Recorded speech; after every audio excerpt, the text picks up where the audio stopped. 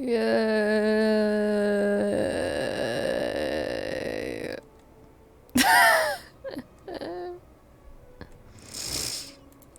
Hello everyone. Oh, welcome back. It is a new year, new me, and hopefully a year to actually start doing Twitch stuff for once. Instead of skipping days, I'm gonna actually try and keep a consistent schedule. But I hope everyone had a great previous year and now is ready to move on into 2024. If you weren't aware, Genshin Impact had an update. 4.3 already came out a good while ago, and I've been meaning to play it for a good while as well. But yeah, that's what we're gonna be basically doing this time around. I will probably be quiet a lot of the time just to listen to the story. If there's any issues with audio, go ahead and please inform me, because it has been a while since I have done streaming stuff. So yeah, with that, let's get into it. Oh yeah, I still need to set up my chat stuff too. And, make sure I have this popped open.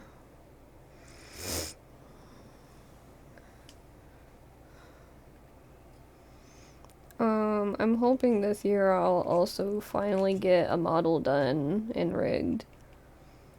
And I'll also hopefully start up my own Discord server as well. Kind of like actually start building up a community. And yeah, stuff like that. Not really much new on my basis.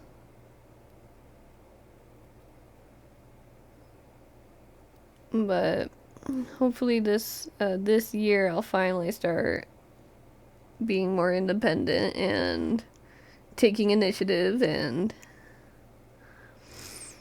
I don't know, just doing more Twitch stuff.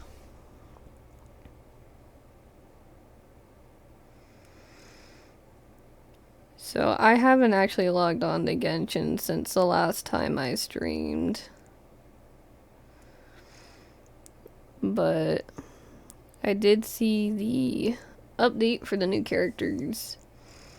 And I saw there was this character that was going to be released called Gaming, or Gaming, a lot of people have been saying.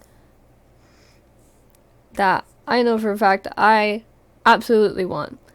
And whether or not it's a 4-star or 5-star, I think it's going to be a 4-star if I remember correctly. But that is the character I'm going to get. So unfortunately there's not going to be any polling, because I don't want any of the characters that are on the banner right now. So no, I'm not going to try and get Navia, as cool as she is.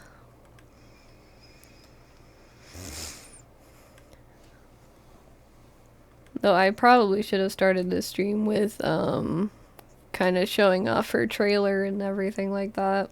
But, oh well. That's alright. Have you seen the Steambird? It seems Fontaine has been celebrating some kind of festival recently. Things are looking pretty lively in the square. They even changed the banners. Huh. There are a lot of people holding cameras.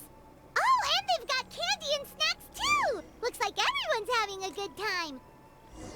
Let's go and have a look for ourselves. As you can see, it has been a while. To the point I even have the reunion stuff available. They actually changed this interface. This is actually a lot cooler.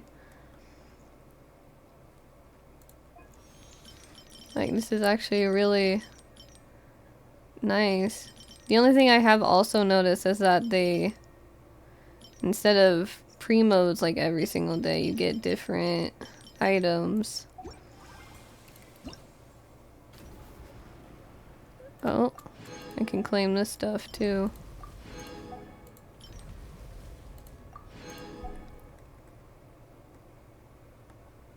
Because I already completed all that stuff.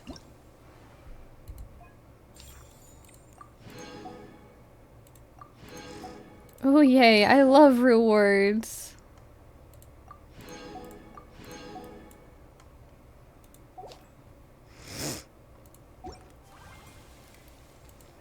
Oh yeah, and the current wish. I actually love their new layout. It's actually kind of cool.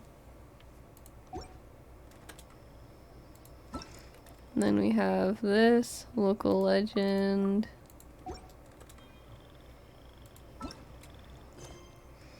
We have our 50 bajillion quests that we need to do, as well as get this lovely treasure-seeking Sealy. But yes. Oh shoot, we gotta really make sure we do this.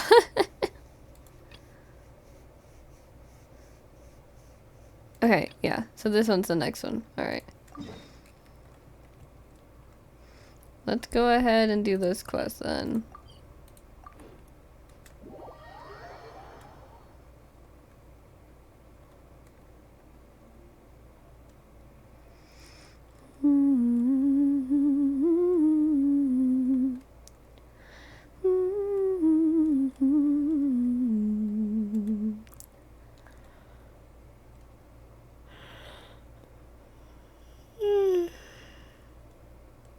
Hopefully as well, starting soon, I'll be able to start streaming on more days than just Thursdays.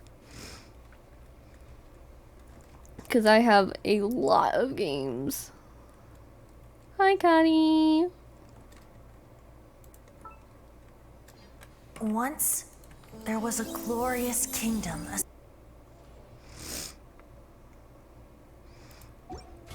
Get my login rewards. Got so much to do. Let me just click on one of these.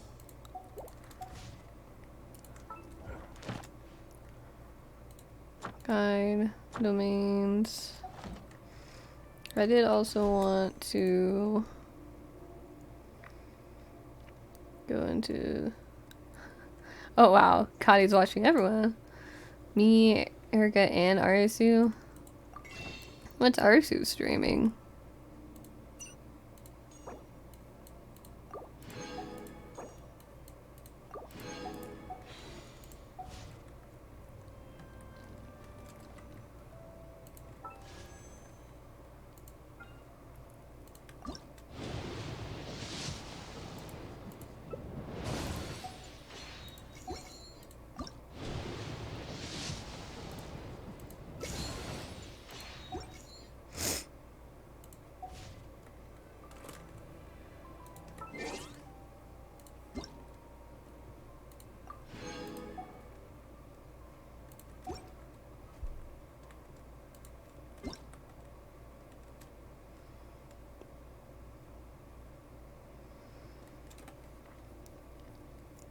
Because I can assume Erica's doing like an art stream or something.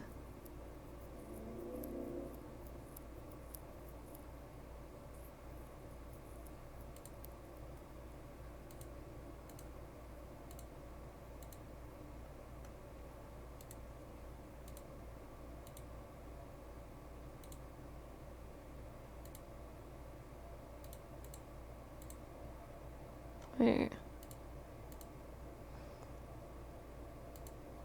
Why do they have... Are their banners already almost up? Oh, I guess so.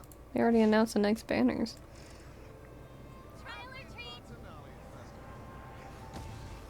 Well, luckily I don't want any of them either. Just then, the rain stopped.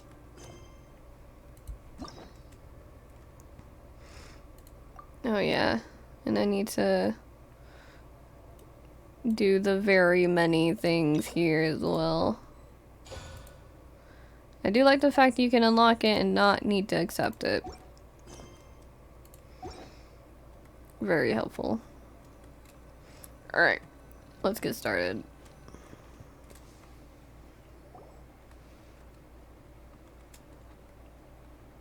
Seriously? But, Mr. Morris, I don't understand, sir. How can you only be telling me this now? I'm afraid that there's nothing really I can do. I'm really facing a crisis. My hands are tied. But what about my film? Well, I'm afraid you'll have to come up with something on your own. Take it from me. Sometimes you just have to let things go. Same goes for this film festival.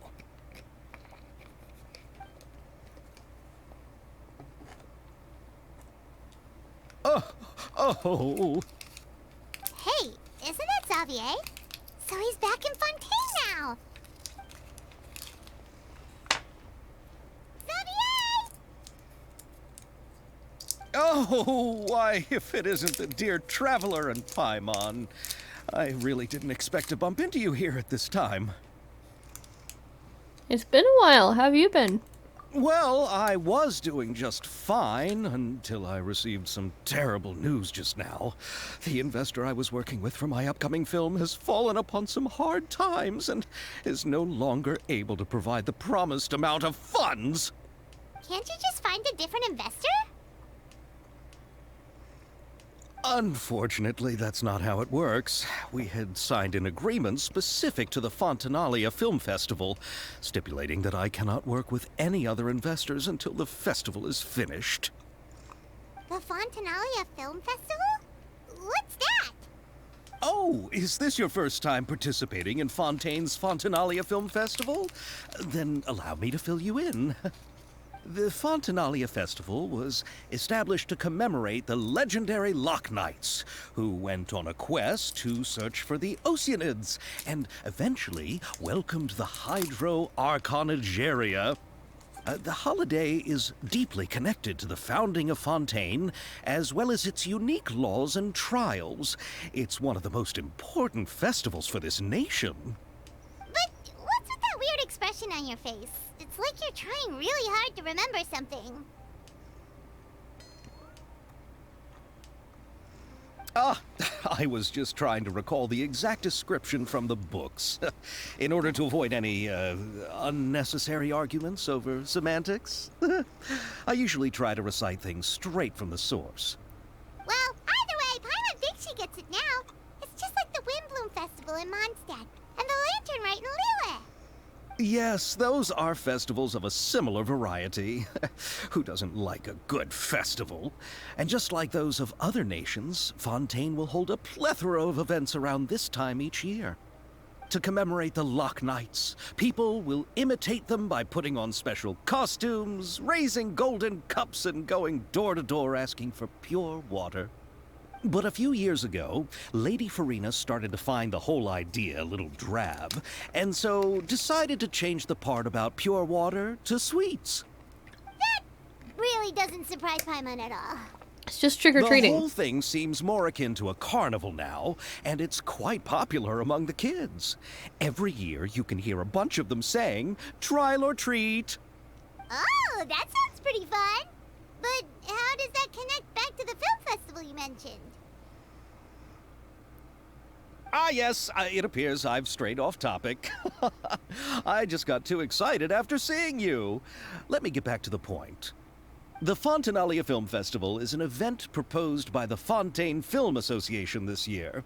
Now that film technology has matured as a medium, it's the perfect time to introduce more people to the art form. During this time, people may submit films to be evaluated, and the entry with the highest score will be given the Farina Award by the association. The what award? The Farina Award! You know, after the Hydro Archon.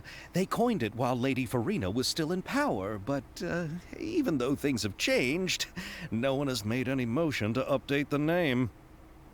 Perhaps everyone still thinks of it as a pretty appropriate name. Even though she isn't the Hydro Archon any longer, Lady Farina is still Fontaine's superstar. Anyone with eyes can see the way she shines on the stage. Huh. Alright. Guess the name does work pretty well when you put it that way. Oh, but who would have guessed there'd be an issue with the funding? How will I ever explain this to Miss Chiori? Not to say all the other actors who traveled all the way here from Inazuma. Chiori? Sounds familiar. Where have we heard that name before? She runs a clothing store in the Court of Fontaine. Yes, that's her. I asked her to oversee the event's art direction, including the design of the actors' costumes and appearances. Oh, Paimon remembers now! Navia said that her clothes were designed by Chiori, and Kirara's outfit too!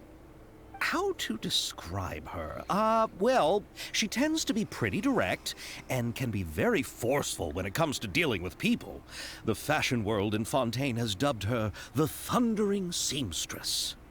Her remarkable designs have led many Fontainians to become very interested in Inazuma. Anyway, Chiori is acquainted with all the actors I've invited from Inazuma. Without her help, I don't think I would have been able to get such an international cast for the film. She really is a kind soul. Who are the actors from Inazuma? Do we know them? Why don't the two of you accompany me to the Aquabus station to welcome them? Judging from the time, the Aquabus should be arriving shortly. Chiori will be waiting to meet me there as well. Yay.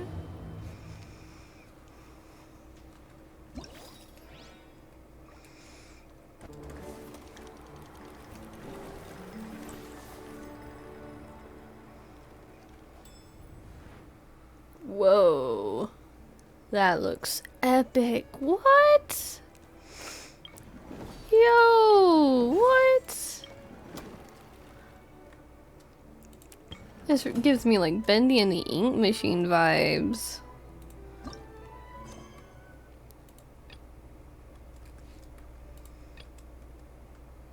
Oh, shoot, we gotta actually like do stuff. Ooh.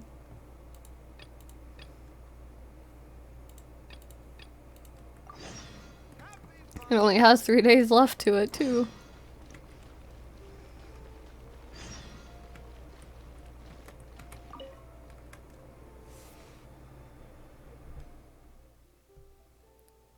Oh.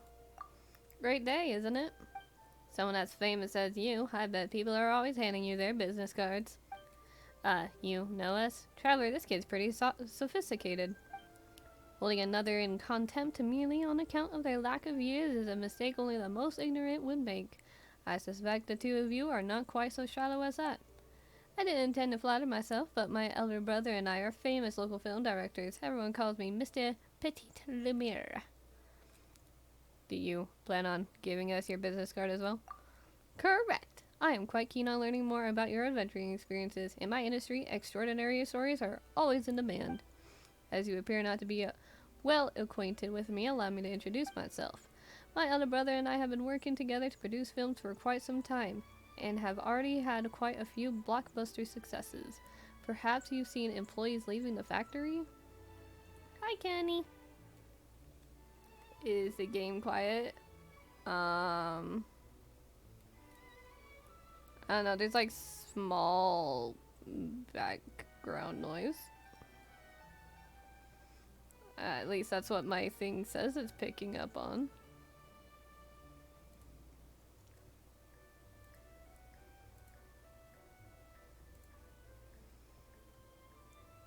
Yeah, there's small music in the background.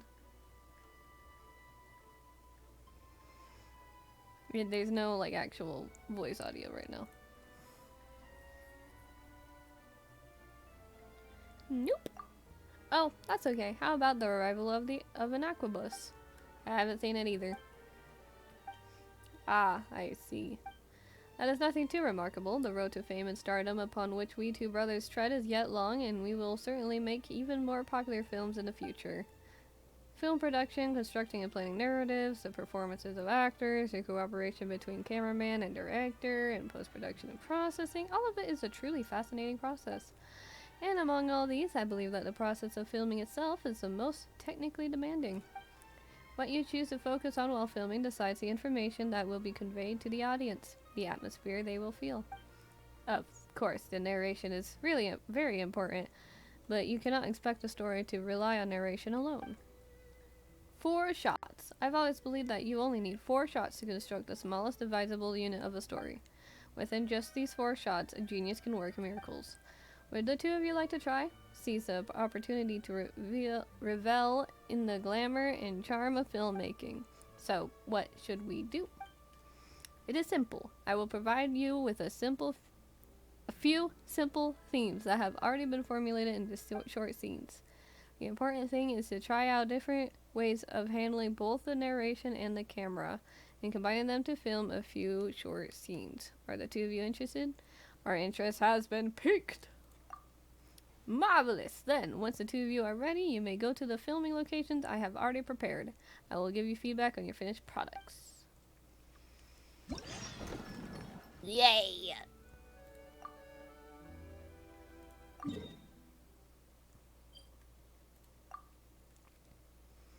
Let's go ahead and do that.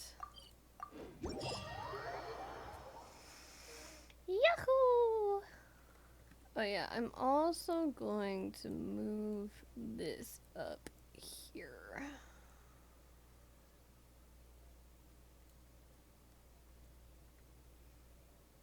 No, not that far up. Just right there. We don't need it that big either. There we go.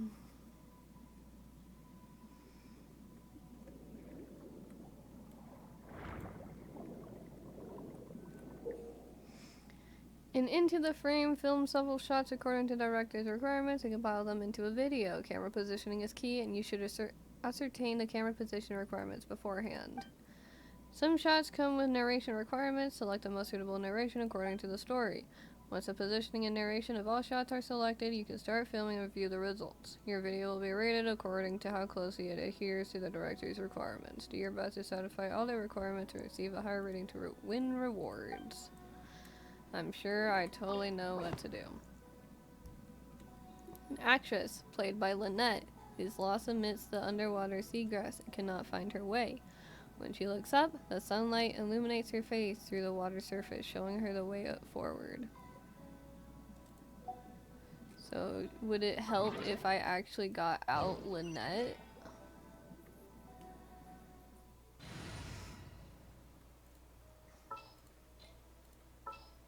Because I do have Lynette. I could use Lynette. Is it time for a magic?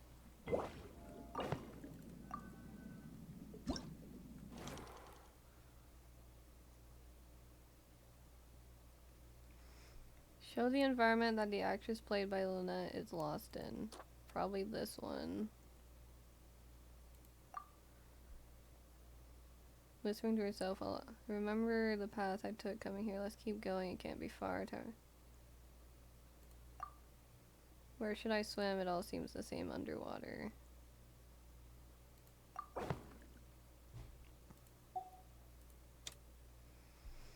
Film how the actress played by Lynette looks as she swims through the seagrass. That one. Highlight the bewildered expression of the actress played by Lynette. I should see the sunlight shining through the water. So the actress played by Lynette feels about finding her way again.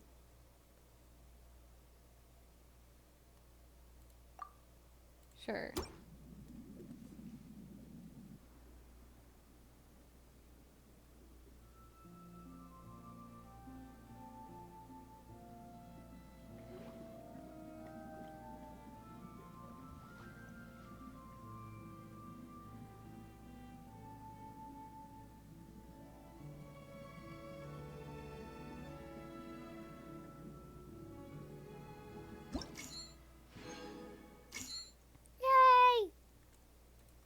It's actually kind of cool, actually seeing it happen. That's actually kind of cool. Wait. Oh, that's so cool. Now I kind of want to purposely do a horrible one.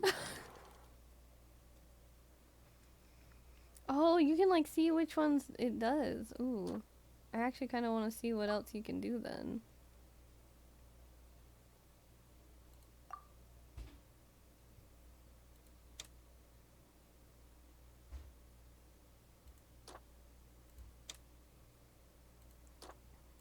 I want to see how bad all the other ones are.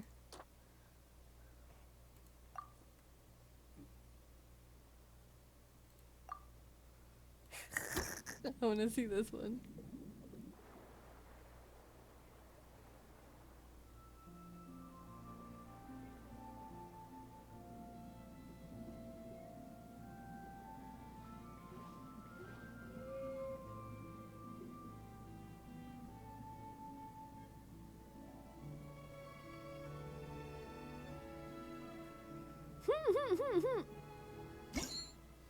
Lukewarm reception.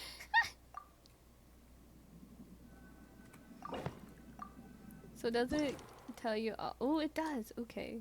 I kind of want to just use all of them then.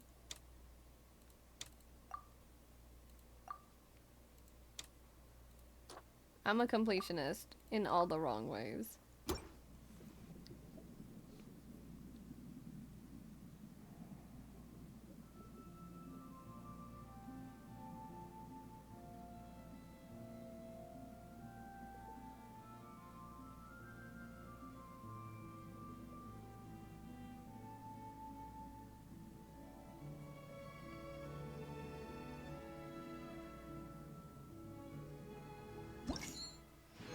Somewhat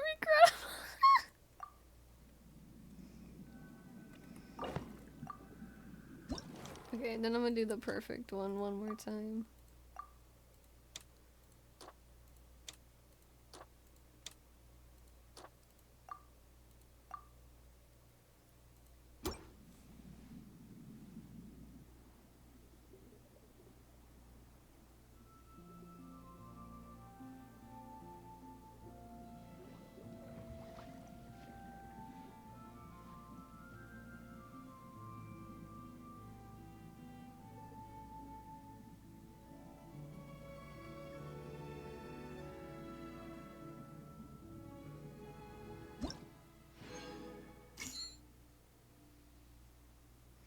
Awesome.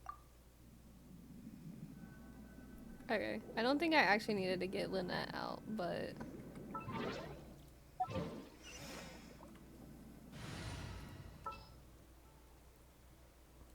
I think it's just saying like Gonna be what epic. actress it's going to be using. Alright, let's find the next one.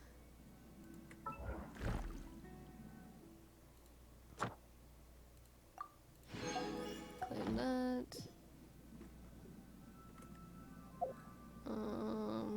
Is it in here? Yeah.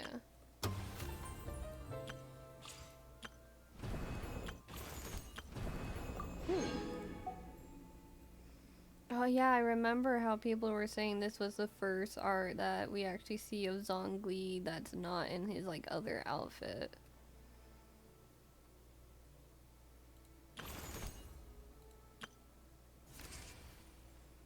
Let me add in more cards.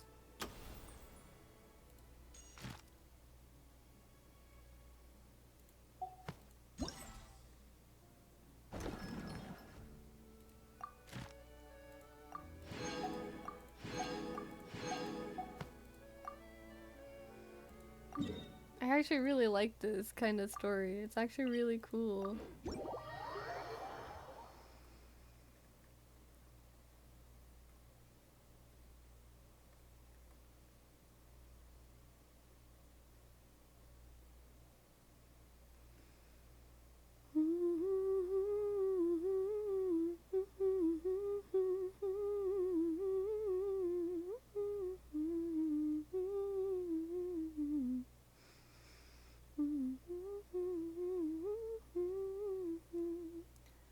I love loading screens. They take forever. I'ma bet the actress this time is Navia. I don't know. I'm just guessing. It could be an actor too, so it could totally be like Lenny. I'm assuming they're all gonna obviously be like from Fontaine. Who do we got? Remember Smothering Sun, the protagonist, played by Navia, haha, I called it, is waiting to meet with her friend, played by Paimon. The latter cannot endure the merciless sun and appears listless and downcast before the protagonist's eyes. The protagonist takes out the umbrella and sunglasses she prepared and indicating to her friend to take shelter from the sun together. Oh, that's so sweet.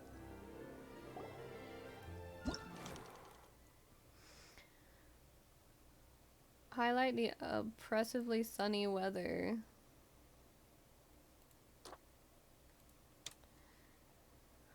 Film the actress waiting to show. Played by. Show the actress's expression. Film the scene of the two actresses meeting. So the expression of the actress played by Paula as she withers in the sun. Film as she holds the umbrella and sunglasses. Oh, and there's narration on this one.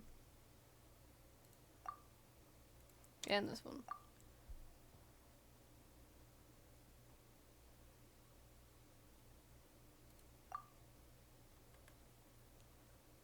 Sure.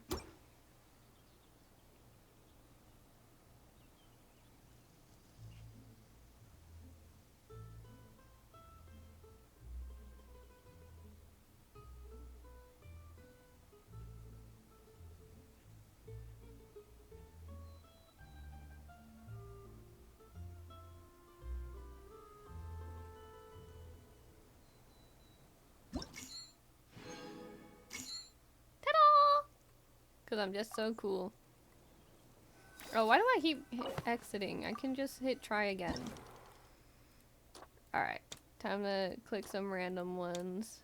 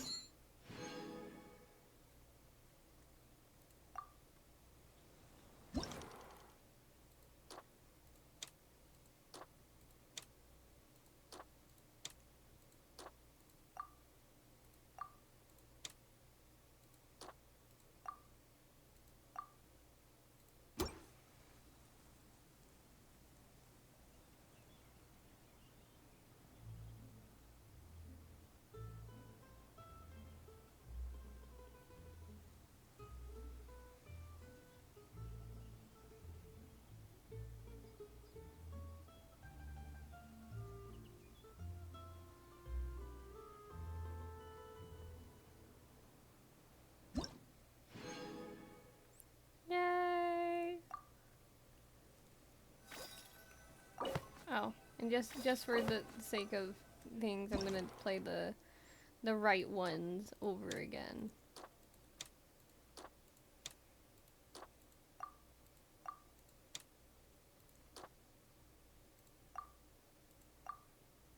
I'm not gonna claim these because you can just do it right here.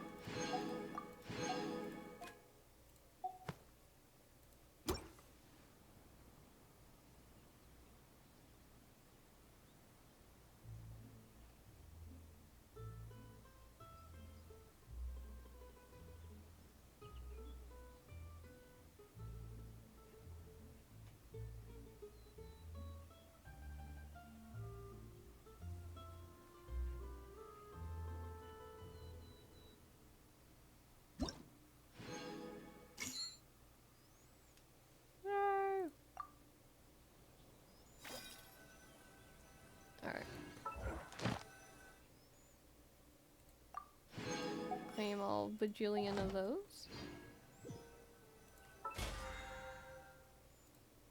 Go ahead and claim this. And we'll go Reduce ahead and go to the next one. Oh. Or I'll claim this. Oh yeah, that's the one sword. standing around.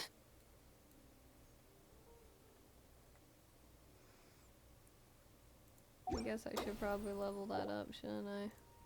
How absurd.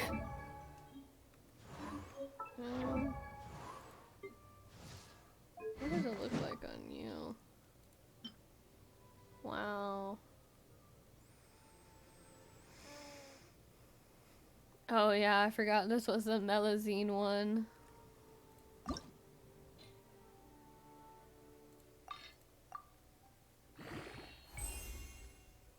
I might as well do it now while it has the enhancement thing going.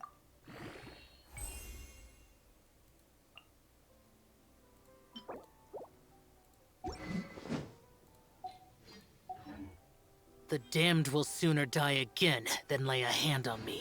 Alright. To the next one. That's the wrong button.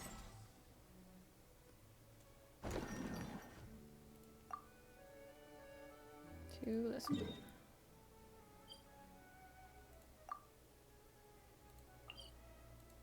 Oh, there's one right there.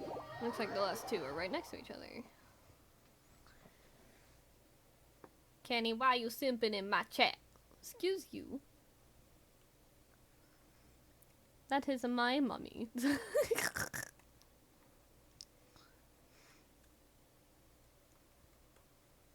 No.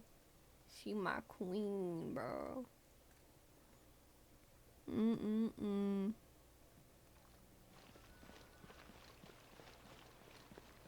Oh, you're talking about Beto. You mean this mommy?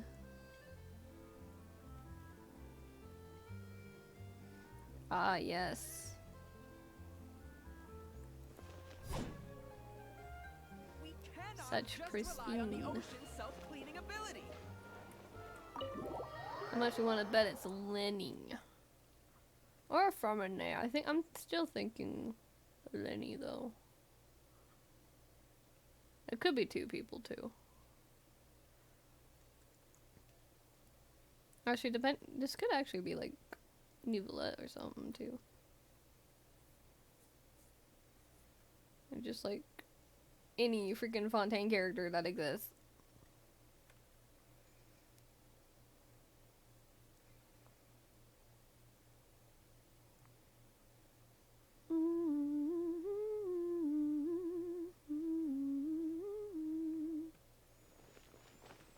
Oh, this totally could be Farina.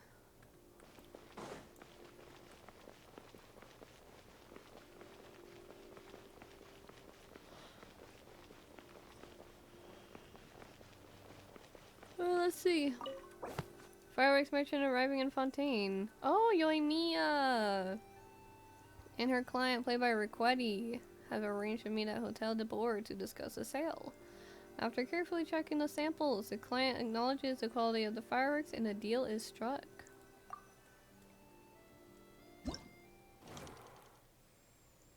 Film the customer, played by Riquetti, sizing up the samples on the table. Film the customer, played by Riquetti, bartering with the mysterious merchant.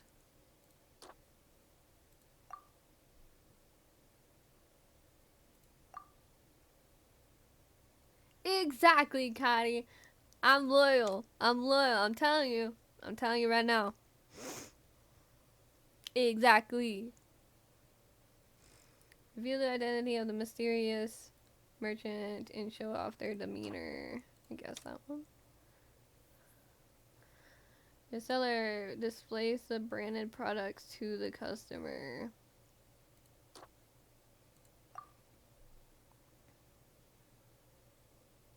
Show the ongoing friendly atmosphere as the fireworks vendor discusses a sale with the client.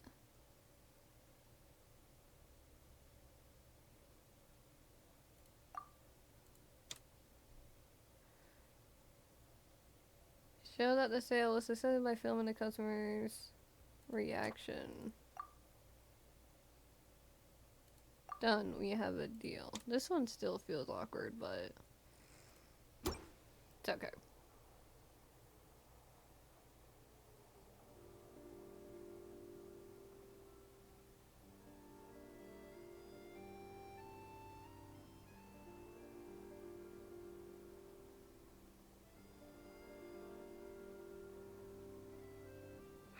The Palais Harmonious. The Palais, huh?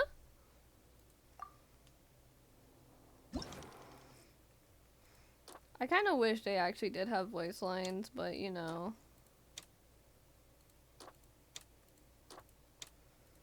Beggars can be choosers. Waiter!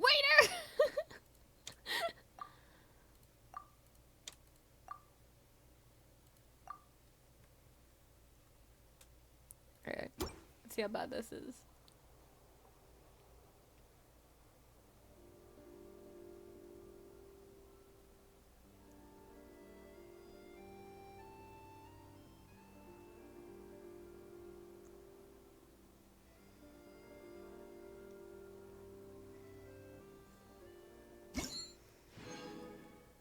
Oh, I got the regrettable one already. That's crazy. Yeah, exactly. I acknowledge you, Cotty. Don't even worry.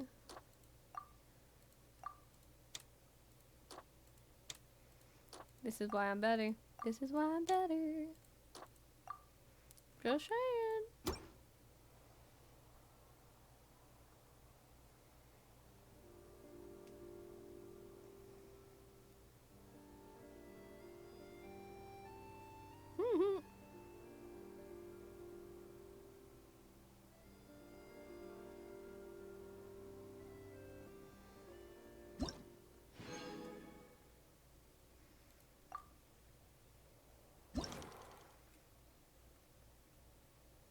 What?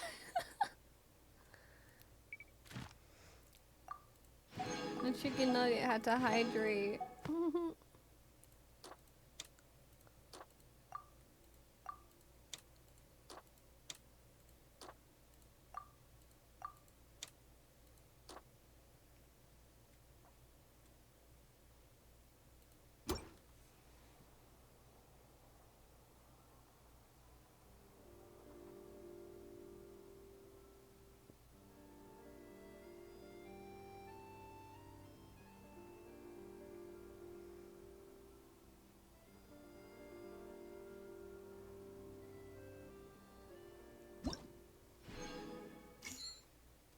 Wait, how did I get a worse score? Did I accidentally choose something wrong?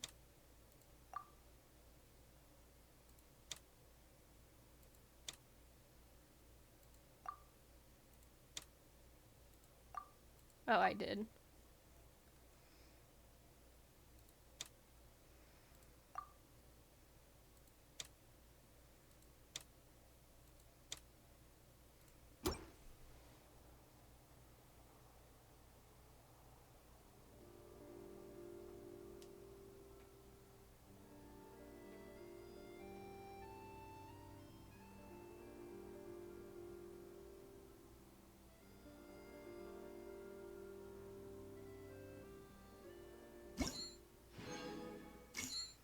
There we go.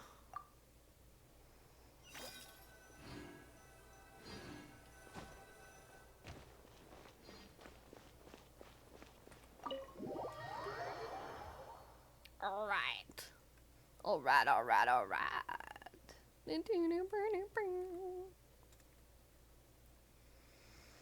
Now we just gotta get that one more and then we can do all the other 3 events. Or, well, the event portions, I should say.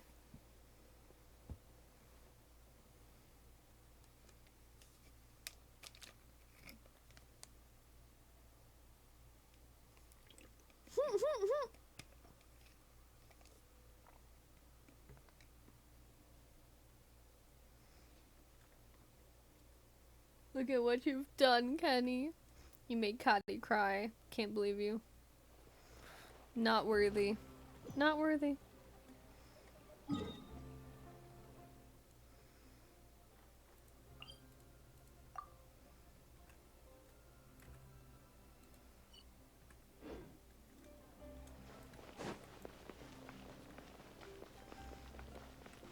Let's go ahead and do this one.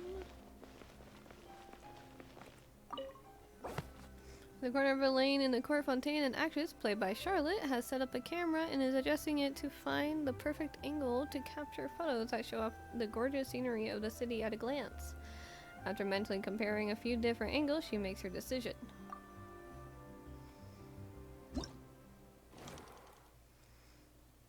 Present the environment and characters who will perform. Highlight the actress, played by Charlotte, demeanor as she ponders.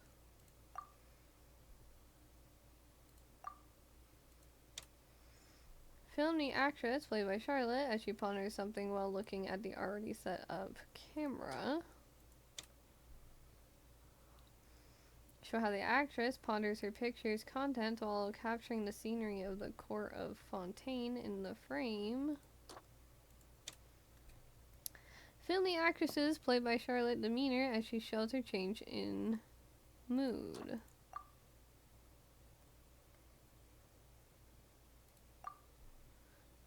I think I got one of them wrong, but we're doing it all anyway.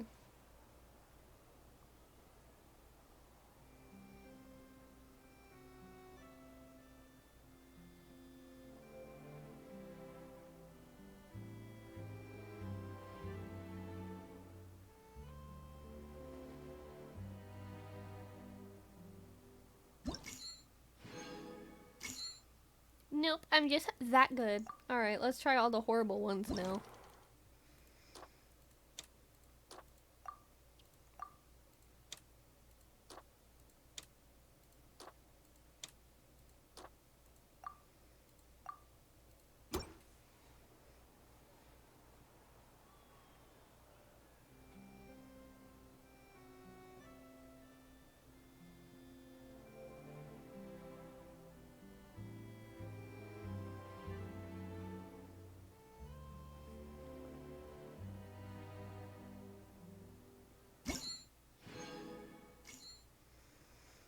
Alright.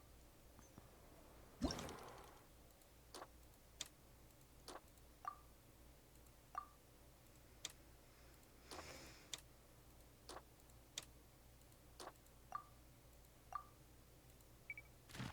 ahead and claim these.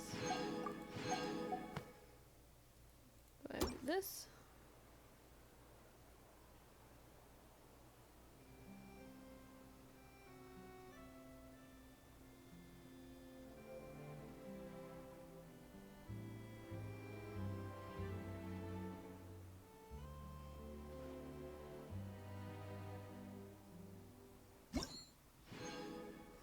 That's how you get nothing.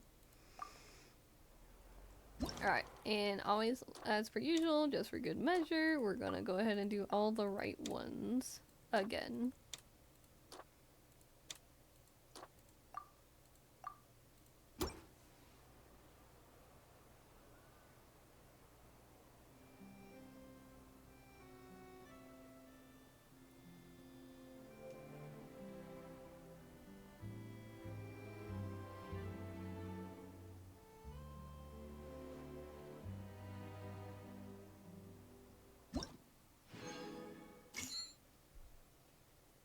Alright.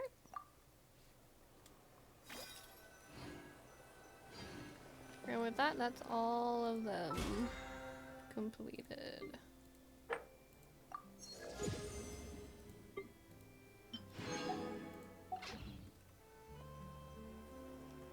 Alright. It's hard to remain on dry land for so long. Never. Well, let's claim this. Alright, let's go ahead and continue the next Seem to get my quest. land leg. I guess we'll just go bottom up. Very convenient that it's just over here.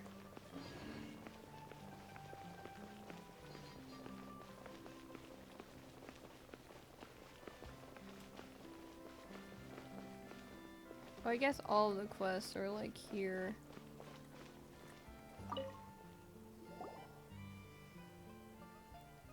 Fontanelia Film Festival. Great job. You really outdid yourself this time. As things stand, finishing the project before the deadline is nothing but a pipe dream. I'm not just in for a scolding. The boss is literally going to kill me. Why is that young lady over there crying? Do you think she needs a doctor? I wonder if there are any professional therapists in Fontaine. When did you get here? Thanks for your concern, but right now what I need is a doctor that can resurrect my dying career. I'm pretty sure that isn't something a doctor can fix. It's only a job. Worst case scenario, you can always get work is pretty important. Maybe we should help. With how high she's made the stakes seem, we can't stand by and do nothing. Just talking about it like this won't solve anything, though. Why don't you tell us more about your problem? That might be a bit hard considering it's a technical issue. Now, just how can I explain it? Well, first things first, my name's Helene, and I'm an engineer working for the Fontanelia Film Festival's equipment supplier. I'm mainly responsible for developing audiovisual equipment. To achieve a certain effect when filming, our client requested us to develop a kind of stabilization platform that can carry film cameras while moving at high speed. These stabilization platforms also needed to be able to carry puppets that look like actors or model animals, playing the part of groups in the background. That way, they'd be able to keep the cameras fixed on actors while moving at high speeds, or save them from having to splash out the cash to hire hordes of extras. On top of that, they insisted that each platform had to be less than a third of the cost of a camera, and that its lifespan had to be at least 30 years. How is anyone that picky, even for a master craftsman? Producing something cheap but durable that works well is nigh on impossible. But I managed it. After all, the customer is always right. We've had even fussier clients before, and I've nearly run myself in the ground trying to satisfy them. Then what's got you in such a huff? The problem is I don't have anyone to test it. I've created the product, but unless I can get it tested, the project can't be considered complete. All the testers who have basic grasp of mechanics or are physically fit enough have already been employed by the Fontanelia Film Festival for more important work. When the client receives a product that hasn't undergone proper testing, and it turns out there's something wrong with it, I'll have to cough up 10 times the original payment amount in compensation. All I can do is hang around trying to sell our products while I look for some outside assistance. Even if it means I end up losing money on this contract in the end, so be it. After all, it was my boss that signed the agreement with the client. I'll be the one on the hook if we have to compensate them 10 times the value of the contract. We've come this far, might as well tell us what testing involves. That's right. As long as it's nothing too complex, perhaps we can handle some of the simpler stuff. It might not sound difficult, but it's harder than you think. To confirm how the stabilization platforms perform when running at extremely high speeds, I set them to avoid anyone who gets too close mode. The tester has to run after stabilization platforms within a specified area and chase as many platforms as possible into the target area as quickly as possible. For someone with poor stamina like me, chasing a stabilization platform more than a few steps is enough to make them collapse from exhaustion. It's just a bit of running around. Now that you've described it, Pine was positive this will be a piece of cake. It's just a few machines. Just you wait. We'll be hot on their tails in no time. You might even end up overtaking them if you're lucky. Testing limits and that sort of thing is a walk in the park. For real? Wait, genuinely? You're actually serious? I'll pay you, please. The commission. We won't say no to that, but under the circumstances, if we accept too much of your money or consciousness wouldn't forgive us. I don't know what that word is. I forgot. Just pay us however much you'd actually pay your testers. Miracle workers, that's what you are. Not just doctors, but miracle workers, here to resurrect my dying career. The testing site is on an empty domain near the city. Well, I'll leave it to you two then. You have my undying gratitude. After this many years in the business, finally a bit of luck. The boss will be killing me tomorrow after all. After you finish the job, maybe you should consider switching bosses.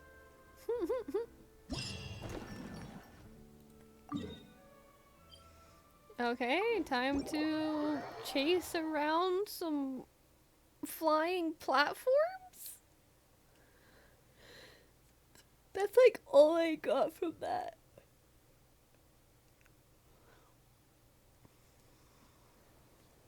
Oh gosh, okay. Stabilization mecha balls automatically avoid testers and move in the opposite direction of an approaching tester. A stabilization mecha ball's movement is influenced by all testers. Use this characteristic to send as many stabilization mecha balls as possible into your zone within the time limit. In addition to the stock balls, glitz balls will also spawn. The stock balls are worth 1 point each and glitz balls are worth 7 points each. Jump boosters can be found in the testing ground. Pick one up to perform an extreme jump that goes higher and farther. It's perfect for rapidly moving to the other side of a stabilization mecha ball, so use it well. The test will be carried out in 1 of 5 locations at random. Great.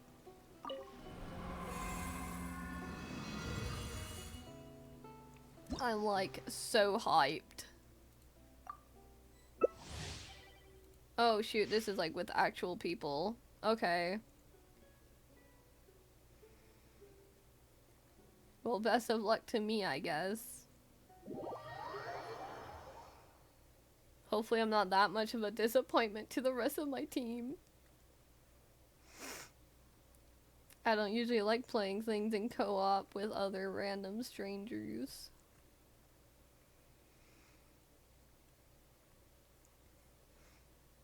To the left, to the left, to the right now. Now walk it by yourself, now walk it by yourself. I hope I don't fail my team. Like, I'm not good with random strangers because I feel like I'm gonna fail. Okay. I don't know what I'm doing, but okay. Why are they all Fontaine characters? Like, why are they all Fontaine characters?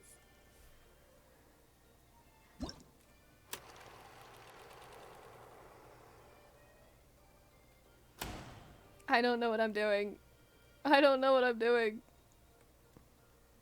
I'm like taking so long to load. They're probably, yeah, they're already at it. Wait, what am I doing? Wait, I don't know.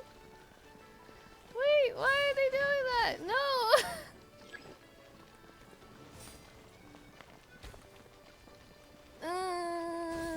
I don't like this. They don't even run in the right directions.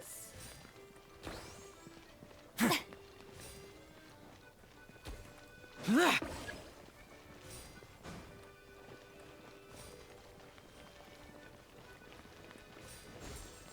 don't even run in the right directions, bro.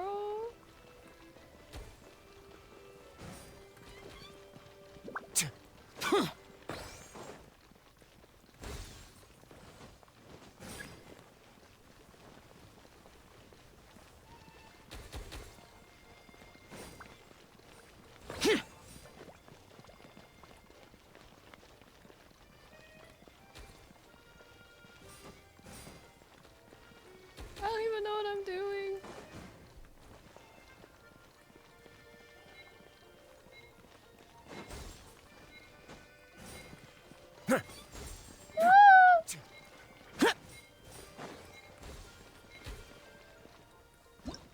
Okay, I didn't do that bad for my first time.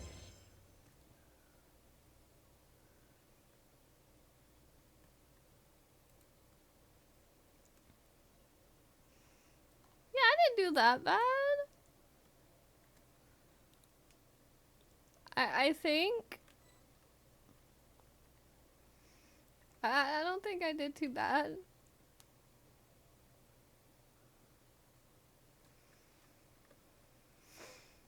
I just take a bit to load.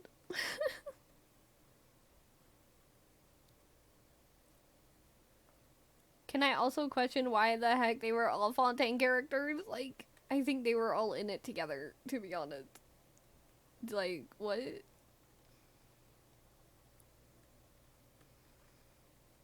I most definitely got better at the end. Like, I actually figured out what the heck I was doing, but...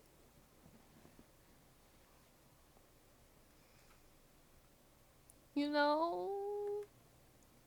I don't know. Loading screens take forever. Ooh, did Did I do okay? I think I did great. Or I think I'm amazing. Not really.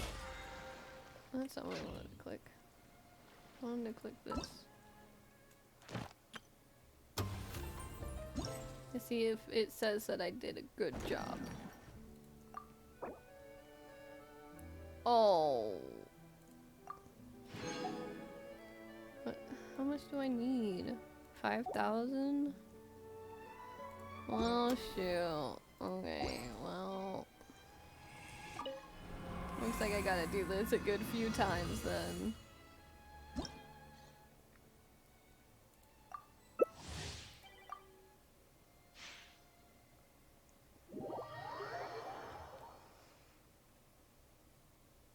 I always get a late start because it takes for so long for me to load in. At least it's not like completely dependent on like everything. Like you can still do a good job.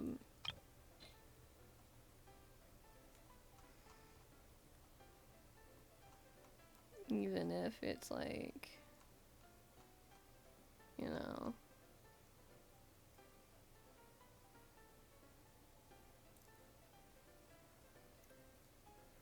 I want to play as Lenny. Oh no, I don't want to play as...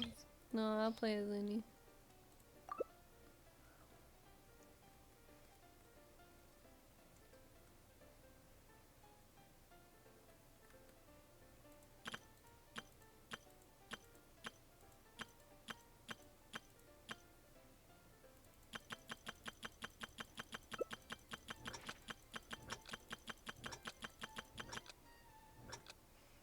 I might as well. It doesn't really change who you play as.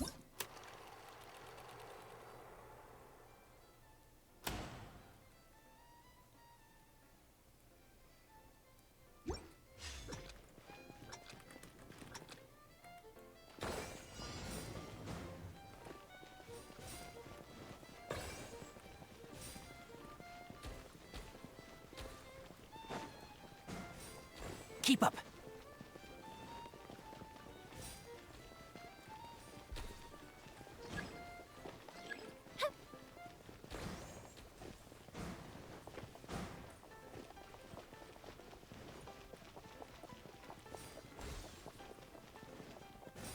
Hip.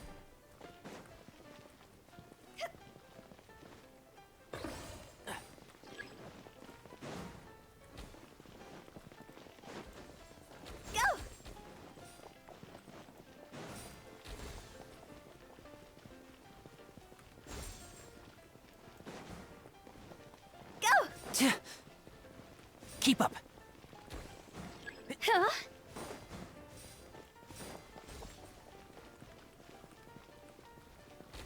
Go! Oh damn. Huh? Keep up. Phew!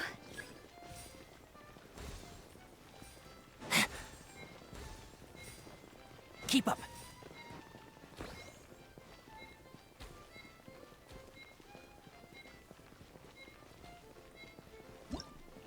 Yay! I did good.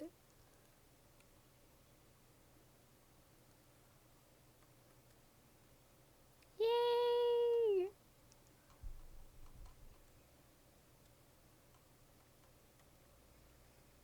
Yippee!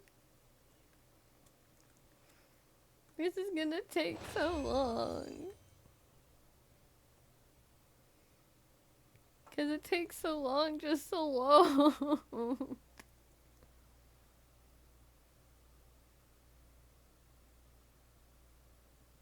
They should have added like a play again like option so you weren't like always needing to go all the way back then back in.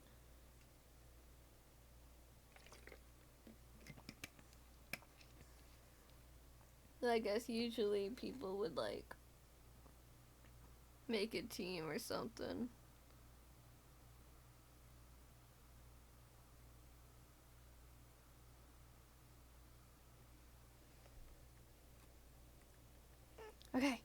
Now let's go back in. Do it again.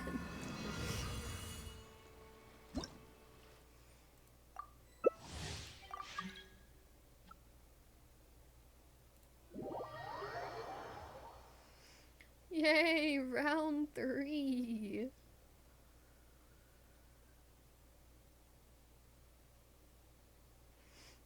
Just gotta load in. Just gotta load in. Just gotta load in. I'm the only person that's not ready yet. Oh my bad. My bad.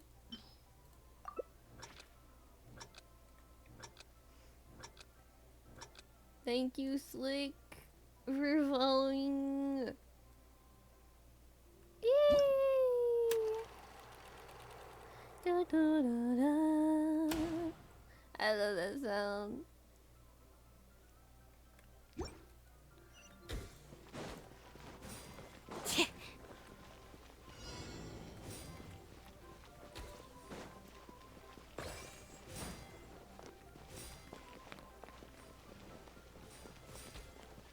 Baby.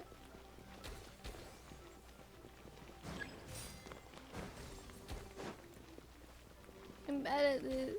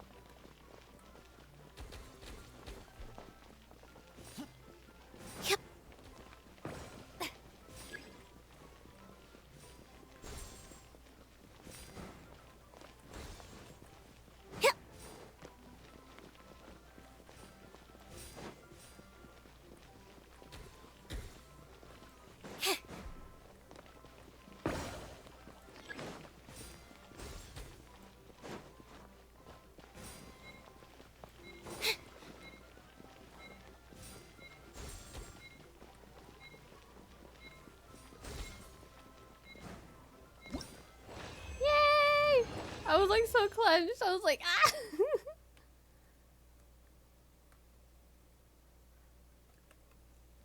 I did it! Let's go! I think we still need to do about 2 more?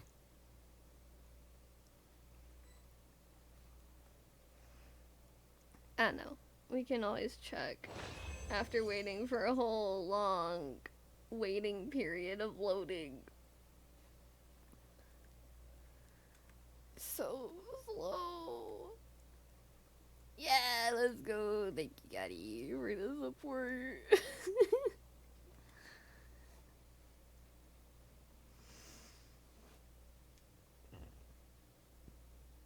Blah, blah, blah, blah, blah, blah, blah.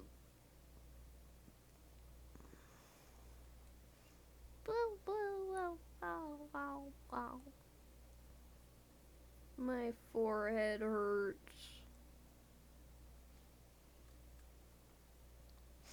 Come on, come on, come on, come on, come on. Ta-da!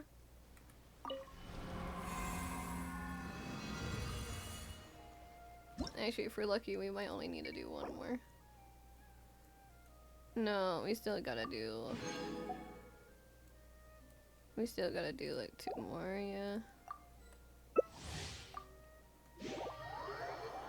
Bro, I look-key was like, what character is that? I don't remember seeing that one. And I was like, oh wait, that's just Kaching, I think. Kaching's like the only character with purple hair except for Raiden, right? Raiden's like a deep purple, like it's kind of obvious.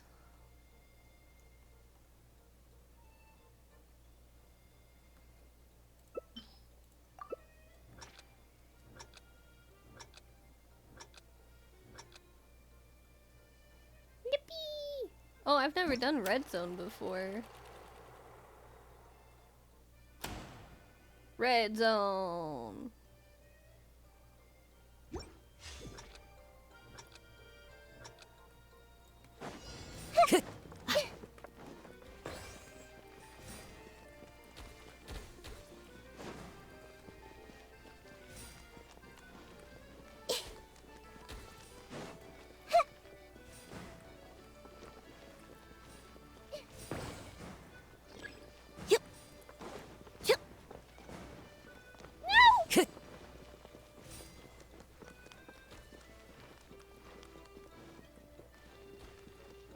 Oh, I can't jump. Freaking, I don't have boost. I don't have the boost.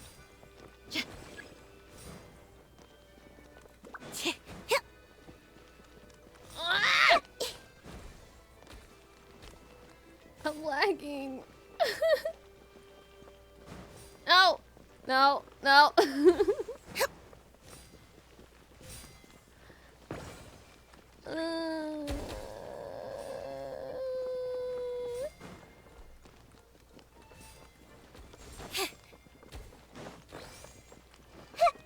Yes, go into mine, go into mine. No!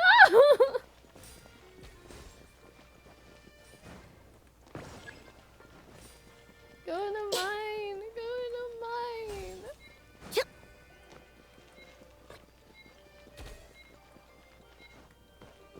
No! Oh, I did so bad on that one. Oh,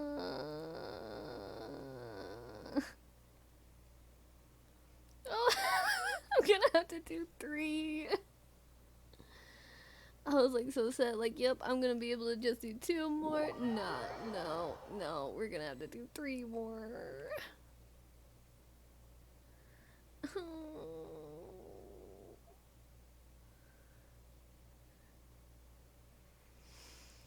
I didn't want to do more.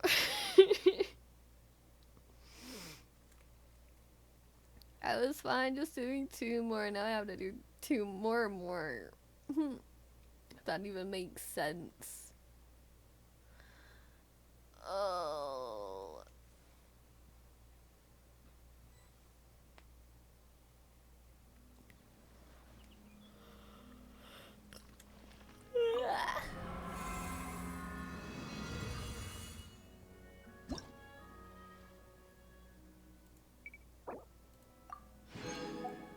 Oh, maybe we might only need to do 1 more, actually. Wait. We might only actually have to do 1 more. Let's do Fremine for our last one. Our cute little boyo.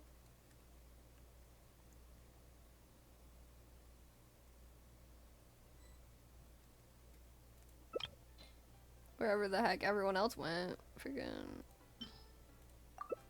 I'm cute Fremine boy. Feel sorry for me.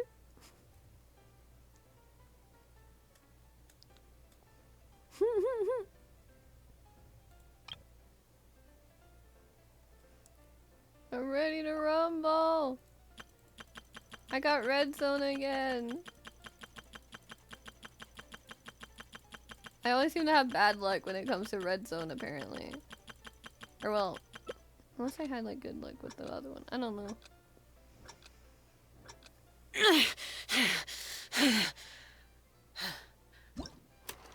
Thanks, Zhao. I really needed to hear that. Round and round and round it goes.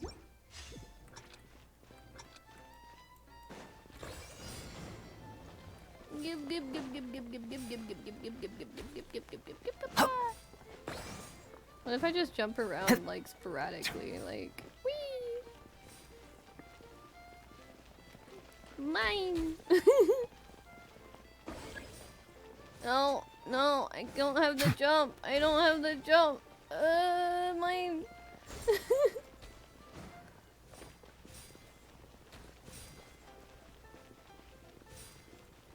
Go. Go into mine. Go into mine. Yep. Go into mine. Yeah.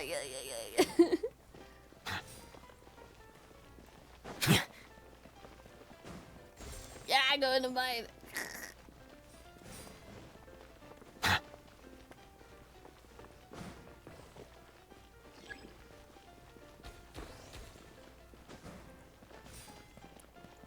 Yeah.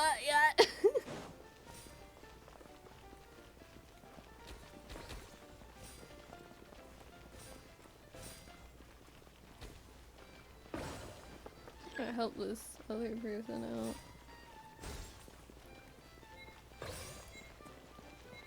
out. Let's help you out, bro. Let's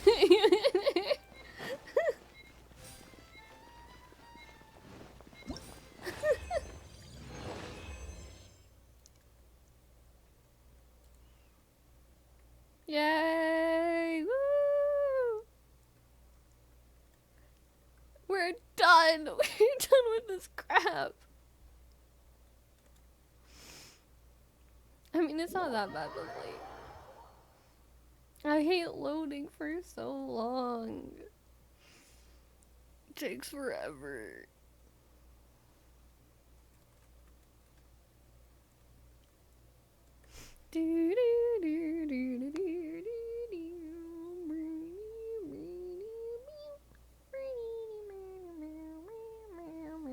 Bro.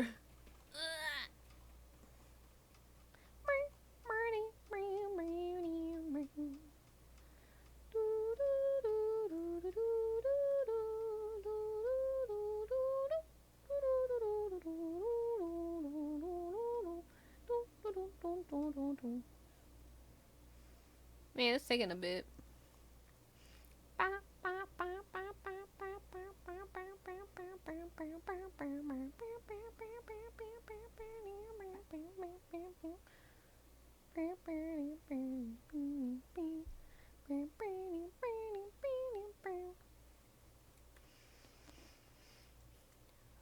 It's not loading.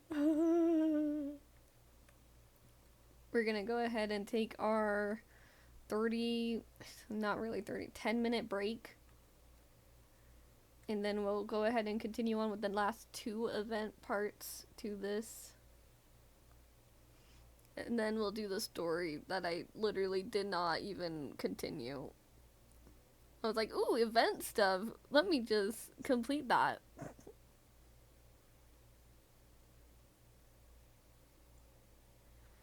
Are you finally loading? You got the dendro symbol loaded. Oh, okay. Now it changed colors.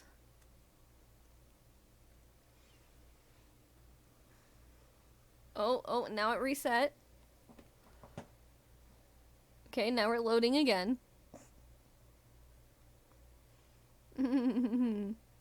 I love loading. Oh, so fun.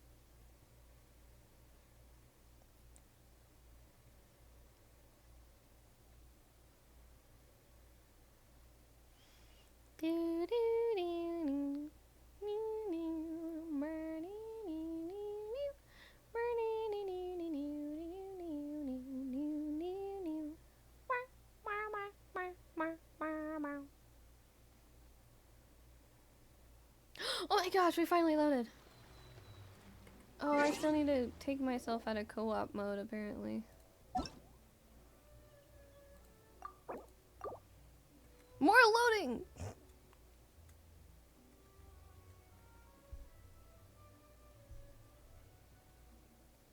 Dies. The black void.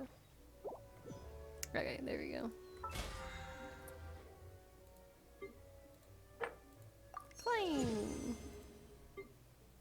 Claim all this!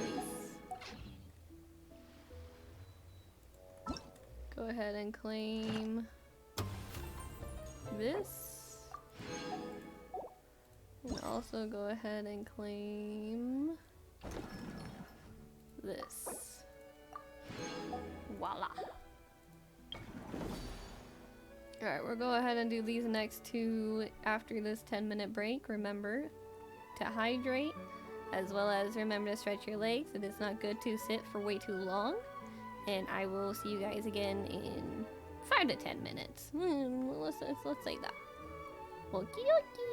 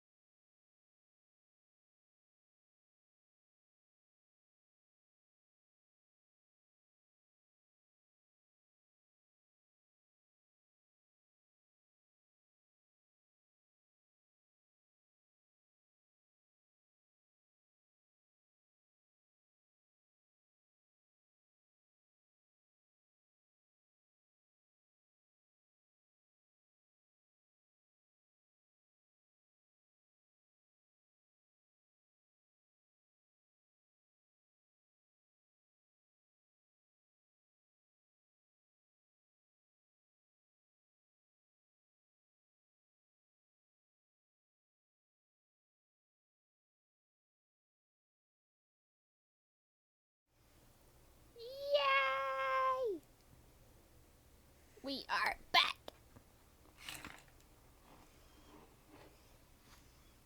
I'm gonna go ahead and move some stuff off of my desk. I ended up getting me some ramen noodles, which will need some time to set. And an electrolyte drink.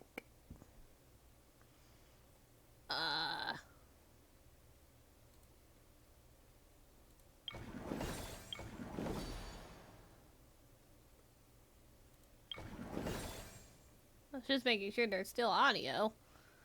I was wondering why it was so quiet.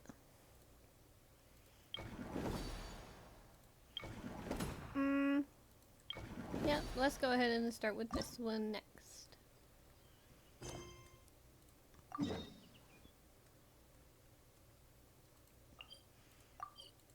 Bonk.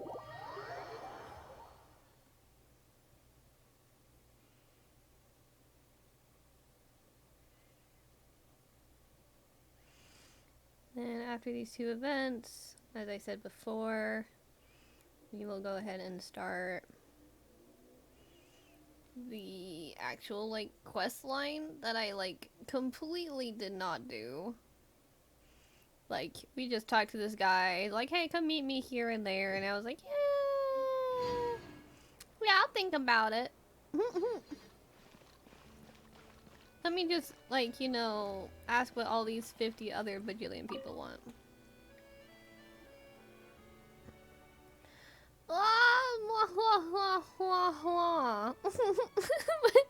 My two radiant guests, you're finally here. You must be the legendary adventures of Tevat and rising superstars, Traveler and Paimon. That's us, alright. We're certainly well known among the Adventurers Guild, but superstars of Tevat perhaps just slightly over the top. After all, there are still many people out there that haven't heard of us. Paimon feels like everyone we've met who comes straight out with such flattery ends up asking us to do something for them. Out with it then, what do you want? Oh, no, I don't want anything from you. I simply wanted to put forward a win-win proposal. Join forces with me, Fontaine's most talented experimental film director, Melis, to become the next big star of the big screen.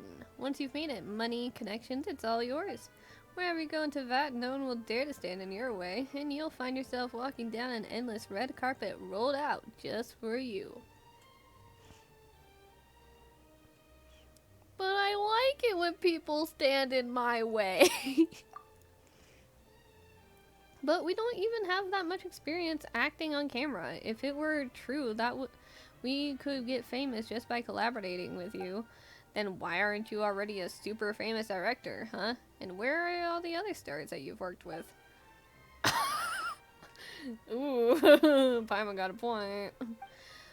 You saw right through me. If only someone would set up a special training school for actors. I need someone who not only knows how to fight, but also how to control their expressions and inject emotion into their lines. In short, I need someone who can do it all. But such genius simply doesn't exist. So far, I've only finished planning the regular acting parts of my avant-garde production. I haven't even started on the action scenes, let alone finished my first film. I'm worried that I'll have to resort to employing stunt doubles, so that's why you two are such a perfect candidates. Does stunt doubles mean what I think it does?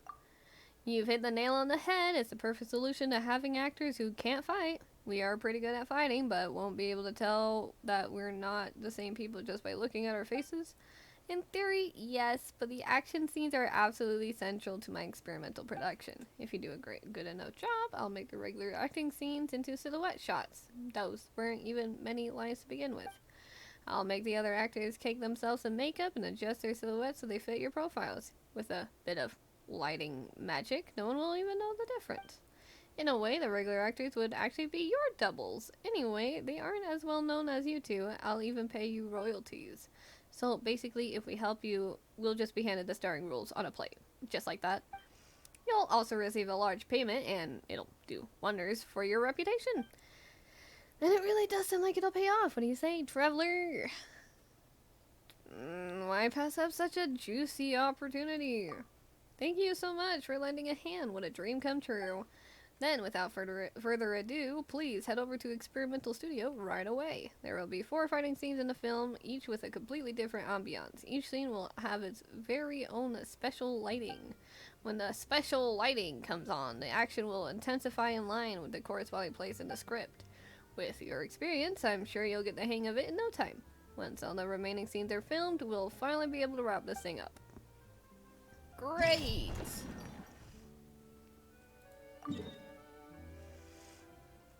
So basically, you're just asking me to fight people in ambiance. That's basically all you're asking. Did you also hire the things that I'm fighting? Or did you just, like, you know, yoink them from the wild and be like, yep, here we go? Oh no. In Trick Shot's tricky lights, defeat opponents that endlessly appear within a time limit to score points. Once the challenge is over, medals will be distributed based on your score. Adjust your lineup according to the special lighting before starting the challenge.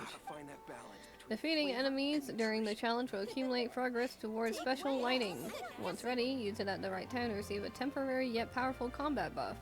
Use these effects well to complete the challenge efficiently. You know that I'm gonna suck at this. I usually like to go up to 2 at least. Well, as you know, I just do the same freaking team for everything I do.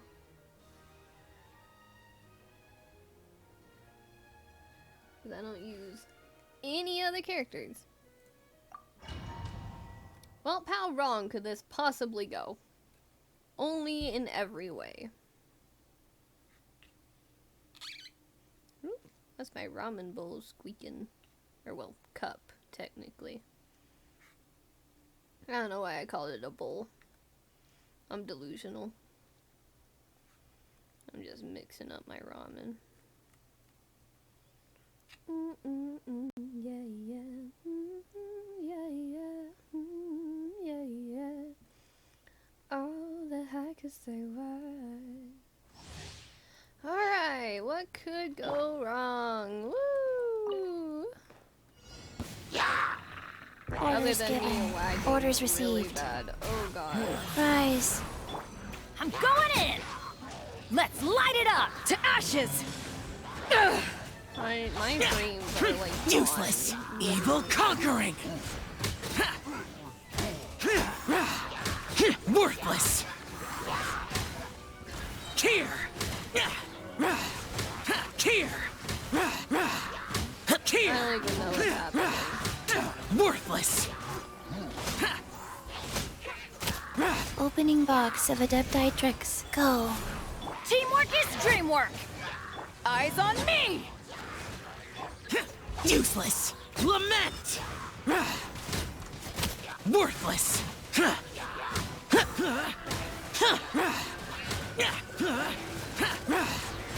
Worthless! Here! I think I'm doing okay.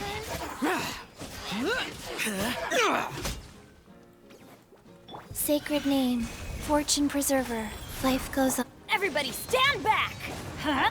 Power that ended Haishan! Evil conquering! Worthless! Here! Worthless! Here! I won't question why it's raining inside, but you know, it's special lighting, right? That's all it is. Teamwork is dreamwork! Wheel of life. Useless! Disappear!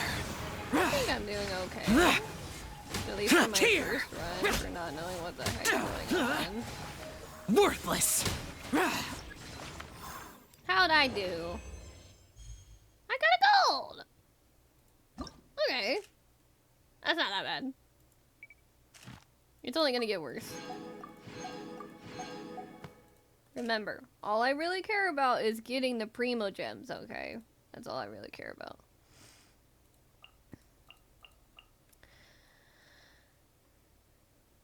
True damage. One such shockwave can be released every 1 second. Okay. I just use the same team over and over again because I'm smart. Not really. I should at some point, because it's going to get to the point where I need to level up all my characters. Because it's just like going to get to that point eventually.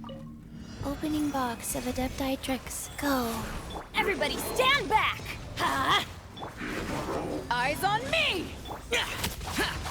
Useless! Lament! Here! Here! Whoa, that's so cool. Here! I love the different, like, film That's so cool. Orders given. Orders received. Rise. I'm going in! Let's light it up! To ashes! Disappear! Disappear! It sounds so weird. It's so cool. Worthless! Here!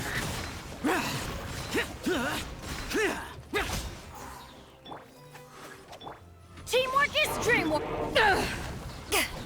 Power that ended Haishan! Opening box of Adepti tricks. Life goes on. Evil conquering!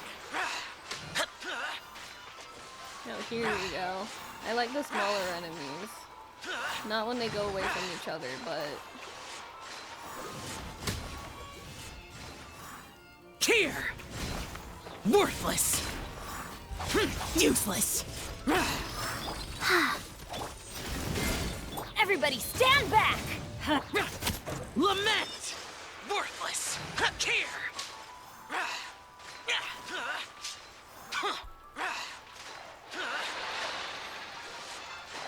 Okay, we got another 4,000, so I mean... Worthless! Here!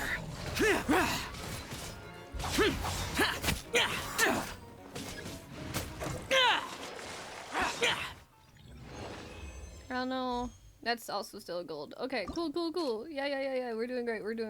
Okay. I don't usually like the challenges because I feel like I suck really bad, but it seems to be going okay.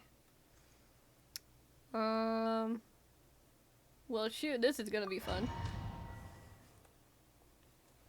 Let me stir my ramen again. It's almost completely set, so I'll start eating it after all these challenges. Okay. I just love the effects. Like, that is, I am Wheel here. of Fate. Sacred name. Fortune. I'm going in! Huh? Eyes on me! Evil conquering!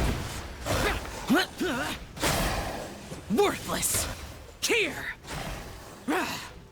Let's take a bit to actually, Here! like, up here, though. Here! Worthless! Oh, this is like pretty electric or something. Is that why Rider Shogun was one of the things? Oh, I don't think I'm gonna do too good on his ones. Boring! Disappear! Here! Worthless! Just because I don't feel like I know exactly what... Here! Worthless! Here! Because I'm not getting as much build up as I did before. Teamwork is dreamwork! Yeah! Rise. If it will hit the button. Power that ended Haishan! Lament! Here! Here! I mean, I can do a good amount of damage just in general, but... Worthless! Boring! Disappear! I just pop it again. Worthless! I mean, we're already in the 4,000, so I mean, I don't know if 4,000 is the amount Worthless! we need, or... Here! Useless! Evil conquering! Worthless! Just me constantly popping Shell's ult. Worthless! We hit 5,000. Like, come on. Let's go. Let's go. We're so good.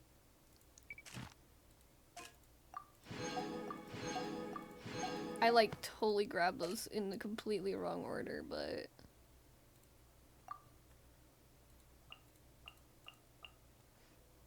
crystallized reaction. Oh, okay. This is the one where we're gonna suck because I don't like playing geos, so I don't have any geo. I mean, if all fails like horribly, we can try Navia, but oh. Life goes on. Orders given. Orders received. Let's light it up! I'm going I in! should be fine To just ashes! because I'm Boring! strong, but Lament! you never know.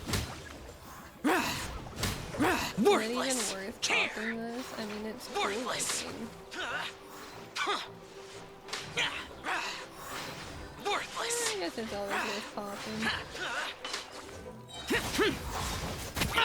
Disappear! Worthless! Worthless! Thank you, Solar, for the Here. follow. Worthless! Oh Worthless! my gosh, we are destroying. Lament! Worthless!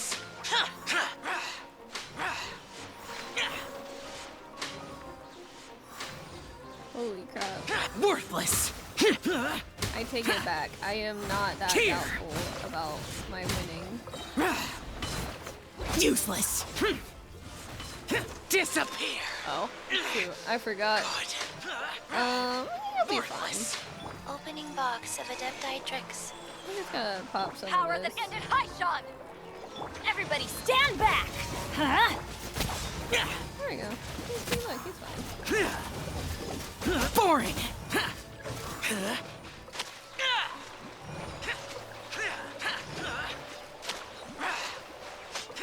Yeah, we're fine. Useless! We're doing great. I mean, me and you. Lament!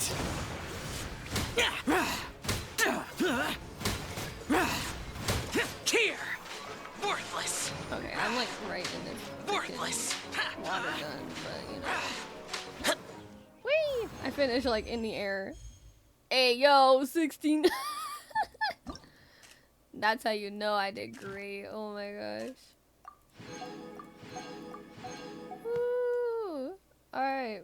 That's literally, it's all done. We got that whole part done. Let's go. I actually really was doubting myself, but we did really great on that last one. Go ahead and start eating my ramen. Ah, it's still hot. Ah! I just burned my mouth. Just gotta cool it down.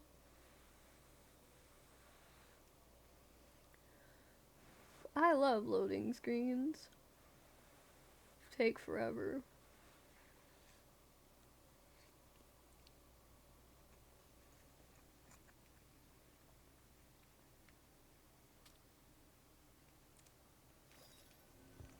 Yay! We just got one more thing to do and then we can do like the actual story part of this thing.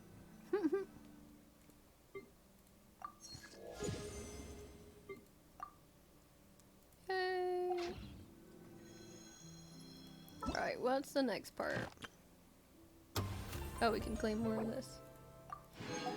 A lot more of this. Yay!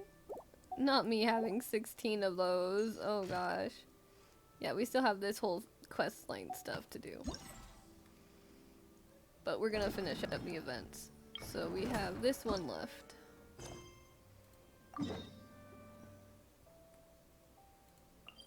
Go ahead and teleport over there.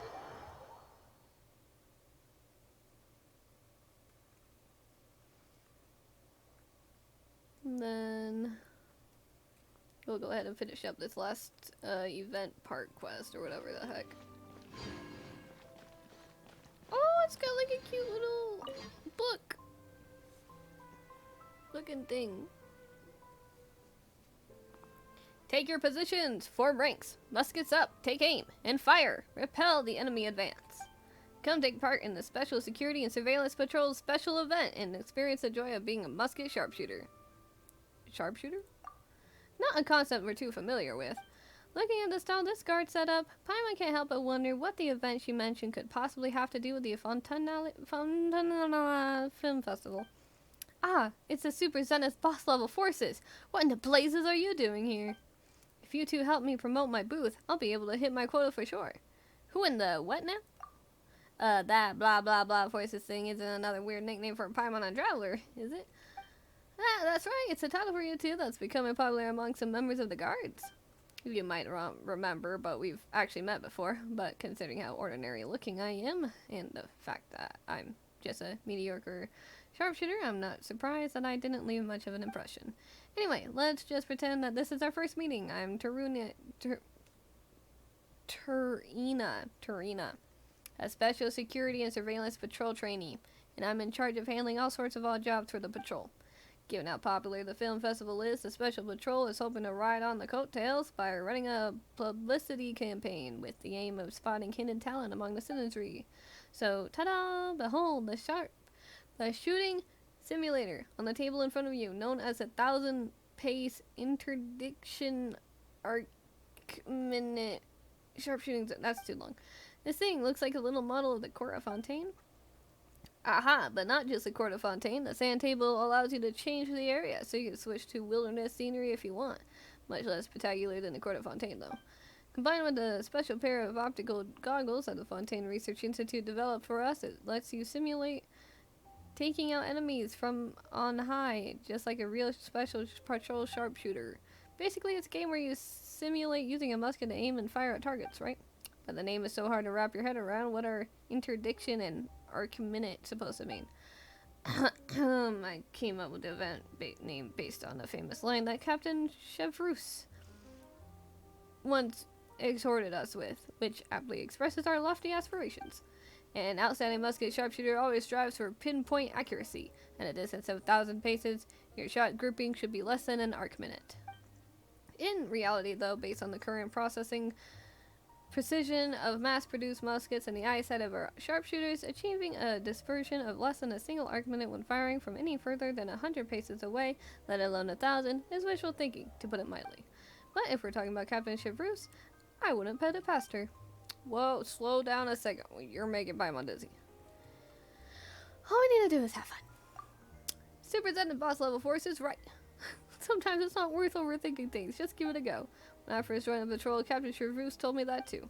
Anyway, please take these goggles, and when you're ready, you can start playing with the simulator on the table. Well, after talking so much, why don't we try it out? I was curious what it felt like to fire a musket anyway. It looks like it might be fun. My God. I will have to say, I am quite curious.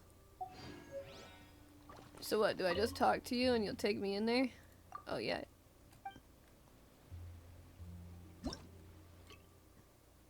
Ooh. I'm actually kind of interested in this. Or well, I said that for like the past other ones, but it does make me curious to see how it works. Because it just looks like it's a shooting game. Hopefully it doesn't throw me into it immediately. Considering I have a long loading screen to wait for.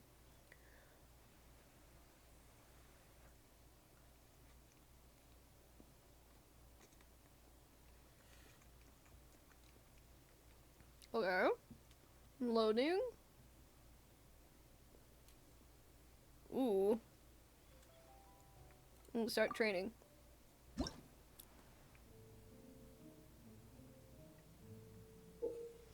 In 1,000 pace sharpshooting zone, you will use special optical lenses to aim and shoot opponents. Press the aim button to start aiming, aim at your targets, and press the shoot button to fire bullets at the target your lens is aiming at. Defeat all opponents and complete the challenge. Ammunition is limited in some scenarios. Utilize the limited ammunition to defeat all enemies. Adjust horizontal camera sensitivity, aim shot mode, and vertical camera sensitivity, aim shot mode under controls in the settings menu to improve your ability to control your simulated shots. Oh.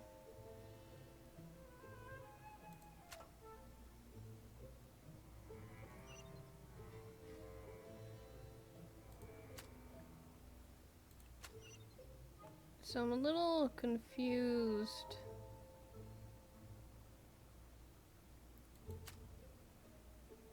So I gotta wait for him to stop.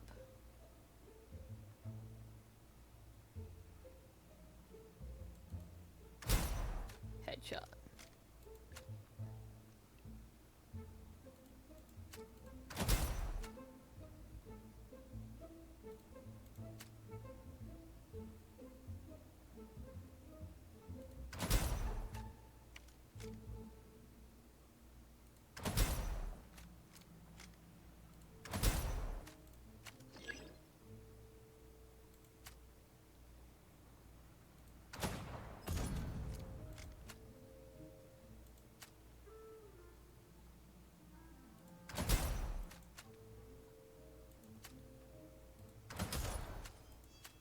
Of course, you'll take multiple.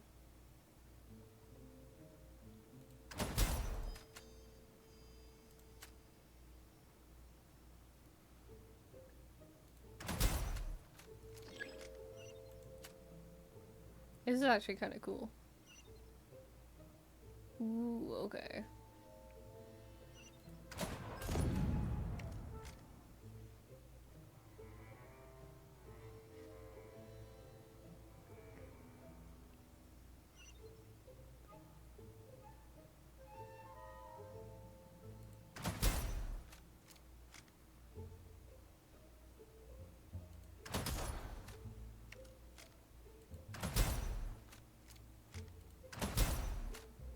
Hiya! Did I do okay? Okay, I think I did okay. Oh, I love that. Ooh, that's so cool. I think this is my favorite one, just because I love being like a sharpshooter undercover. Gotta shoot 'em. You gotta be accurate. I like shooting things when I'm not in danger.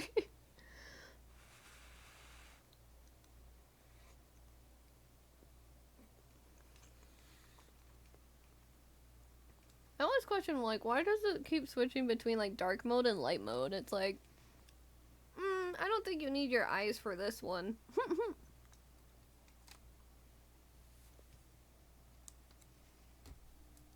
Oh, I just hit my mic. Ooh. Okay, wait. I'm gonna take a sip of my drink.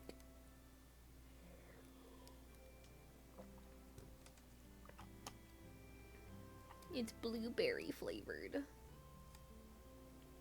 Start training! Oh, wow. A high value target may appear in certain scenarios if you enemies are protecting this target.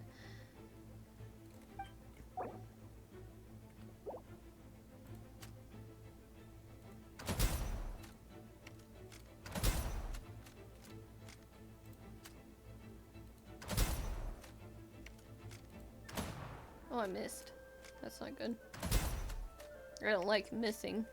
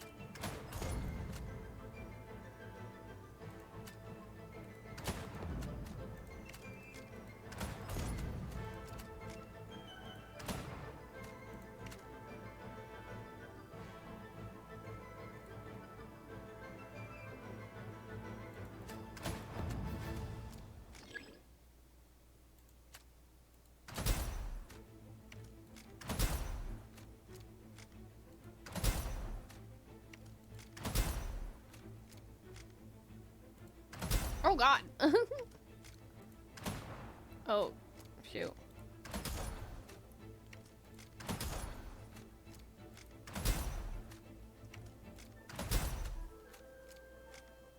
Okay, at least it's HP wise. Like, I don't actually have like a limited amount of bullets.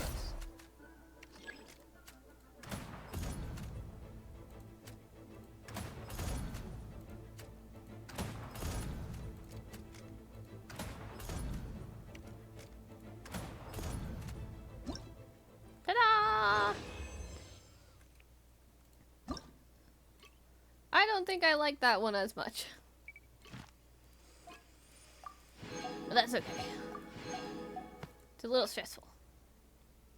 Okay, this one is also based off of like how many bullets you have left. Or munitions or whatever the heck they called them. They must be like a play on ammunition.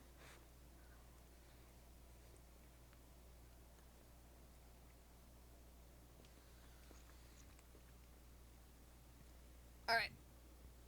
I'm ready. I'm ready to rumble.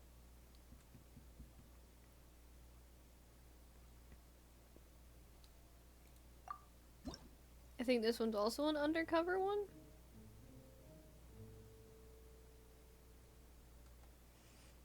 It looks like it.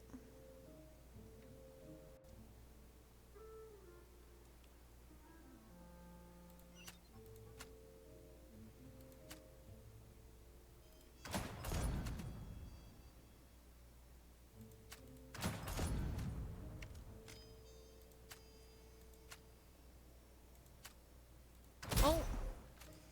Thank you, Mythic, for joining and following. We are shooting a very helpless, sleepless man.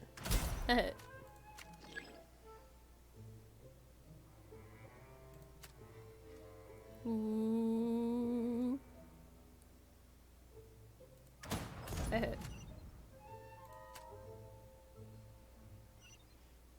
You gotta wait for this to fly back over.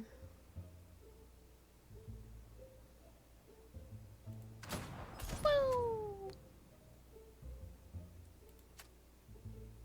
Oh, am I supposed to shoot these machines too? Okay. Wait, there's something else? Where? Wait, what? Oh, over there.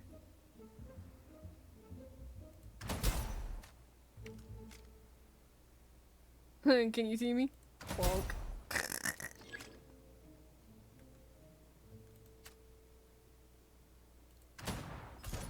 I don't know why they have explosive hanging around.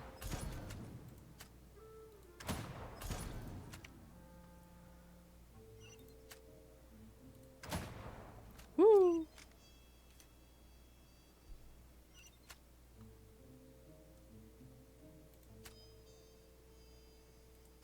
I wanted to try and hit it from a moving target.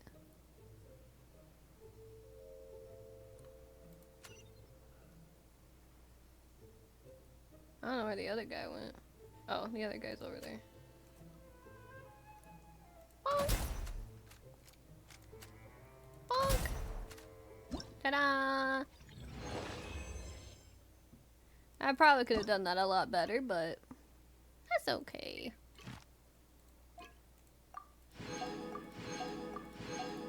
Alright, what's this one? Oh, it's also... We also have to protect something in this one. I don't like protecting something. I like being able to, like, take my time with it. It's not, like, my favorite thing to do. Yay, loading screen. I feel they should totally add more events that are like this, though. I do like these kind of events.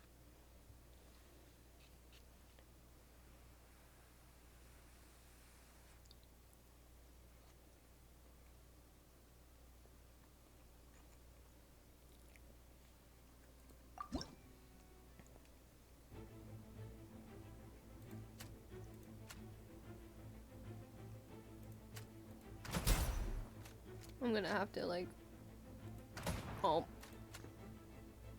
My controls are horrible, might I add. I really should have adjusted them.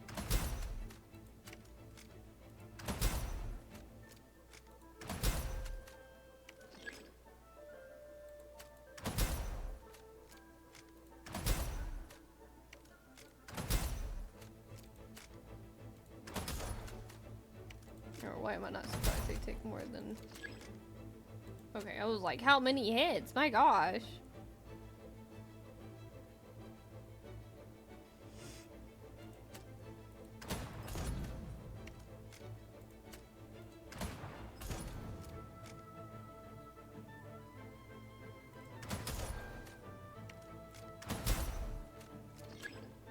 Ugh, camera change.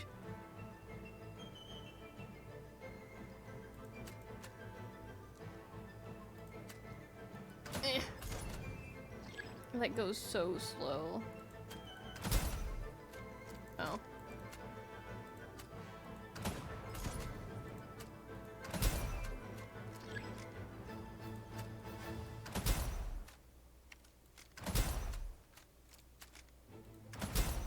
You gotta be kidding me.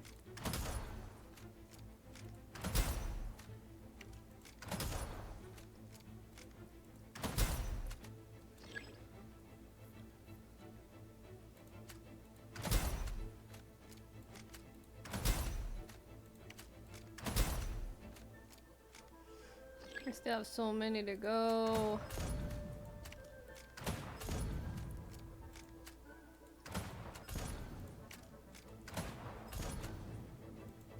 Oh, I didn't kill that one. There we go. Okay. I did not like that, but I did get it complete, so we're good. Okay. And with that, we have all of the events done. We just gotta actually do the story part of it now.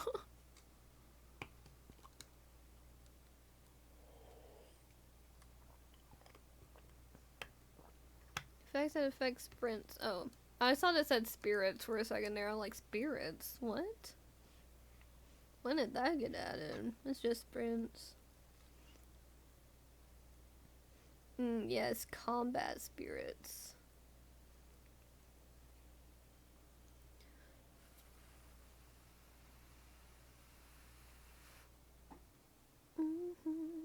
Yeah.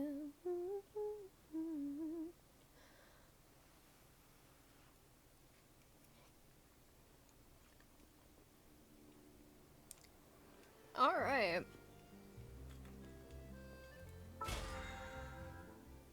Let's go ahead and claim that.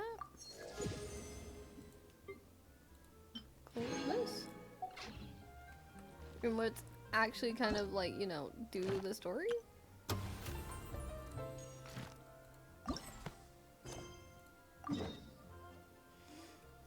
So during the story, I'll probably be pretty quiet, but I mean, I can walk there from here. Reduced to just standing around. How absurd. I can't walk there from here. Correction. I'm gonna just teleport.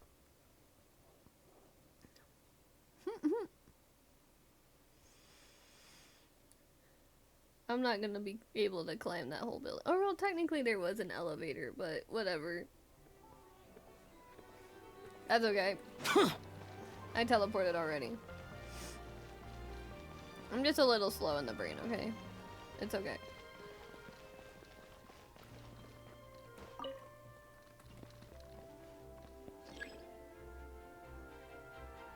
Lift!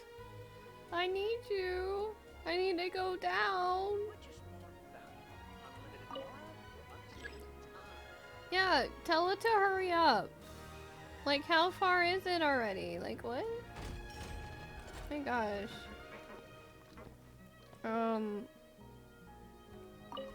Floor 2? I don't know what floor it's on. Oh, Clementine Lane. Oh, I think I went... Oh, I went to the right place. Okay.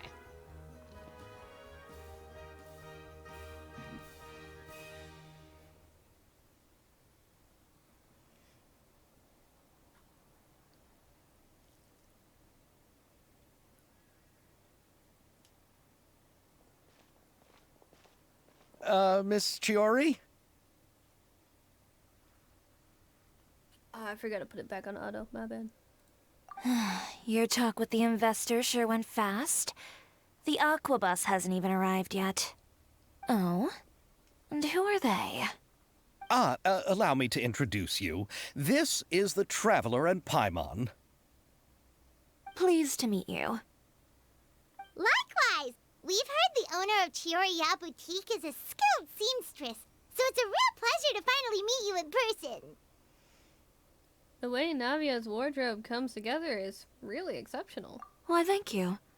I strove to create an outfit that matched her high social station as the demoiselle. So tell me, what happened? I can tell the conversation didn't go quite as expected. Well, it's like this.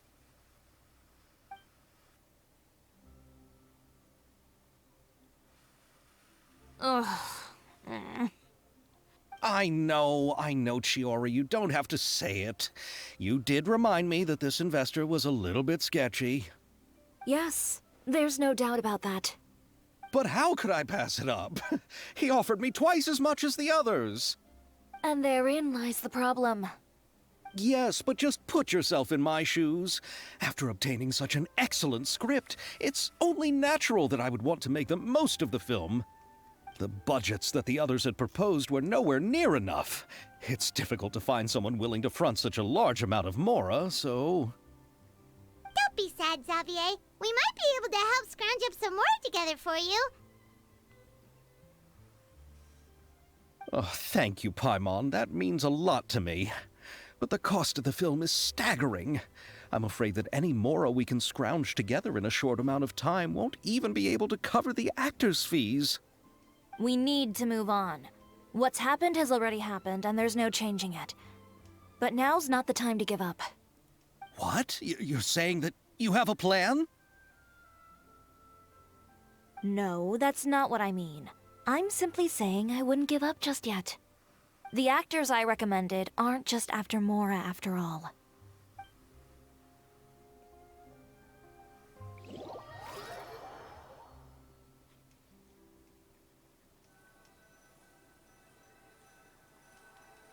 Chiori's design looks so cool. I'm just gonna say that now.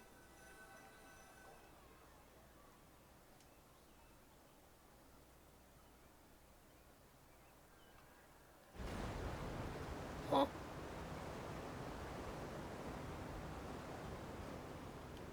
Really? Then where do you live? We Malazines live in Mercy Village. The only way to enter is from underwater. Oh, you must be pretty tired after work every day, right? I mean, you have to swim all that way just to go home. You're so thoughtful. But some Malazines choose to live in the court of Fontaine because it's so much more convenient. This is our stop. Oh, we've arrived. But I haven't even finished chatting with Aval yet. I also enjoyed Aval's introductions to Fontaine along the way. Everything you described was so clear and detailed that we can't help but want to hear more. Thank you so much. I'm usually working here on this Aquabus, so I hope I'll have the chance to see you again. There are still many more places I'd like to introduce to you.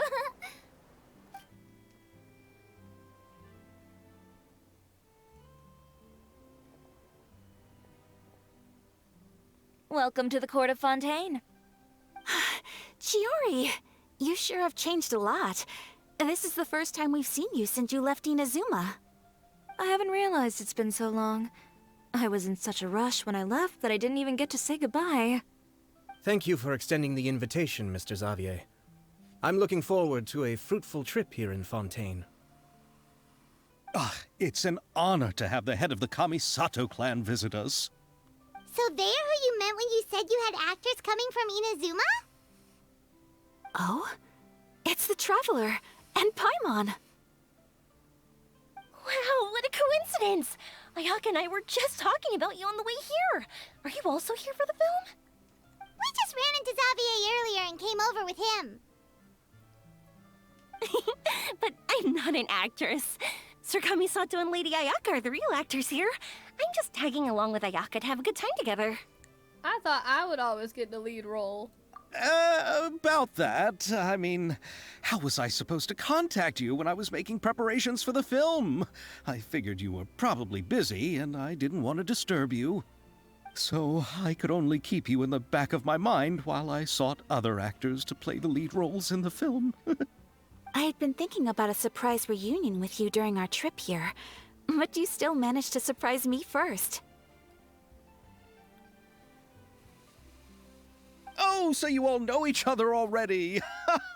My, what a coincidence! What are the chances everyone could be brought together here like this? Why don't we go to Hotel de Boer and catch up over a meal? I've already made a reservation. Huh? Did you reserve 2 spots for us too? Yes, of course, of course. I'll be sure to tell the boss to serve a few more delicious dishes just to make sure there'll be enough food. Very well. Then please, kindly lead the way, Mr. Xavier.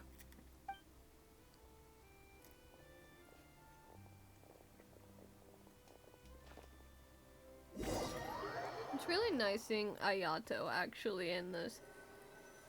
I feel like he didn't get that much screen time when we did like Inazuma's questline.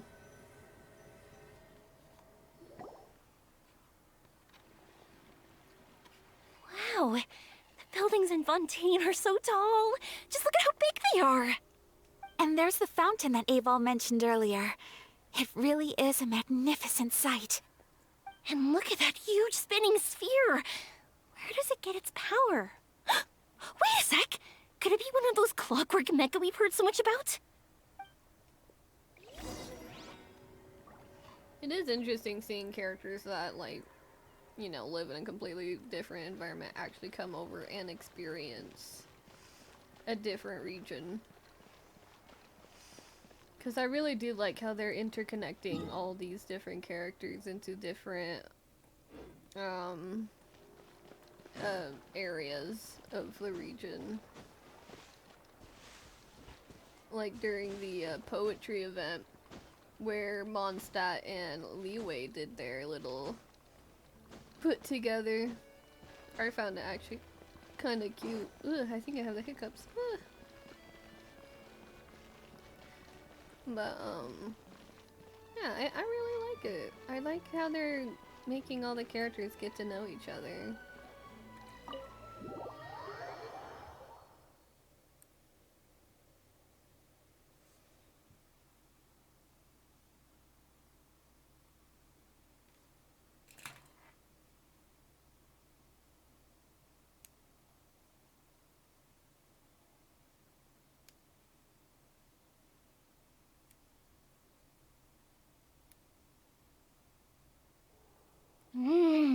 So this is what food from Fontaine is like. It sure is different from what we have in Inazuma. How should I describe it? It seems like you have to go through a lot more steps to make them. And the flavor has many layers too. Yes. When I first went to Inazuma, I actually thought the food there tasted a little too bland. It took some time for me to get used to it. Let's get back to the purpose of this trip for a moment, shall we? How have preparations for the film been coming along, Mr. Xavier? Well, I've already assembled most of the film crew. A lighting specialist, a prop manager, and a costume designer. I've also bought the copyrights from the novel's author. Oh, it's called The Two Musketeers, right? I read the script you sent me on the way here. The story is pretty good. Originally, I was planning to start filming as soon as Sir Kamisato and Lady Ayaka arrived in Fontaine, but I'm afraid I've run into a bit of a problem. Oh? What is it? It has to do with the film's investor, Mr. Morris. He suddenly informed me this morning that he's encountered some financial trouble and will be unable to release to me the amount of funding agreed upon. It's said that Fontaine's legal system is well developed. If he has violated the contract, then can't you simply take him to court over the matter? Well, I'm still more concerned about filming. Even if I were to take him to court, I'm afraid it would take months before the case could even be heard. Then, is there a way we could raise funds ourselves to solve the problem? I've considered that option too, but unfortunately, it's difficult to gather such a large amount of Mora on such short notice. Besides, we have to consider the film festival's submission deadline. Mr. Xavier, if Ayaka and I were willing to perform for free, would that resolve the problem you are currently facing? What? No, out of the question. To have you come all this way just to act for free? Oh, no, that won't do. There's no need to worry, Mr. Xavier. My brother and I had actually intended to work for free after receiving your invitation. Inazuma has only recently reopened its borders, and needs to strengthen its relations and cultural ties with other nations. We didn't have many collaboration projects with Fontaine in the past, so we hoped this trip would serve as a good start for the future. Indeed. You could say that's the real reason why the Yashiro Commission agreed to come to Fontaine. I understand, but having you two act for free just doesn't seem right. Not at all. While we're officially here to conduct a cultural survey of sorts, we must express our sincerity if we want to establish formal cultural ties with your nation. This film will serve as proof of friendly cooperation and cultural exchange between Inazuma and Fontaine. It's my hope that the film can be finished and released as smoothly as possible. If you still don't feel comfortable with this arrangement, I would also be more than happy to be introduced to some other renowned individuals in Fontaine's literary and artistic circles. All right, I'll do as you say. Thank you so much. I'll make sure to cobble together enough Mora now, even if it means selling my house, my camera, and every single family heirloom. Come on now, no need to go that far. I'll also help you out as a brand sponsor. We can help too. To say that you got our contribution from some personal friends. Me too! Even though I didn't bring much more to spend on this trip, it's still better than nothing. You are too kind, all of you. I really don't know how to... Ew. Alright, enough about that. Now that we have Xavier's savings, my support, and 2 leads who are willing to act for free, I think we will be able to make this happen. So, instead of Mora, you'll help with filming and production. Oh, but how can we help with that? We don't know much about making a film. Alright, pull yourself together, Xavier. Tell us if there are still any open positions left among the crew. All right. Let me think. We still need a camera operator, a clapper loader, and someone to manage logistics. I originally wanted to personally serve as director, but I've been too busy working as the producer. So the positions of director and director's assistant will also need to be filled. Paimon knows what the director and the logistics support person do, but what's a clapper loader? The clapper loader is responsible for using the clapper board to record and organize the information of each shot when the camera operator begins shooting. The work requires both patience and careful attention to detail. A clapper board? Oh, you mean the thing they hold that goes clap whenever they start filming? Yes, that's right. Are you interested in that job? For sure! Paimon's always wanted to try that. Alright, then you'll be our clapper loader. I can find someone from the store to help with logistics. What do you think, Xavier? Oh, fine by me. As for our camera operator, I was thinking of letting the Traveler take the role. Oh, he's great when it comes to using a camera. Paimon can't even count how many things we've taken photos of during our journey. Yes, that's also what I was thinking. I noticed the Traveler had an eye for photography and composition when we worked together previously.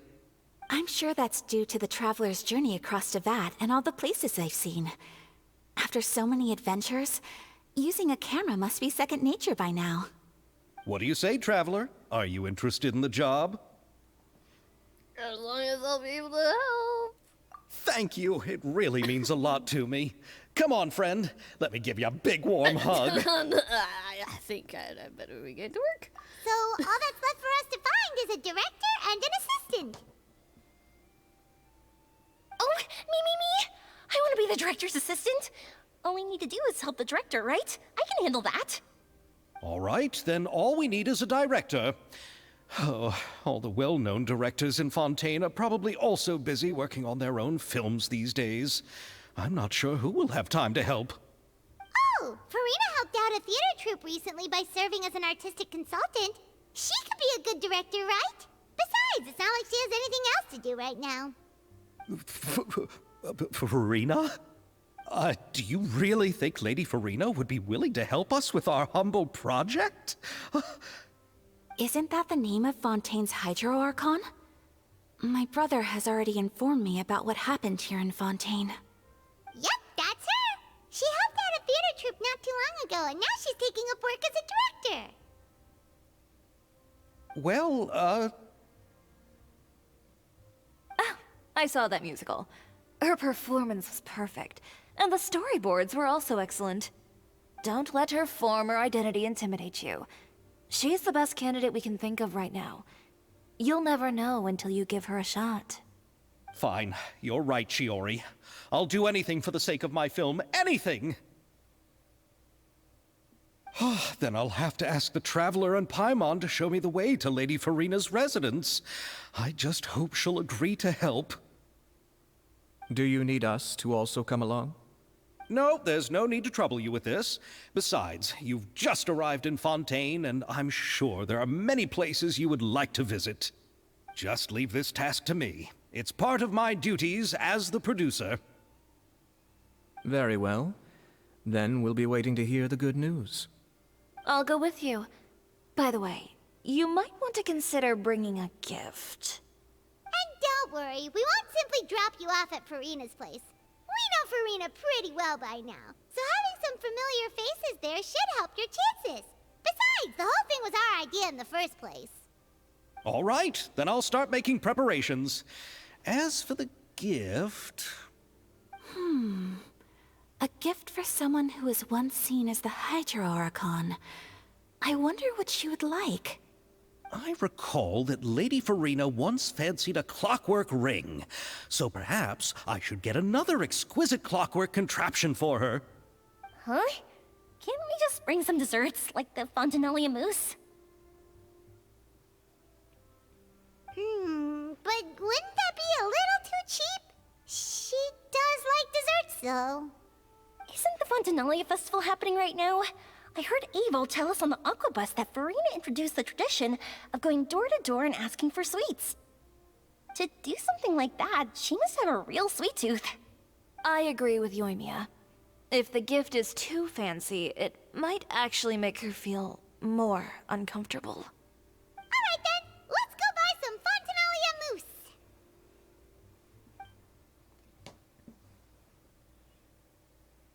But will that really be enough? We'll be asking her to do a lot of work, you know. You're right. We need to further sweeten the deal. Huh? You want something even sweeter than Fontinalia mousse? Yes, we'll need a gift that's sweeter than any dessert in the world. But what could that be? Your words of praise.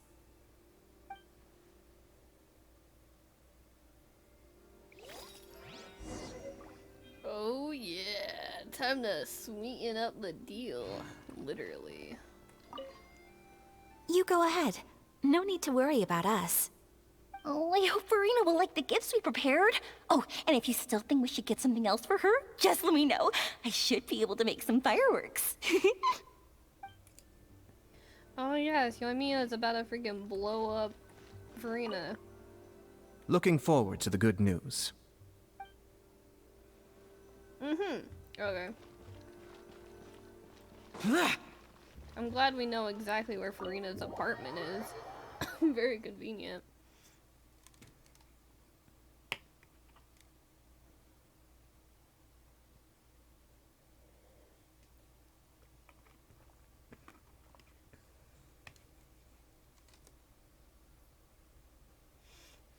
If you like it, then you should have put a ring on it.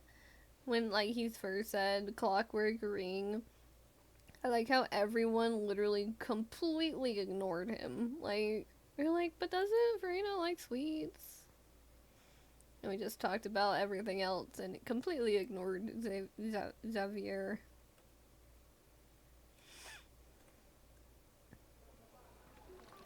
Alright.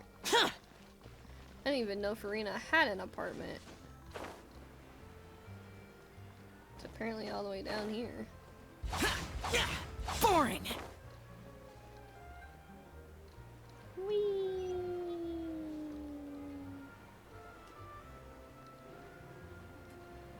An interesting place for an apartment.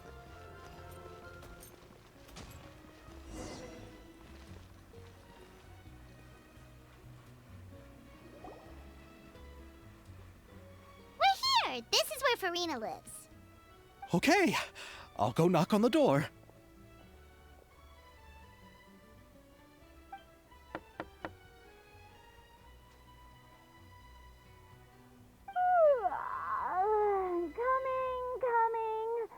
Coming.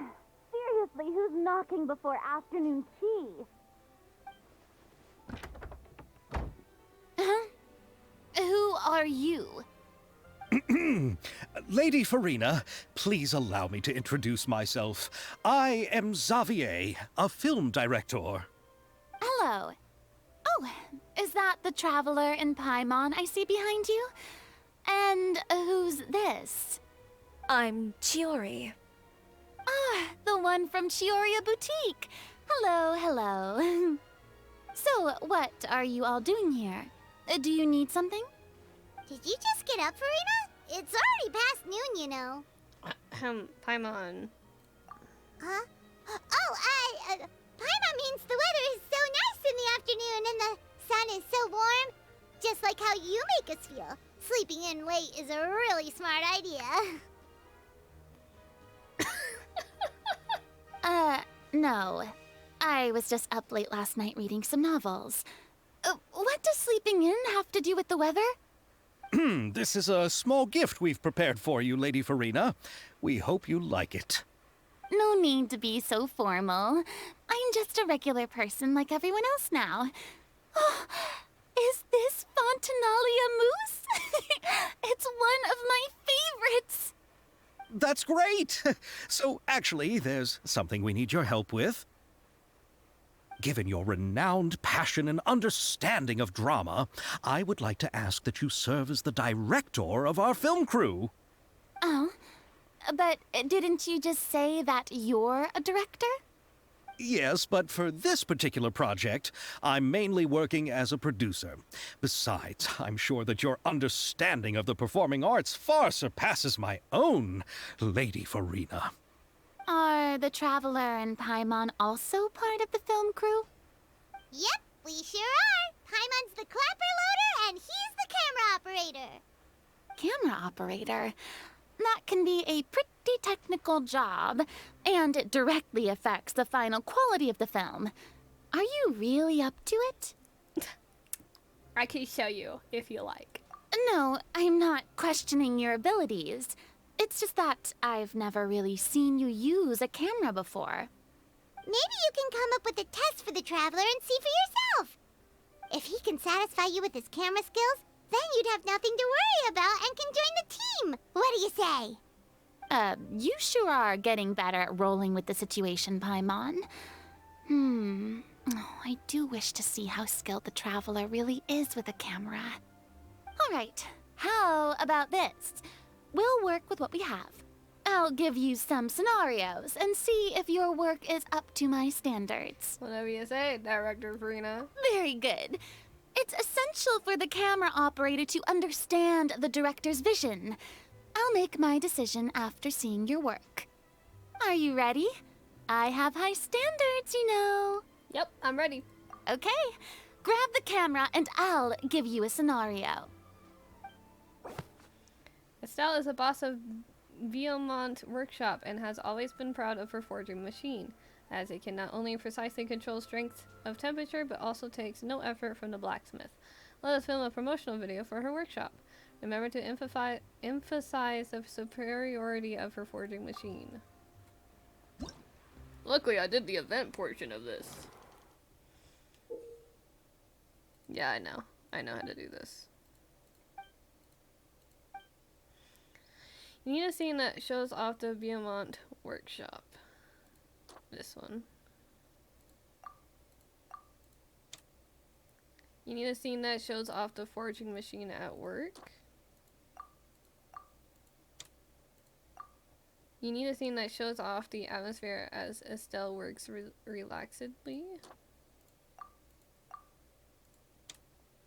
You need a scene that shows off the weapons arranged in boxes produced by the workshop. You need a scene that shows off the Beaumont workshop.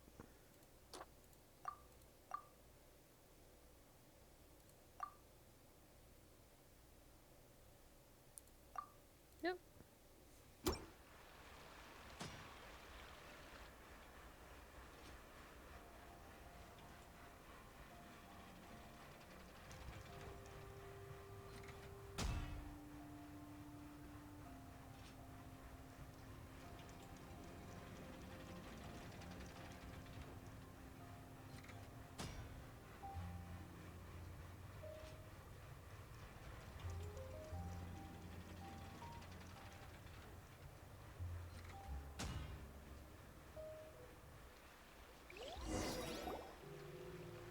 Oh, it appears that you have more skill than I thought.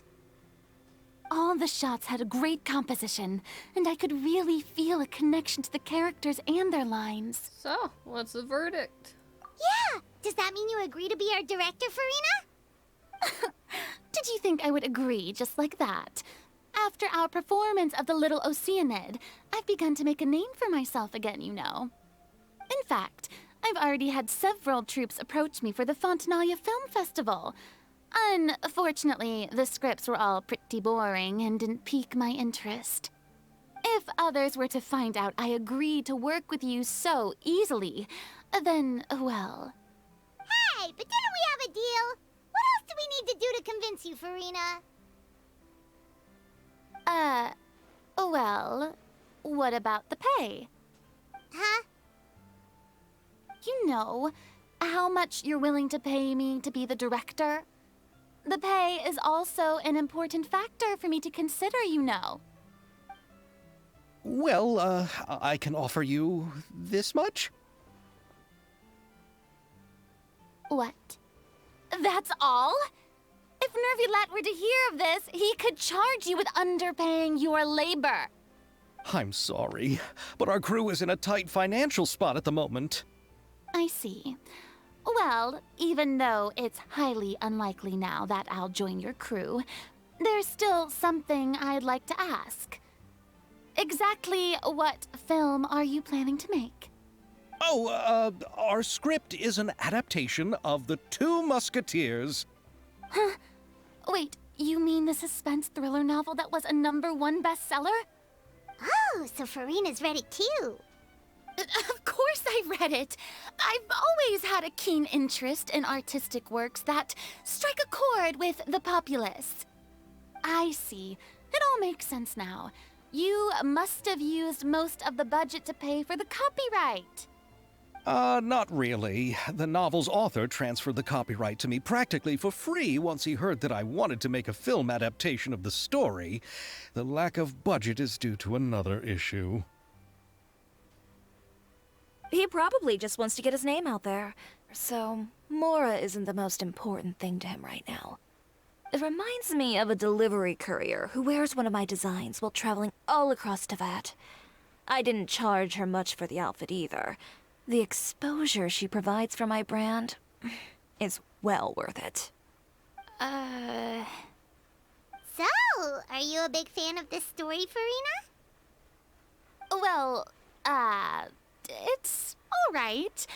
The pacing of the story is good, but the character relationships could use some work.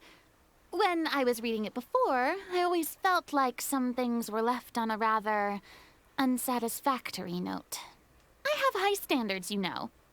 Ahem, Mr. Xavier, if, hypothetically speaking, I agree to be the director, how how much freedom would I have in terms of script revisions and creative interpretation? Oh, as much freedom as you would need. I wouldn't dare doubt the tastes of Fontaine's greatest star. Good. Then I'm free to alter the script as I see fit? Absolutely, no problem. We're counting on you, Director Farina. All right. It seems that your crew really can't go on without my care and direction. So, you agree? Yes, I agree. Although the pay is well below what someone of my caliber deserves. A great script calls for a great director. I mustn't let a perfectly good story be ruined due to lack of funds. If you have fine cheese and bread, you wouldn't just let it sit on the counter and get moldy just because you lack an oven, right? Thank you, Farina. Oh, Hydro Archon above! I'm not dreaming, am I? Somebody pinch me. There's no more Hydro Archon, you know. And it's still a little early to celebrate. There's a lot that goes into shooting a film. Although the trickiest tasks of finalizing the script and casting the actors have already been taken care of, we'll still need to reserve filming locations. Not to say set up lighting and props. And by the way, since we'll be filming The Two Musketeers, we'll need to find an action choreographer. Ideally, a professional who has actual experience with muskets. Yes, I've thought about this as well. I was hoping that you might know someone who could handle the job. Me? If this was before, I could have simply asked Glorand. But it's already been some time since I last talked to her. Navia can also use firearms, but unfortunately, her style is quite different from that of the characters in the story. Could we ask the Special Security and Surveillance Patrol? Oh, you mean the Special Patrol's musketeers? Yes, that's right. They work with muskets every day. I can't think of anyone more qualified than them. They would be under Nervilette's jurisdiction. Unfortunately, I don't have any connection with them at all. So, in the end, we still have to start by talking to Nervilette. No need to go to all that trouble. I know their Captain Chevres. Oh, you do? Wait, Chiari, how do you know the captain of the Special Patrol's Musketeers? No particular reason. Running a business means dealing with some trouble from time to time, and she's helped me out on a few occasions.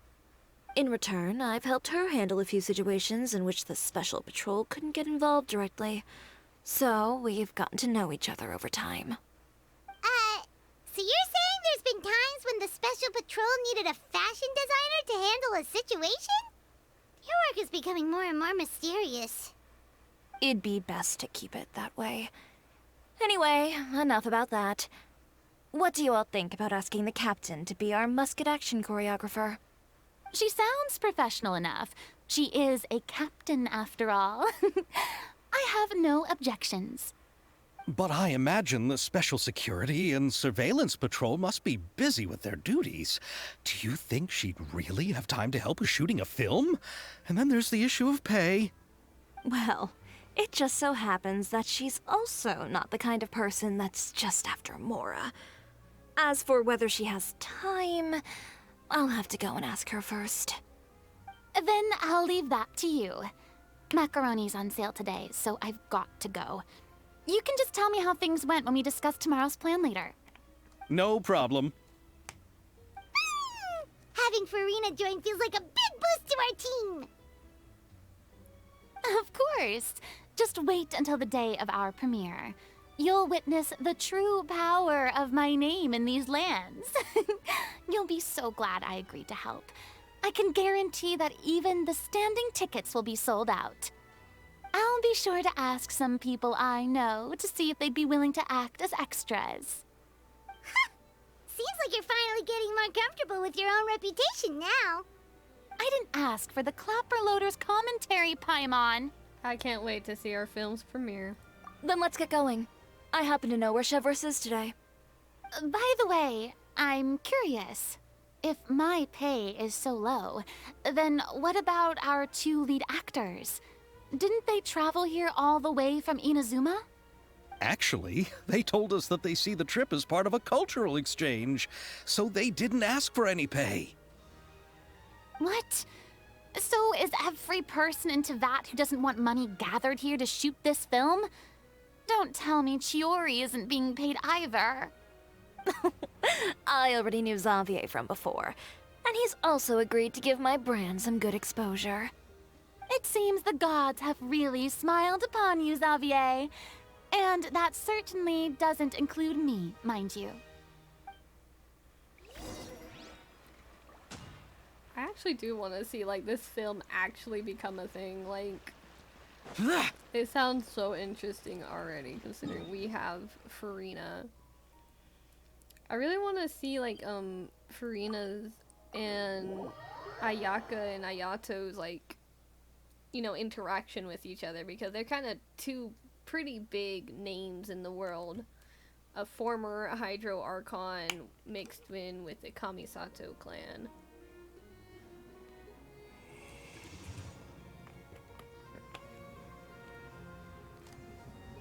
Very interesting, very interesting. I'm so curious.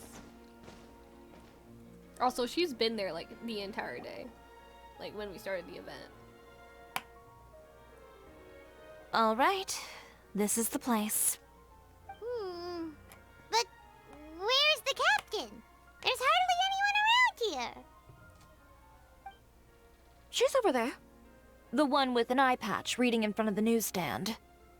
Oh, her! Paimon could tell there was something different about her. She seems kinda intimidating. Please wait here for a moment. I'll go fetch her. She's working now, so you might not want to get in her way. Working? But isn't she just standing there and reading a novel? Just trust me. Oh, alright, let's see what happens then. Chiori sure is a mysterious person. She claims just to be a fashion designer, but she knows all these powerful people. The court of Fontaine isn't particularly tolerant of visitors from overseas, so it isn't easy for a foreigner to promote their brand here. Even more so in the competitive world of fashion. Even a local like me just trying to make a film has to face all kinds of challenges, so I can only imagine what Chiori has been through to get where she is today. I'm sure that having more connections has definitely worked in her favor. Reading on the job? Detective novel. One main character? No. Multiple. Branching storylines. I see. How's the plot coming along? One of the main characters is about to make a choice that will affect the rest of his life. I'd wager he's going to make the wrong choice. Any way to speed things up? There's something I need your help with. You know that doesn't depend on me. It all comes down to what the character chooses. Which is exactly why I'm here to help.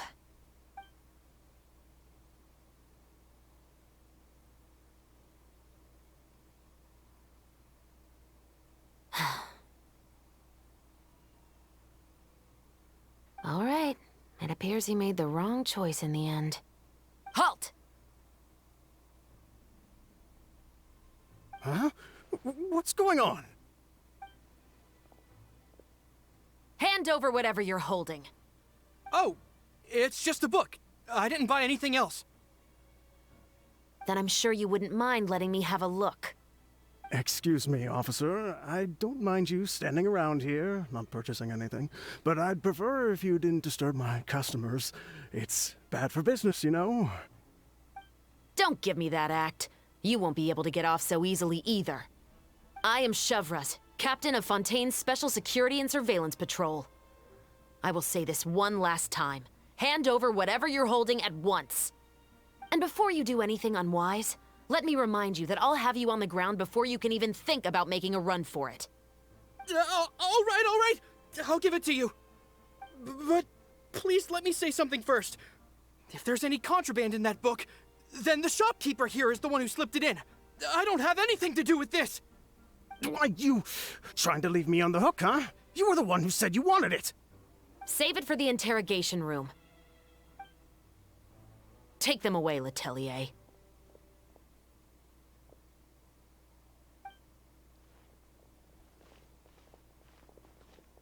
What's going on here? One second you're reading a book and the next you're escorting people away. And who are... Oh! Aren't you the traveler who's been all over the papers recently? Chiori, I'm assuming what you wanted to ask me about has to do with them, right? Maybe I can let you in on what's happening then. Now that Vacher has been brought to justice, no new shipments of synth will be made and distributed to sellers. The Fontaine guards have been busy collecting the remaining synths still circulating on the market. Thanks to a tip from our reliable source here, this should be the very last batch. Oh, so you were pretending to read a book in order to catch the bad guys. Oh, Paimon almost forgot to introduce ourselves. Paimon is Paimon, and this is the Traveler and Xavier. Hey, I'm Chevraz. You probably already heard me introduce myself, so I won't bother repeating it. Why didn't you just arrest him immediately, even though I know the answer to that question? Yeah, why didn't you make a move as soon as you had the chance? Were you worried that my intel wasn't accurate? No, I wanted to see if the shopkeeper would turn himself in first. All he had to do was come up to me and say that he didn't know where the synth had come from. If he did that, then I wouldn't have had to press charges on him. He had the whole day to turn the synth over to Chevraz.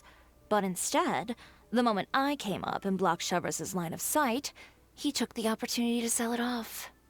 Yep, he made the wrong choice, even though the right choice was right there in front of him. But you knew they wouldn't make the right choice. Yeah, I knew. I was just hoping I'd be wrong for once. Enough about that, though. What did you want to ask me about? Oh, you see, it's like this.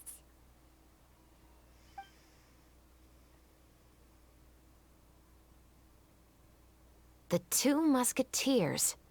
You certainly have a good eye for a story. So what do you need me to do? Just be the action choreographer for the actors? Yes, that's right. I want to make sure we get all the details right. I want the actor's posture and understanding of firearms to be as realistic as possible. However, I'm afraid this work will require a bit of your time, since you'll have to be present whenever we're filming. Also, as for the pay... No need to say any more. I'll join. Huh? Just like that?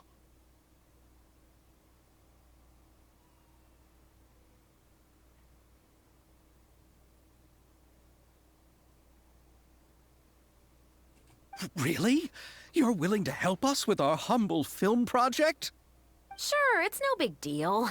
As I said, we've wrapped up our investigation here, so I don't have any other tasks on my plate for the moment. Besides, I personally really like this novel. I even have the collector's edition at home. Stories where justice prevails over evil never get old for me. Then we've got a deal?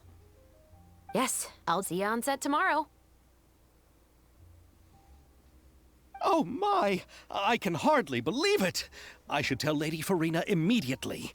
Oh, and I must tell the prop manager and lighting technician to get everything ready. We start filming tomorrow! Calm down, Xavier. The film is going to take more than just a day to finish. Still, I should also head back now and start preparing the actors' costumes and makeup. Alright, guess that's it for today then. Traveler, Paimon, please stay for a moment. I have something to tell you. Then I'll take Xavier back. Poor thing. He's so excited that he can't even walk straight anymore. I don't want to spend our first day fishing our producer out of the fountain. See you tomorrow. Yep, see you tomorrow.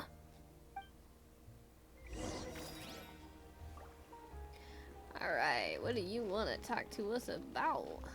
I actually really love her design too.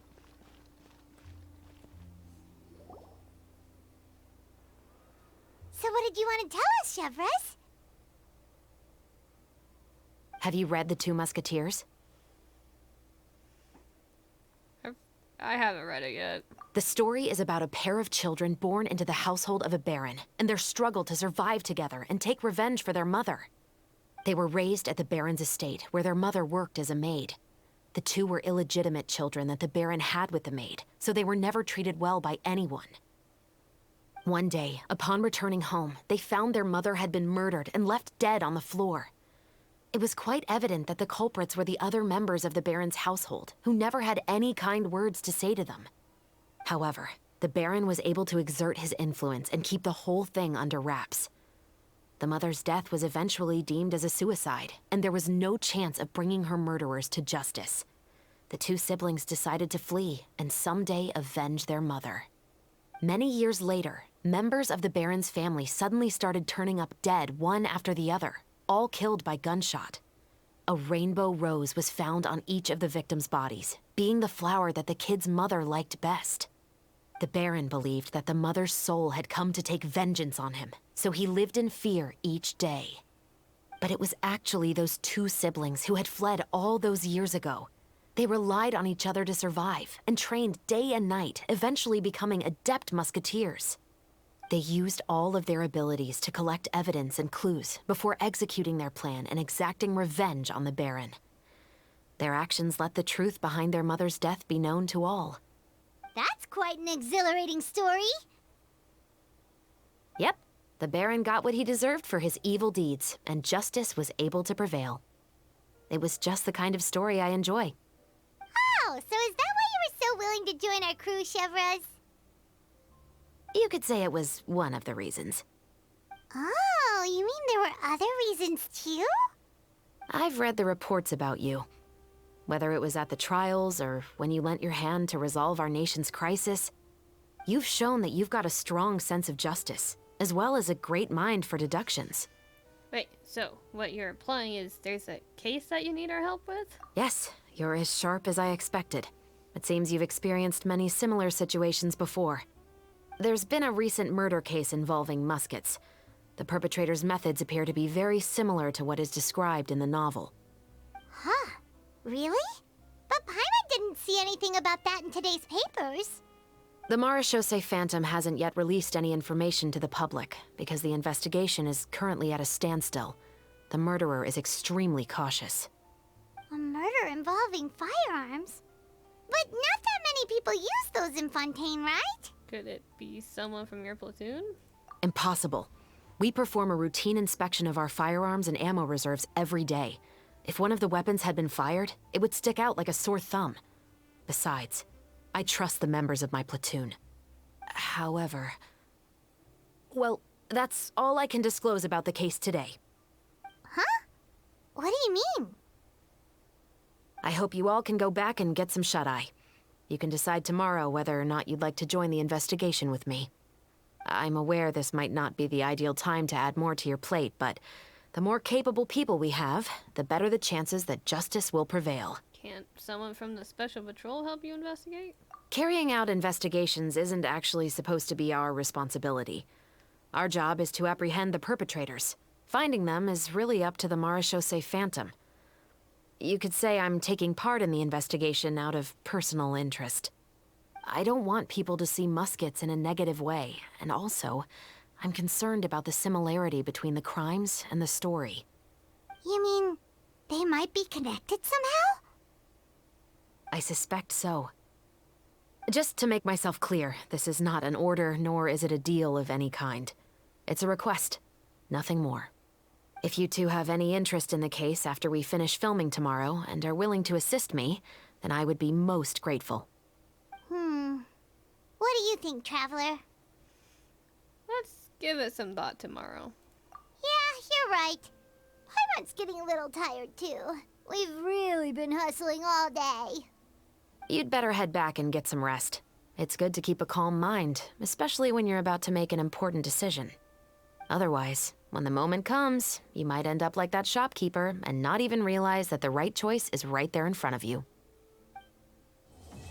Act 1 complete. Oh man, this is gonna take a while, that's for sure. Alright, before we continue on to the next one, we're also going to take another 5 to 10 minute break. Remember to hydrate and stretch your legs. It is not good to be sitting all day. See you guys in a second.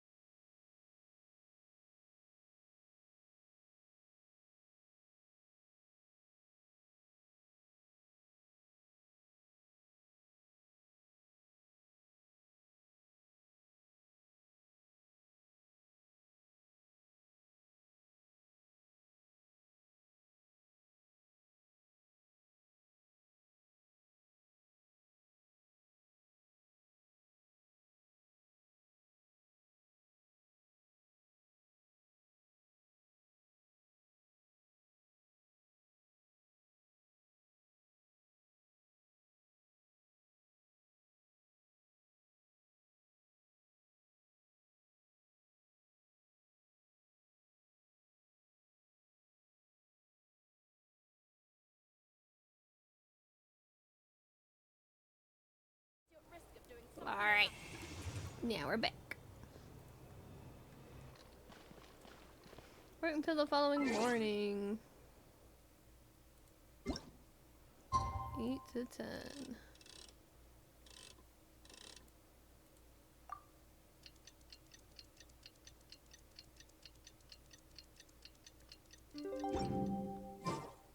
It's finally time to meet up with everyone.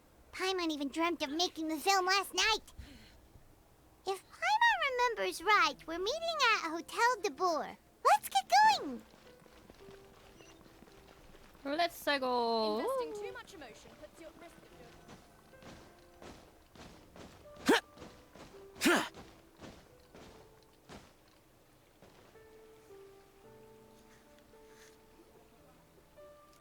Ayaka, Yoimiya, you're already here. Good morning. Xavier said yesterday afternoon went well. Yeah, and how about you, Ayaka? What were you up to yesterday? After we split up, Ayato went to see Udex Nervillet at the Palais Marmonia. I was originally thinking of going with him, but he said he could manage it himself. He told me to go see the sights around Fontaine and to enjoy the local culture. So I rode the aquabus with Yoimiya and visited the Opera House on Aranias Island. Yeah, you wouldn't believe what we saw there! 2 mechanical puppets that were dancing together! You've already seen them, right? The Dirge of Copielia and the Nemesis of Copielius. Yeah, those two! Amazing, aren't they? We sat and watched for quite a while. It was mesmerizing. Like we could keep watching them forever. Oh, it was the same for us the first time we saw them, too. Afterwards, we went swimming at the beach. Well, diving, to be exact. It was the first time I ever breathed underwater. I held Ayaka's hand and we counted down together. 3, 2, 1, and then splash! We were beneath the waves. Rely on the ocean's self-cleaning ability. I made it sound like everyone can breathe underwater in Fontaine. Huh? I mean, I guess it makes sense based on the fact that we can breathe underwater, but it's also kind of weird.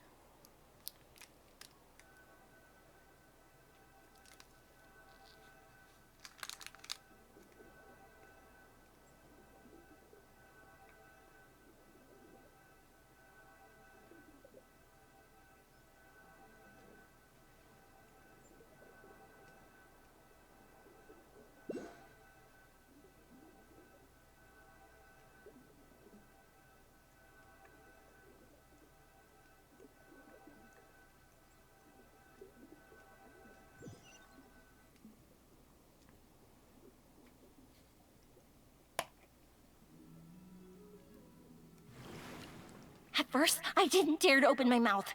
But once I couldn't hold my breath any longer, I decided to take a big breath in. Turns out the water wasn't as salty as I imagined. It didn't really taste like anything at all. Before I knew it, I was breathing like normal down there. It was an amazing feeling. Ayaka said I was too nervous and needed to loosen my grip. She got used to everything way faster than I did. I knew that the Traveler could do it, so I had no doubt we could do it too. That helped me feel at ease as soon as we dove in. The underwater world in Fontaine truly is beautiful. I love seeing the Romaritime flowers blossoming underwater, like little candles lighting up the streets at night. Yeah, and there were so many creatures that we've never seen in Inazuma. Like those fish that shimmer like a sword blade. Whoosh! Oh, and those big fish that call when they see people. Oh, you mean Hunter's Rays and Blubber Beasts. I just love the name Blubber Beast. Just wait till Pops and the others hear about this. They probably won't believe a word I say.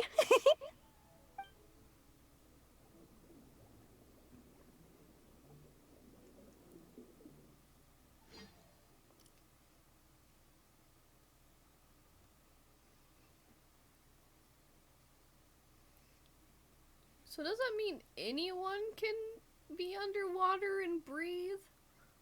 Or is it like a vision holder thing? Because that also begs the question that if the entirety of Fontaine was going to drown, what was the problem?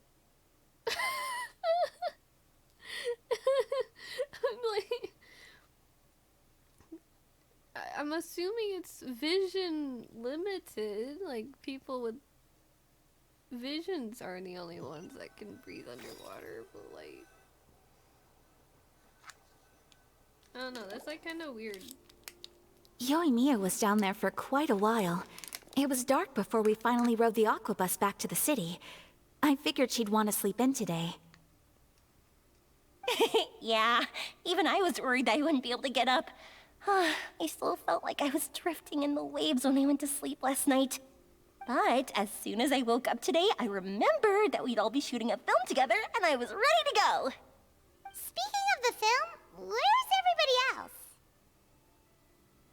My brother and Xavier were speaking to the restaurant owner about using the place as a filming location. They should be here soon. As for the others, We're here.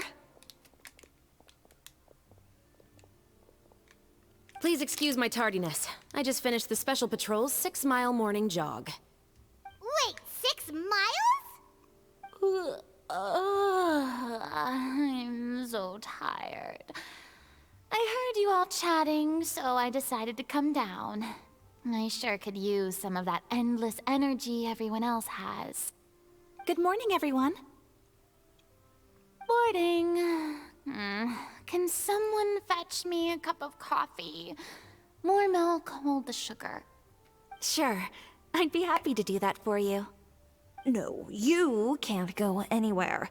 Please, have a seat over here so I can get started on your makeup. The last thing I want is coffee stains on my costumes.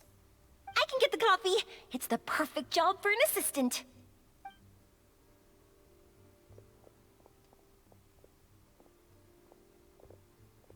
Has so much energy. Seriously, what's her secret? Oh, Ymira's always like that. But you sure look exhausted, Farina. It's because you're not used to waking up so early, huh? Of course not. I spent the whole night reading the novel from cover to cover, marking sections that either need to be omitted or adapted. Wow. Paimon didn't expect you to be so thorough. Well, I was the biggest star in all of Fontaine after all. It takes more than just a pretty face to earn a reputation like that. I know how to get serious when the situation calls for it. I went all out when I was acting as an Archon, so why wouldn't I do the same for my own life? Here's your coffee, Director Farina. Oh.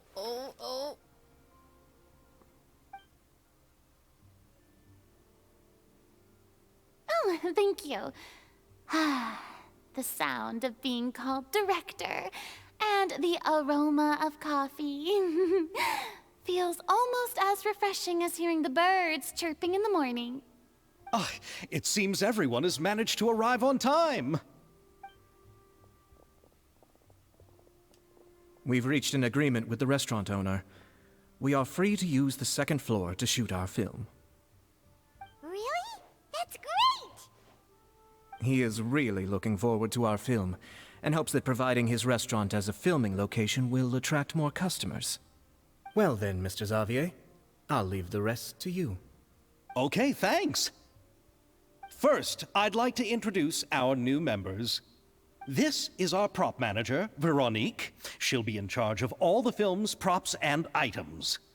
And this is Bonneau, our lighting technician. He'll be in charge of lighting and illumination to set up each scene's atmosphere. Wow. Sure feels like we have some real professionals joining the crew now. First of all, please allow me to first express my sincerest gratitude to everyone in the crew. When my investor informed me yesterday that he wouldn't be able to provide the funds, I really thought that this was the nail in the coffin for this film. I had no idea that I'd find so many people willing to help me on such short notice. Thank you. Thank you all from the bottom of my heart. No need to be so cordial, Mr. Xavier. We're all honored to be a part of this. Your works made a profound impression on me when I saw them back in Inazuma. I am sure that someday, this film will be remembered as a prime example of cultural exchange between Fontaine and Inazuma. Yes, the story is the reason I agreed to join. I can't bear to even imagine what this film would look like without the very best director.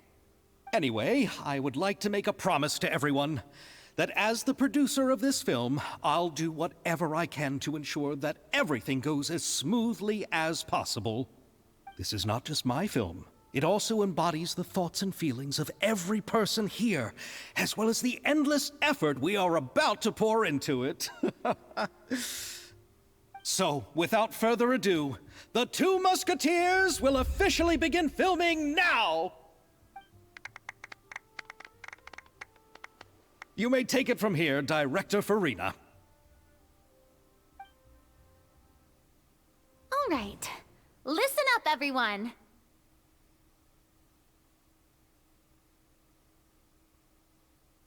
The first scene takes place when the two young musketeers are living at the Baron's home, still unaware of all that is about to happen to them. We'll need props and lighting to set the scene. Our lead actors can go get their makeup done, and extras, please take this time to go over your positions. Whoa. Seems Farina's really kicking things into gear as the director. Is everyone clear? I don't want anyone traipsing around the set like umbrella finches. All right, cameras will start rolling as soon as the set is ready. Let's make a film that'll make some serious waves in Fontaine. Not the kind of waves that drown people. I mean, the good kind of waves. Seems like she's still a bit traumatized by that. Anyway, let's go see if there's anything we can do to help. Oh my god. not the kind of waves that drown everyone. The good kind of waves. Oh my god, Farina. I don't need any help here. Why don't you try asking someone else?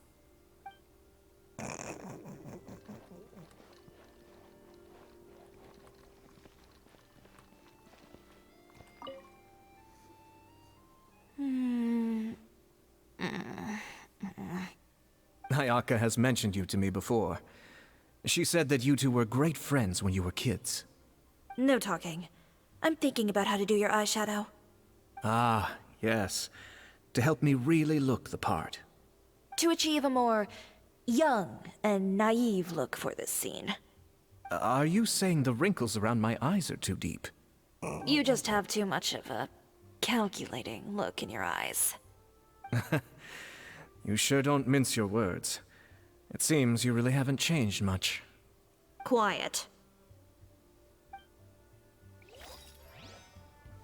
Damn.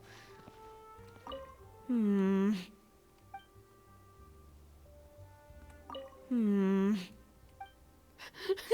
can't even talk to Ayano. Ah, so this is what a musket looks like. Not exactly. I was about to say, that is not a musket. That is more like a little baby pistol or whatever.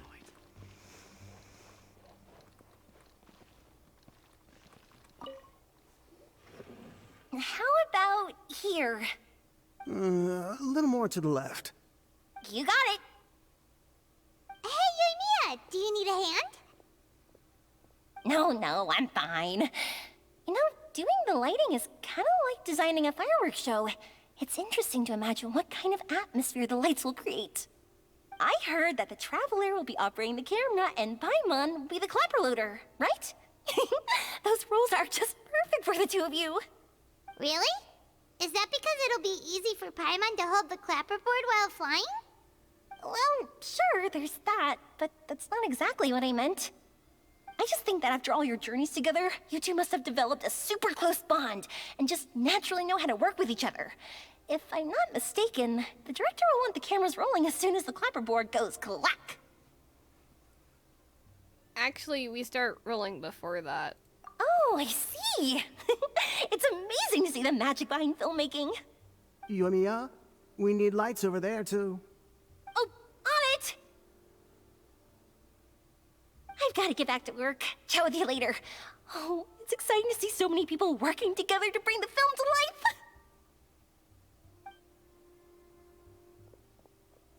Seems like Yoimiya's really getting into it.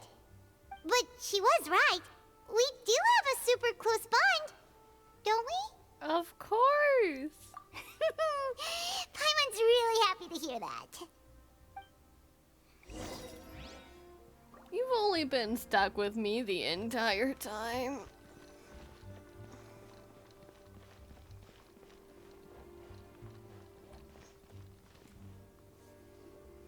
So, this is a real musket?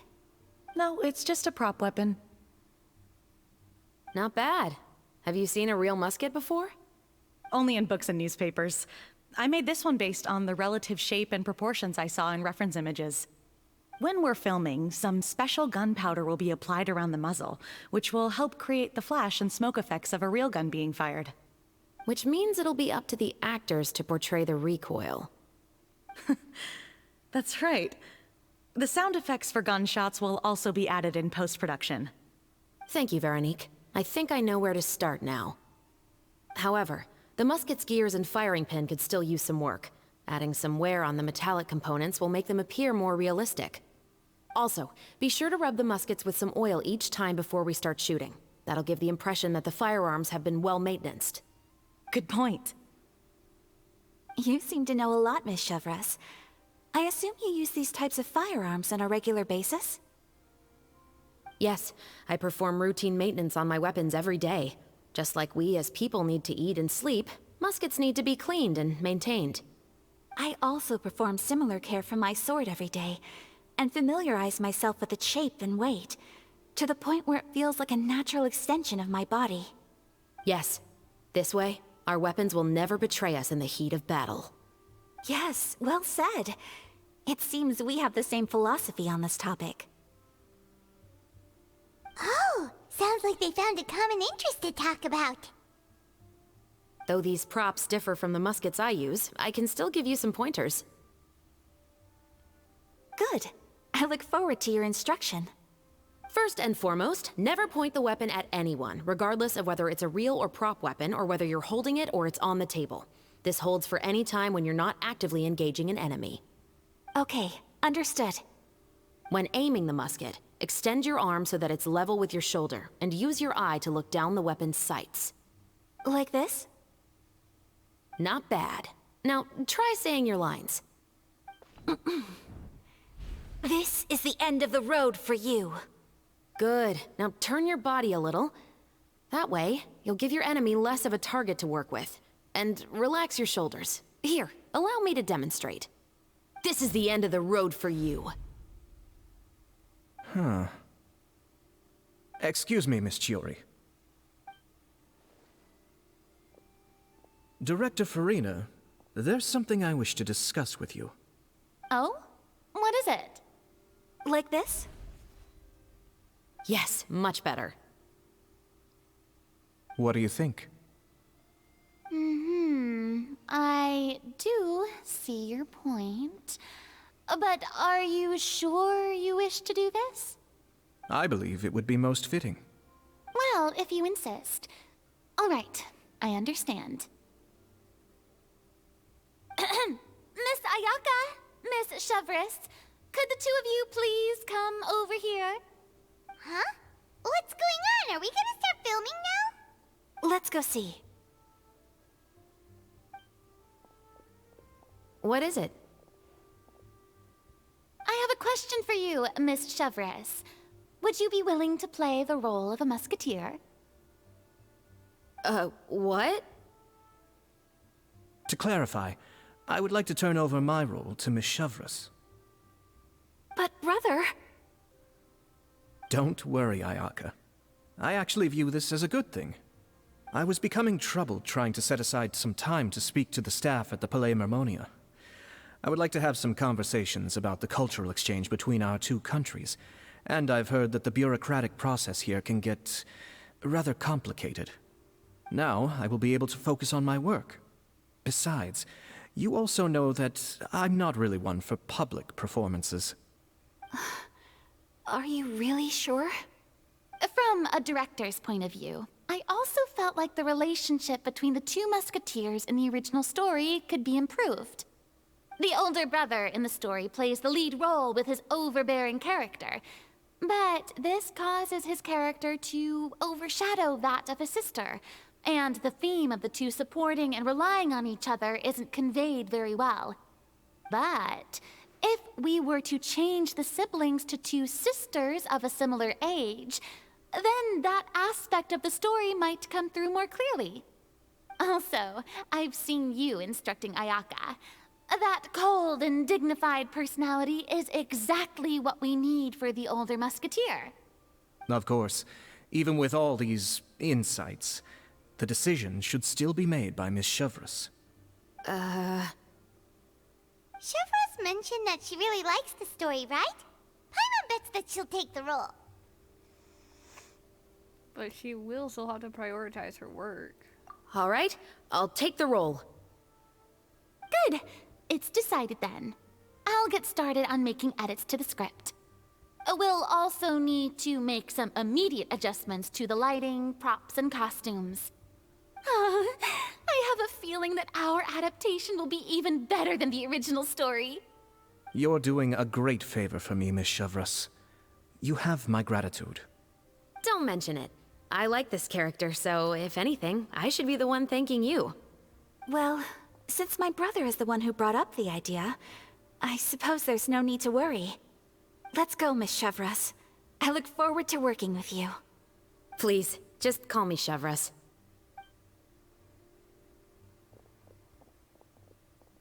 Seems like you're really going out of your way to solve the problem I was having with your makeup. Surely you jest, Chiori.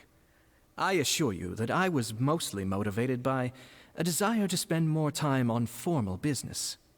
Oh, come on. You really think I'd buy that?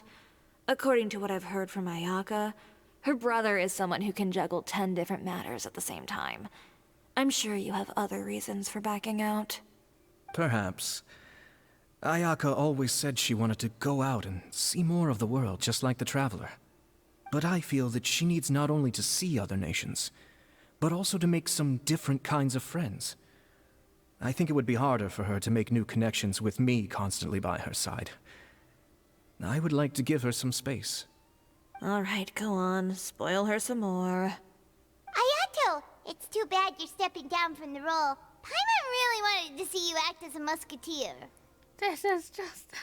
this is the punishment you deserve. No need to poke fun at me. I'd wager that you also felt that I wasn't the best candidate for the role. It's a little hard for Paimon to imagine you saying those lines. So are you going to go back to work now? Yes. I've made an appointment to meet some people from the Palais Mermonia. Now, I will have some more time to prepare.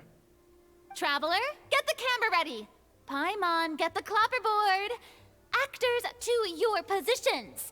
We're about to start shooting the first scene. Woo! Go on now. And please take good care of Ayaka. Yep, don't worry. You can count on us. Thank you. I look forward to seeing the film when it's finished. All right. Now that we're all here, let me help set the scene for everyone.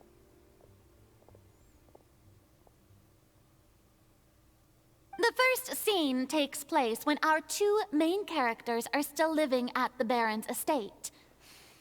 They've been ostracized and verbally abused by others in the household, but they still have no idea why. We want to capture how naive and innocent they are, despite their pain. Chevres will be playing the role of the older sister, Tulip, and Ayaka will be the younger sister, Iris. Be sure to get close-ups of the main characters at the right moment. Silence on the set! Lights! Camera! Action! Let's go! Tulip, Mother's been out for quite a while now. Perhaps she went to pick some flowers on the way home. You know how she loves flowers. Iris, Tulip! I'm home! Mother! You were out for so long, we were beginning to worry about you. I'm sorry, but I'm back now, safe and sound. Here, I brought your favorite treat, apple turnovers. Mother, what are those bruises on your hand?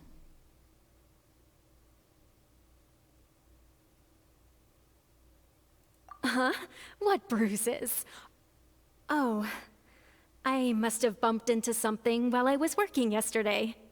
But I didn't notice them this morning. Then perhaps they're from when I accidentally tripped when I was out just now. By the way, did you have fun playing at home? What's the matter, Iris?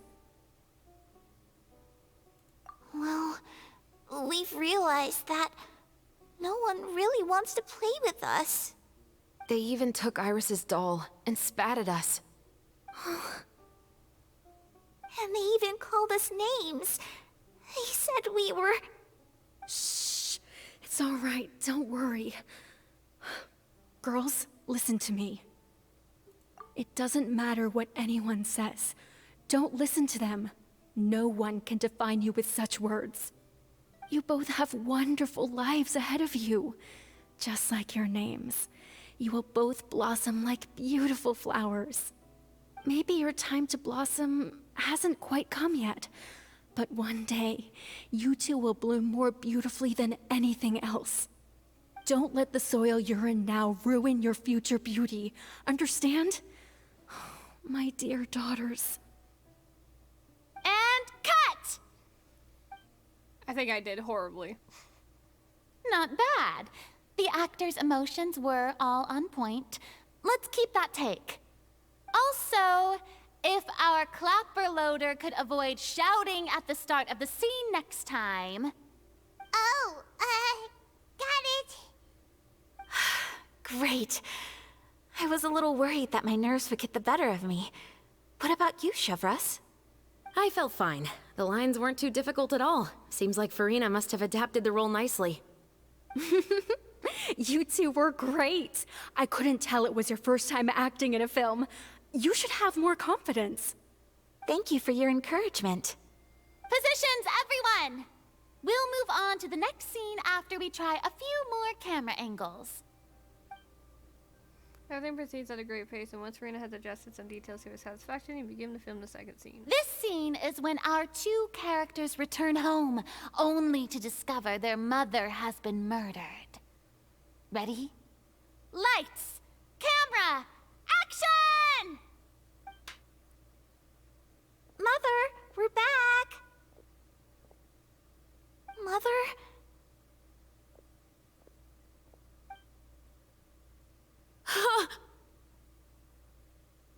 What's wrong, Tulip? Iris, stay away! Huh? Why? What's... Mother! Mother... She's... Huh? There's poison in this cup. Huh? I could have sworn I've seen this kind of cup before. Those aristocrats. They didn't even try to cover up their actions.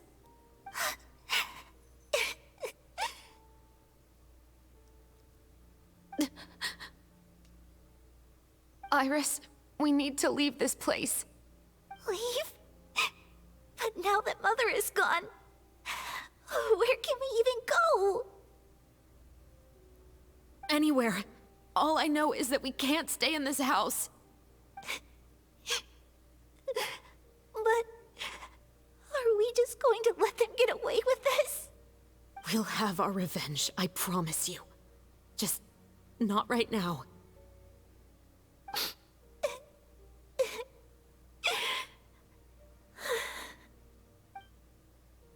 Come on, let's go. No, wait. We can't just leave Mother here like this. At least let me leave this rose with her. That's why we went out in the first place. To buy her this flower. All right. Goodbye, Mother. We'll avenge you. Someday.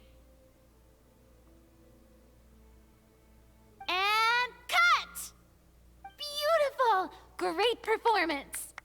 Oh my, you're so amazing, Ayaka! And were those real tears I saw? How did you do it? I was surprised too. Thank you for the kind compliments. Actually, as soon as Director Farina said action, I told myself not to think about anything. I just felt the weight of the moment and became the character. It's quite similar to practicing the art of the sword. You clear your mind and focus only on what's happening in front of you. Ayaka's performance was amazing. Have I discovered an acting prodigy? Pipe down, everyone! We need to move on to the next scene! That was so good.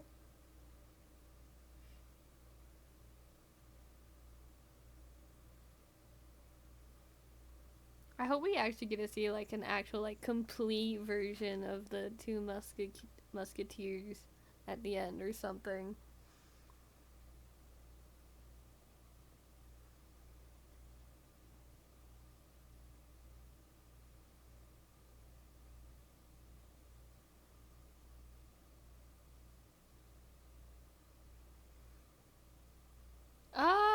I just want it to be done over already. I just want to see the ending. This is so interesting.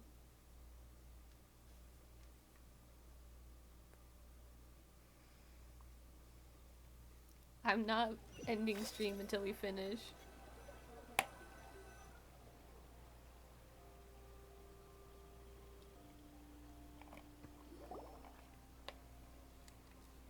A full day of filming on the set quickly passes. Bro, what is with that Roblox emo wave? Oh. Huh? Are we done already? But Paimon wants to keep playing with the clapperboard. How do you feel, Traveler? Is your arm sore from holding the camera all day? A little bit, but it was a lot of fun. Good work, you two. You too, Shivers. You were quite the actress today. I've read this novel many times before. I have a good grasp of my character's mindset. Anyway, do you remember my request from yesterday? Oh, right! We were having so much fun that Paimon nearly forgot! You have a case where the murders seem really similar to the cases in the novel, right? So, how are they similar exactly? In the story, the main characters grow up to become two musketeers, always using their guns to carry out their revenge. And on each of the victims, they place a rainbow rose as a signal that they've returned. So you mean there were rainbow roses in your case too? Yes, that's correct. We found rainbow roses just like in the novel. Seems like you're connecting the dots now. Oh, that does sound pretty concerning. Especially after seeing the script today. Oh, now Paimon can't stop wondering what kind of ulterior motive the murderer might have. What do you think, Traveler? You're smart. Paimon wants to hear your thoughts. If we're only there to assist, then I think we can join the case. Good. On behalf of Fontaine's Special Security and Surveillance Patrol, thank you for your dedication to justice. There's no time to lose. We should start investigating right away. Follow me. Yup, okay. Huh? Right now? Well, we just got done filming all day. Paimon's so tired. The most valuable intel always comes after nightfall. They are like small, remote islands in the middle of the sea. If you don't stay vigilant, you will pass right by them in the fog. That's how one of my favorite books always puts it, at least. So, where are we going right now? Let's start by checking out some workshops that sell mechanical components. If the culprit is making their own weapons, it's very likely that they'll visit those sort of places. You're telling me it's tied to a different quest right now? What other quest is it?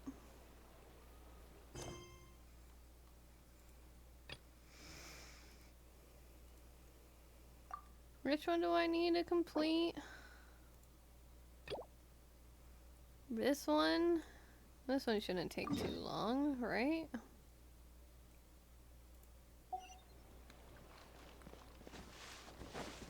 Alright, well, it looks like we're gonna have to do a little bit of side story real quick. I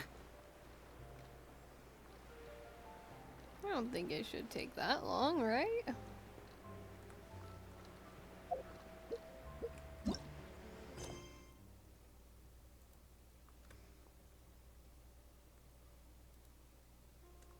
Oh, it does say quest chain, so it does mean that it's more than just like a check-in. I did not kill that bird. Ooh, lag. Oh god. Ooh.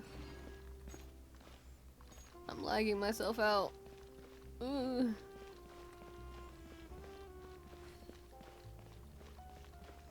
Yeah, leave it up to me to lag out my computer, man. Fontaine's too big. Apparently. Alright, well, let's go ahead and get this side stuff done.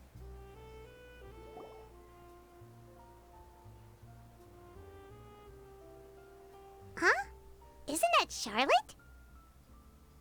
What could she want with Lapine Pauline? Pretty please with the cherry on top, Charlotte. Journalist extraordinaire. Please tell me you're joking. I read that a gang of criminals tricked the Gardamex by disguising themselves as blubber beasts. It's true, isn't it? It has to be. I've invested all my savings into graph adversarial technology and even taken out a sizable bank loan. I'm begging you like the beggiest beggar in all of begdom. Okay. I need you to calm down a little, Miss Lapine Pauline. I admire your passion for your research, and I don't mean to dash your hopes for those, big-ticket orders. But I'm afraid I'm not joking. The Blubber Beast incident was a short story mailed to us by an anonymous amateur author, written in the style of a true story. Amateur author? Oh, Paimon sees what happened here. Sounds like the report Lapine Pauline read in the Steambird wasn't in the news section after all. Funnily enough, I actually remember being in a meeting where the editing team was debating the potential risk of misleading the public with this story. They even went to Maison Gardiennage for advice. But to our surprise, they fully supported us printing it.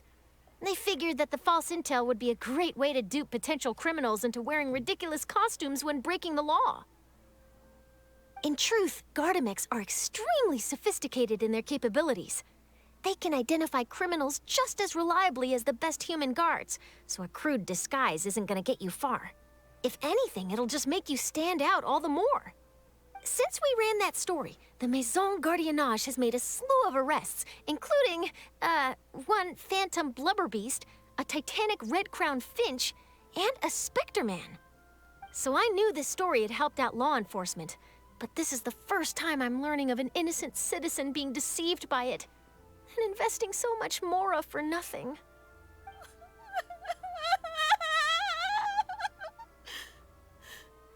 Uh-oh. So Lapine Pauline's whole research project is based on a fictional story? Which means we're not gonna get a big bonus after all. But more importantly, she's gonna lose everything she's invested. Traveler! Paimon! You're back! I was in the area taking some photos for a story when I got to talking to Miss Lapine Pauline about her research. She told me about your collaboration. She was hoping I could write an article to spread awareness about image recognition technology. She even paid me for the article and gave me one of her prototype devices before I could get a word in. I unfortunately had to dash her hopes, and I'm afraid all your hard work was in vain too. She's desperately trying to find a way to rescue the project and get you the mora you're due. I've tried to let her down gently, but she's finding it all very hard to accept. This is a new situation for us, too. It's such a pity. It seems like the author was only trying to make the story interesting, and the Maison Gardiennage only had Fontaine's best interest in mind. She's just a victim of a misunderstanding. Wait, Miss Lapine Pauline? What are you doing? I'm gonna pick a fight with a Gardamek, head to the opera at Biclez, and get a one-way ticket to the Fortress of Meropide. Oh, okay. That way, I won't have to repay my debts. It's the only way I can afford to keep on living. Whoa, there's no need to go that far. I mean, come on, look at you. You wouldn't even dent the Gardamek's armor. In all likelihood, they'd only hold you up at the Maison Gardiennage for a few days before letting you out, and then you'd still have to repay your debts. Actually, instead of going into the technicalities of that, how much did you actually invest? How bad can it really be? 270,000 mora. Okay, well, escaping to the Fortress of Meropide over a sum like that seems like a last resort. Surely there must be other options. Not anymore. I used to be an equipment supplier to the Fontaine Research Institute before that blew to pieces, and now I'm just a small-time engineer. I scraped together some savings over the past few years, but I put every last mora into this project, and now I'm left with nothing. It's not just my savings that are gone. It's my whole future as a graph adversarial technology specialist and my dreams of becoming a billionaire one day.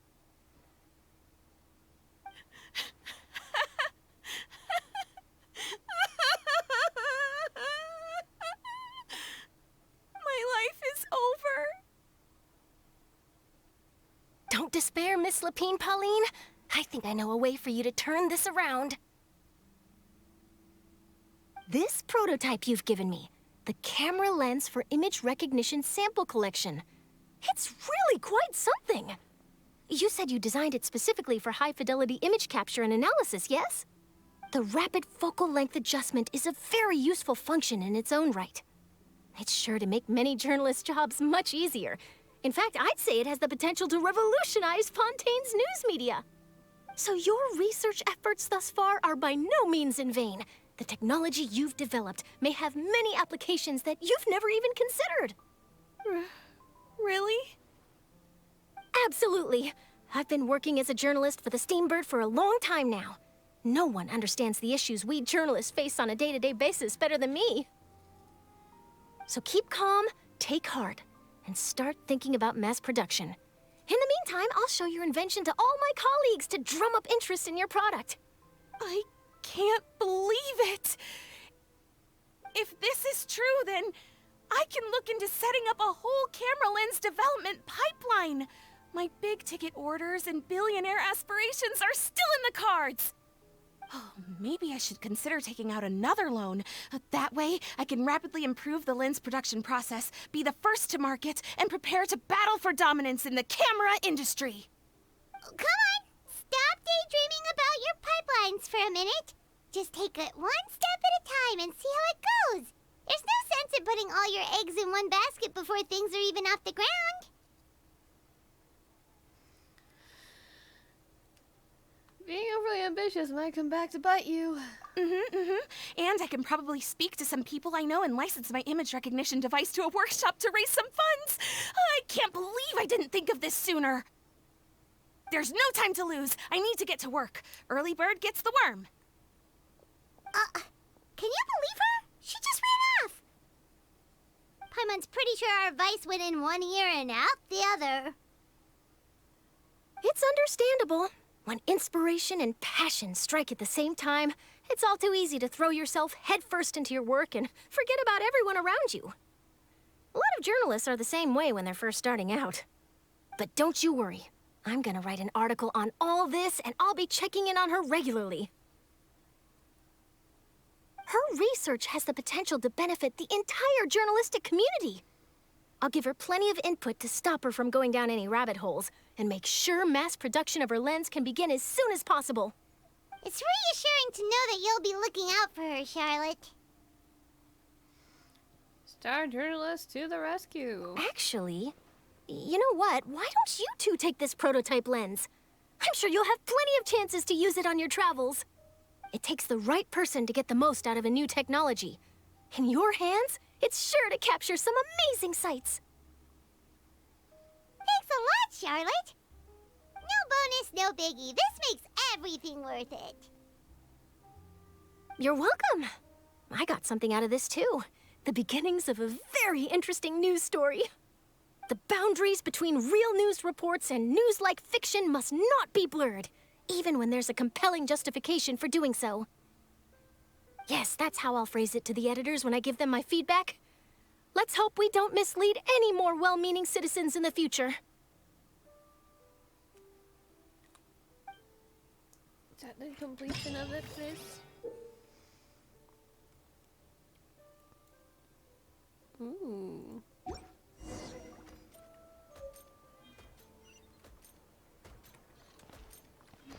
Okay, I think it was just a one-time thing. I do kind of want to see what it does, though.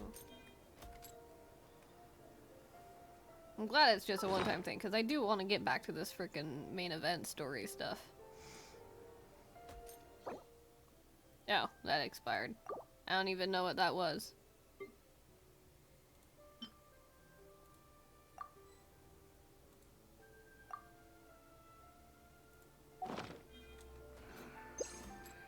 So hard to pick the perfect gift. Wait, what? Item deactivated. Item activated. What? Okay, maybe I do need to read whatever the heck that one thing was. What? After activating the special analysis zoom lens through the inventory or the gadget shortcut bar, you can use your camera to use a special photo taking function.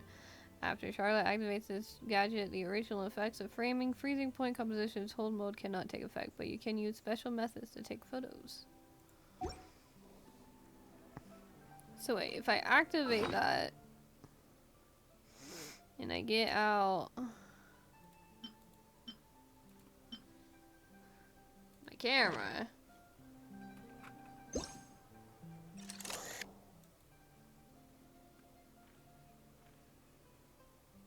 zoom.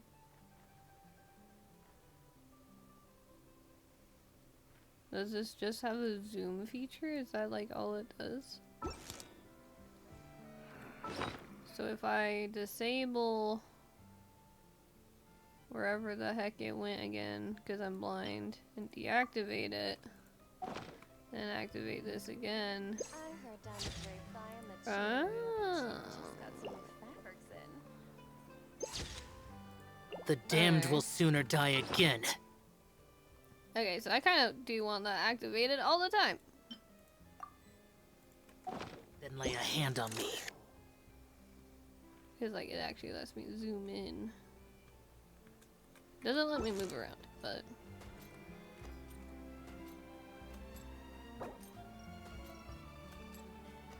You know. Well, actually, I want this. Is that the quest I need to be doing right now? Yes. Okay. Alright, back to business then.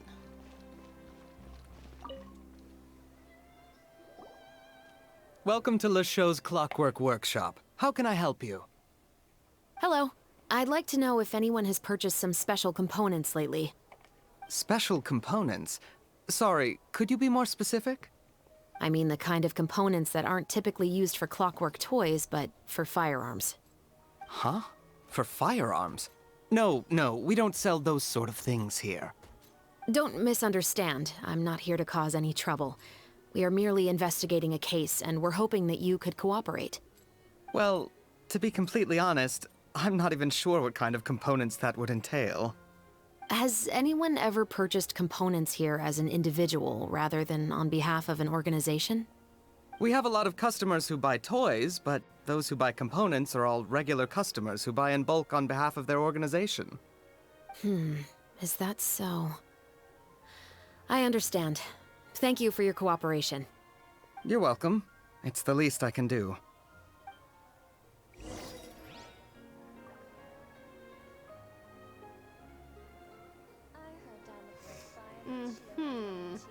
Yeah, let's just ask them directly, like, hey, has anyone bought things for firearms?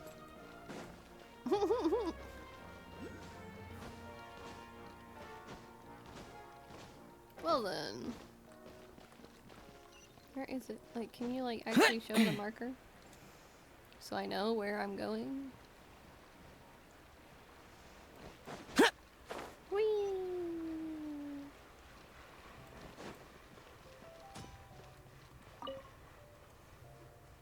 Oh, hey, Chevris. Run out of oil for your musket again? Hello, Estelle. I want to know if anyone has come to your shop recently to order some firearm components. Oh, is this another case? Let me think. I don't think so. Some people have requested that I make some prop guns for the Fontanalia Film Festival, but I refused all of those requests. Oh? Why's that? Because there's no profit! I only make things here that can do some real heavy lifting. I don't have the energy to make some new molds just for the festival.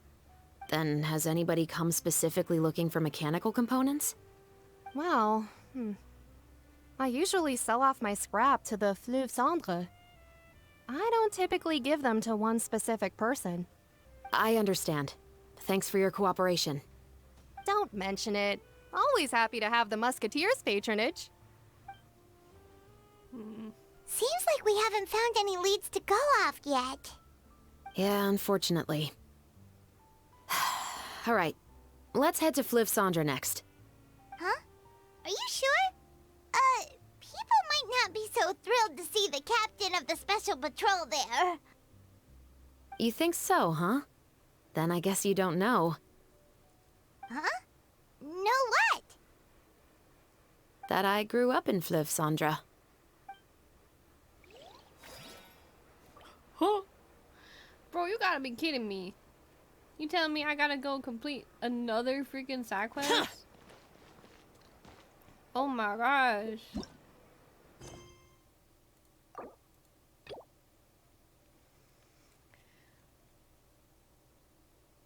No.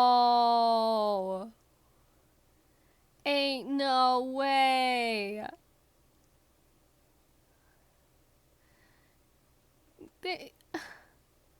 Huh?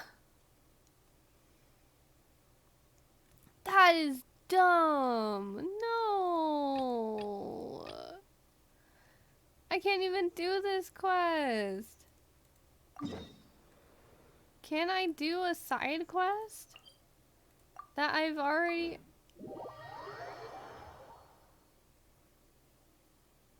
I already completed all the commission stuff. I better not have gotten freaking body blocked by a commission quest. You better let me be able to do this quest.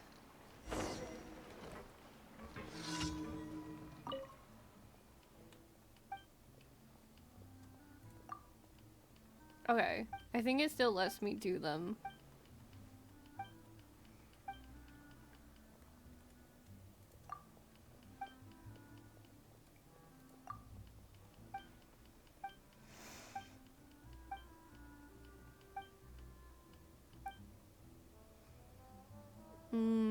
It's hide and seek. Does it just tell me exactly where they are? No. It does give me an area though, so I mean... Am I imagining things? Or is all this standing making me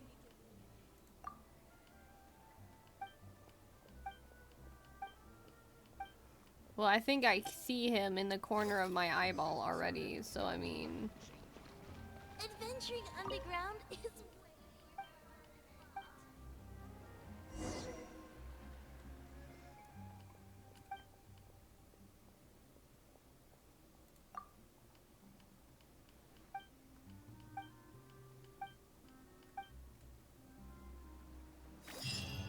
Okay, I'm glad you can complete commissions even if you have already technically gotten the rewards for them.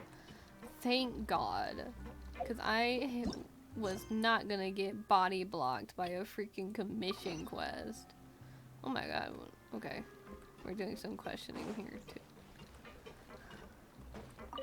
We're here doing a murder case and I helped some kids do Hello, hide and seek. I'd like to ask some questions. I don't know anything. Okay. Don't worry, I'm not here to arrest anybody. You say that now. It's the truth. Here, take this as my guarantee. Wait, did Paimon just see what she thinks she saw? Is the captain of the special patrol bribing a citizen? Besides, keep your lips still and no one will ever know. Besides, it's called buying info. Seems you're different from the other guards. What do you want to know? Have you heard anything related to muskets in Fleuve Cendre lately? Anything at all? Muskets, huh? All I know is that about 2 weeks ago, we started hearing some loud noises at night. So loud that it's been waking me up. Were they gunshots? Possibly. It's hard to tell around here. Someone's house collapsing, a pipe exploding somewhere, it's all the same. But the noises I'm talking about definitely happened after I fell asleep. Do you know where the noises were coming from? I don't remember clearly. Is it that you don't remember, or that you need to think about it some more? You tell me. Then please, think about it some more. She's giving her even more Mora! Yeah, I didn't see anything. The noises came from the end of the Southern Waterway. I came out and had a look for myself when I wasn't sleeping well, but I didn't dare get too close. That's all I know. All right, I'll take your word for it. Thanks for the pâte de fruits.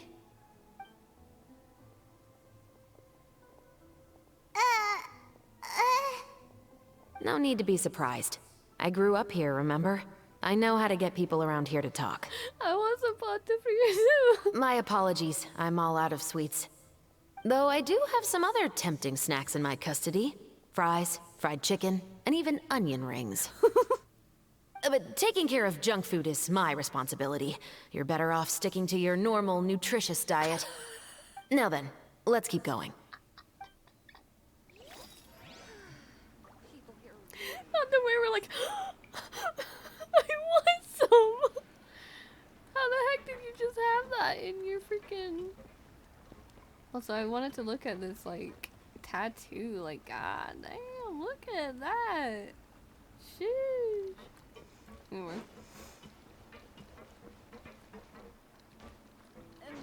Looks like we're gonna want to go down that way if we want to actually do stuff, but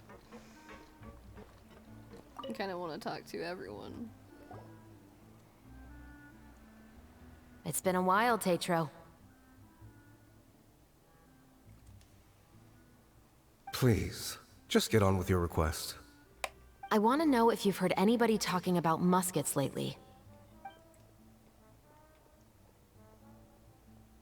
Information isn't free, you know. I've heard that bandits have been extremely active in the countryside recently, and they've been affecting the delivery of goods to Poisson. I can allocate some more manpower to help out with that problem. What do you say? You're still as helpful as ever. One of our men got drunk at dinner about a month ago and lost his gun. 3 days later, it turned up in the corner here. What's weird about that? He just forgot where he put it, right? This is Fleuve Cendre, my friend. Anything of value left in the tavern won't ever make it to the next day. But that gun turned out to be an exception. It didn't get any new wear and tear on it, and didn't even appear to have been fired. We were quite mystified as to what could have happened. I suspect it came back because the weapon was already known to the guards. You mean, a criminal was afraid the Marechaussee Phantom would use the shot marks to track them down? Maybe. But if that's the case, the culprit really took great care to avoid getting caught. I didn't say anything about a criminal. In Fleuve Cendre, knowing who was killed is as easy as knowing what clothes you're wearing today. It's the guy living in the east side, isn't it? I've never liked him. Every time he's here, he just orders a drink and sits there with a nasty look in his eyes. So, who was the one who lost the gun in the first place? Don't bother. Even if you asked, he wouldn't admit to owning a gun to some strangers. Not to mention the captain of the Special Security and Surveillance Patrol. He's right. I know you grew up here, Shavras. Even though you're on good terms with the Spina, you've still been gone too long. Not many people know you here now, and a lot of people don't like the Special Patrol. I know. So take my advice and don't show your face too much around here. It's for your own safety. I'll come and go as I please, and I'm afraid I'll be appearing more often due to my work. All right. Don't say I didn't warn you. I'm sorry, Arsu, I don't think my sound alerts actually work. That is still something that is a work in progress. 'Cause I don't think I've actually gotten to updating them. Am I imagining things? Or is all this... Probably we still staying up for a good another hour or two.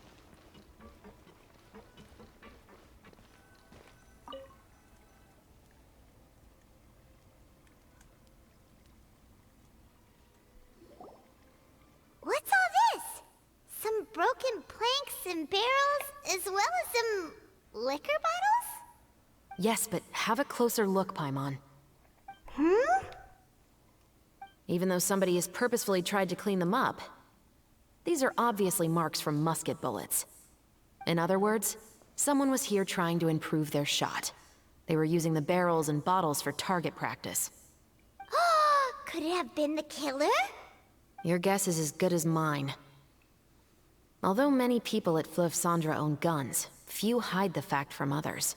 And even fewer would go to such lengths to hide markings from practice shots. Anyway, let's go. There might be more to this. I don't think it's the killer.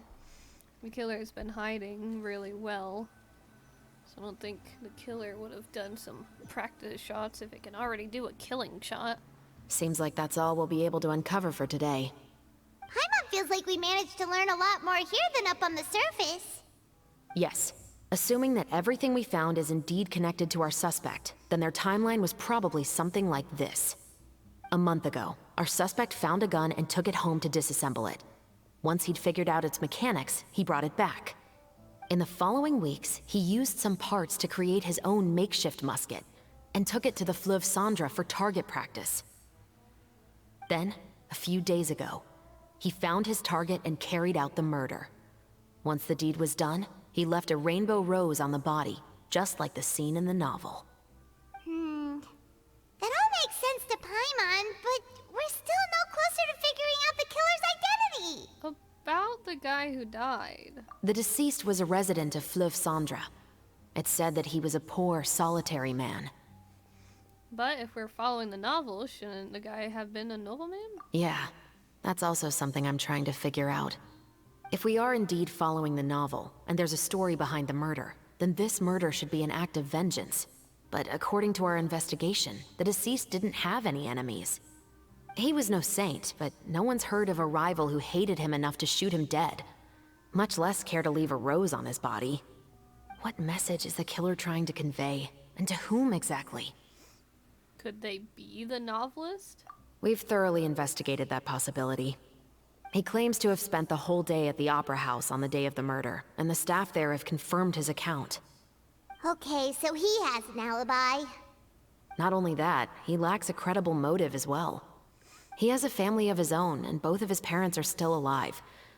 I've looked into his records. He was adopted at the age of 6, and all the proper procedures were followed. There are also records of him at an orphanage before then. In the story, the mother of the 2 musketeers was murdered after the children turned 10. Of course, he could have changed the children's ages, but I don't want to assume anything without evidence. More importantly, I've also had a chat with him in person. He didn't seem like the kind of person who would pull the trigger to kill a man. Then, what should we do now? We have all this new information, but it doesn't help us move forward. Investigations take time. I didn't expect us to catch the culprit in just a single day. How about this? Let's spend the next few days filming with the crew. We can continue the investigation once we're done with the film. I'm sure that given time, new leads will present themselves. Wait, but weren't you saying Intel is like small, remote islands in the middle of the sea just a moment ago? Wouldn't you just miss them if you were to stop looking?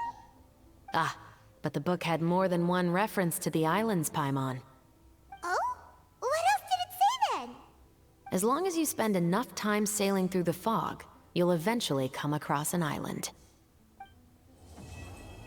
Act 2 complete. Only 3 more acts to go.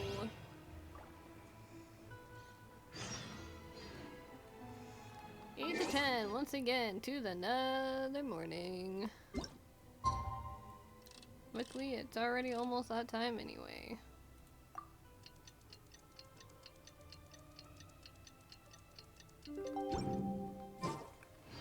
It's filming time again! Our schedule is jam-packed for the next couple of days, too. We've got so many different locations and sets to cover. Anyway, let's head out and meet up with the others. I knew it. It was the turtle all along. The turtle is the murderer. I should have known. The turtle did it.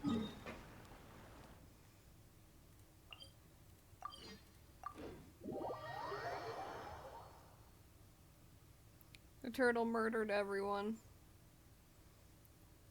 With a musket. It was a turtle! In the place. With a musket. About to play Clue real quick. That would be such a cool thing if they made a Genshin Impact Clue themed one with like Farina and all them. That'd be so cool.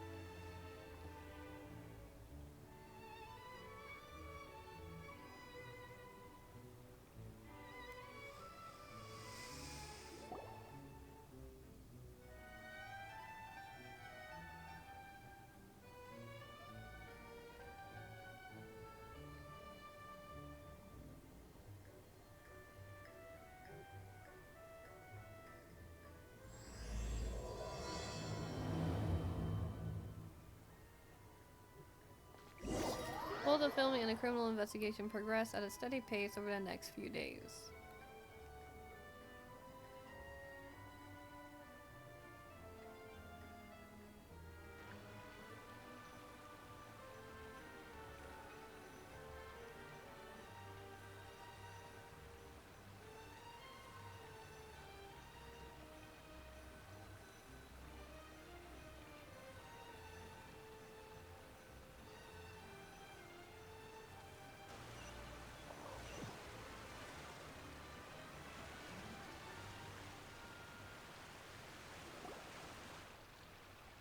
work, everyone. We're looking to wrap with our two main ladies today. I can already smell our success. What do you mean, looking to wrap? It means completing the filming of all of their scenes. Oh, aren't you the expert now?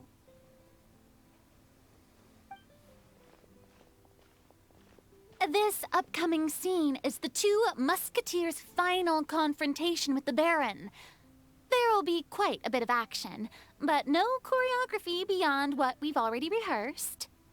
Anyway, get ready. Lights, camera, action! The view is beautiful tonight. It reminds me of that fateful night 10 years ago. And now that I've said it, I can even make out the faint fragrance of herbal tea in the air. Enough, villain! It's time that you pay for the death of our mother! My dear Iris, have you forgotten your manners? How can you speak like this to your own father? I'd sooner swallow all of my teeth than call you father. What did I expect? Seems the daughters have turned out to be just as obstinate as their foolish mother. In this world, Mora and status is everything. She thought she could blackmail me using her children and force me to grant her recognition and concessions? Ah, how naive can a woman be? Mother never asked a single thing of you. All she wished was for us to live a peaceful life, just like the others. It was you who personally brewed the poison of prejudice and sent Mother to her death. Compared to that deadly poison, the 2 bullets that will soon pierce through your heart will be like sweet mercy. And that's exactly why I said you're just as naive as her. Did you really think 2 muskets would be enough to defeat me? So let's see. What is stronger?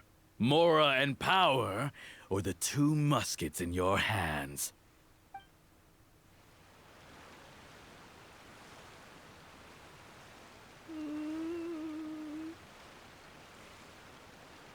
It's like I'm actually watching a movie. It's so cool. Oh shoot! Get them! Oh, I'm lagging. Oh, I'm lagging. Tulip! There are too many of them! Oh, I'm lagging. I'm lagging really bad. Stop right there! It'll be okay. We'll cover each other, Iris. And Mother will be watching over us too. I don't know what I'm doing. I'm lagging so bad. Oh, I think Genshin's crashing. Oh god. Oh, hey, look, it's Xiao. My frames died. You've lost. To think I'd lose to my own 2 kids. We are no children of yours, and we'll never call that place our home. Then tell me, what did you do all this for? You lost your mother, and will soon kill your father as well. What will you gain in the end, other than sentences for your crimes? We will gain our long-awaited justice.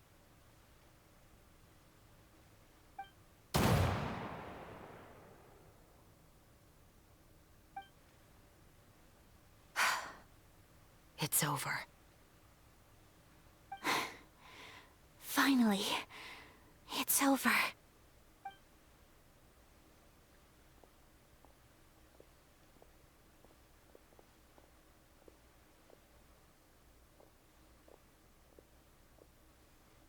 So, where will you go now, Tulip? I'm not too sure, Iris. Maybe somewhere with lots of flowers? After all, Mother always did love going where the blossoms were. What about you? I want to go visit Mother's grave. Yeah, that's not a bad idea. Huh? Tulip, look! What is it? It's Mother's favorite. The rainbow rose. Look, It's blooming again.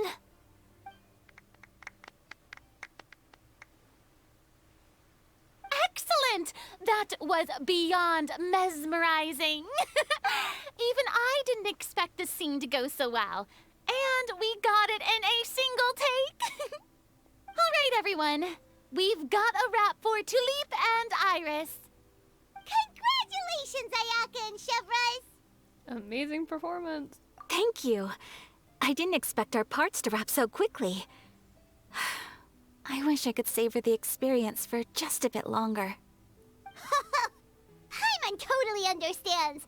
Paimon's not ready to say goodbye to the clapperboard either. Filming has really been a lot of fun. You were great too, Chevrolet.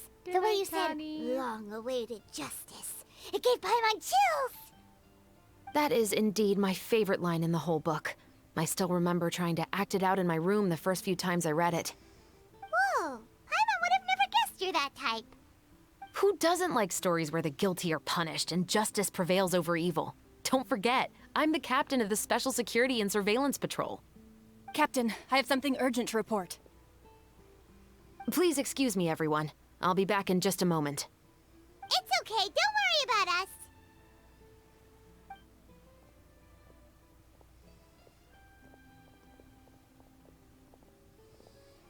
Oh? Was she whisked away by work already? I was just about to tell her how great she did. It seemed like some urgent official business. Then perhaps we should thank the stars that we were able to wrap both of your parts so quickly today.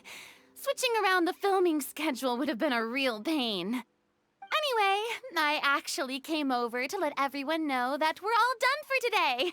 You can go home and get some rest. And one last thing, Miss Ayaka. Your acting skills today were immaculate as always.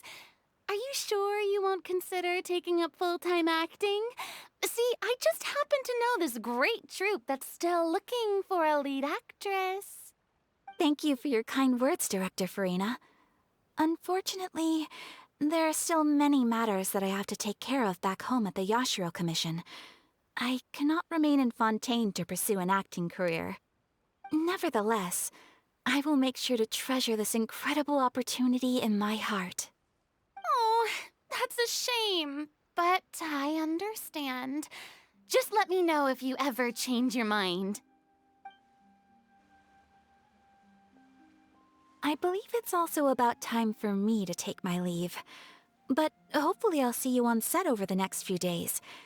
Even though my part's wrapped, I'd still like to swing by and help out the crew. See you tomorrow, Traveler and Paimon. Yep, see you tomorrow! Well, what should we do next? Maybe we'll go investigate the case some more with Chevrolet today. Traveler, Paimon, please come with me. Huh? Where are we going? You could say that our ship has finally chanced upon one of those small, remote islands of intel. Let's go!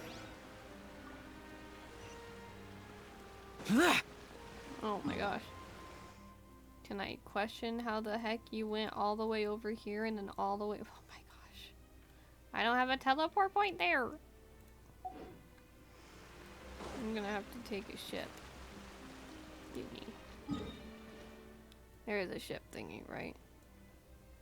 Right. Technically yes, technically no.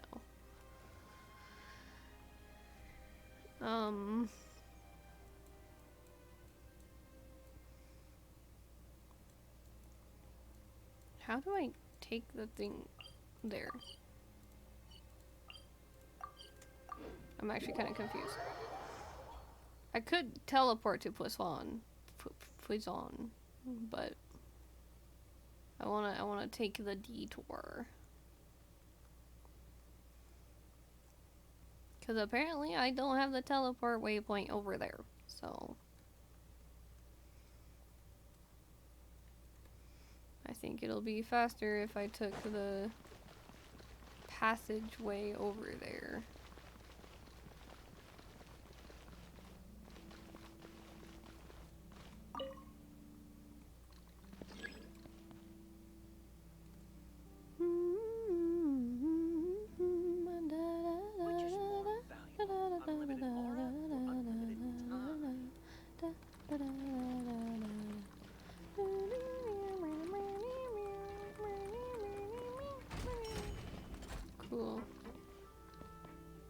Third floor.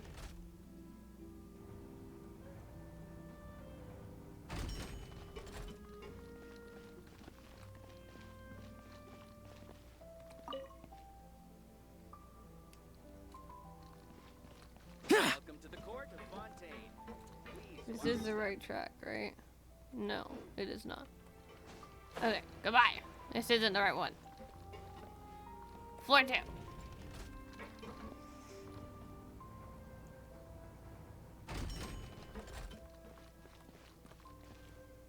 Is this one the right one? Does this one actually have one? Yes. Is this one the right one? Yes. Okay.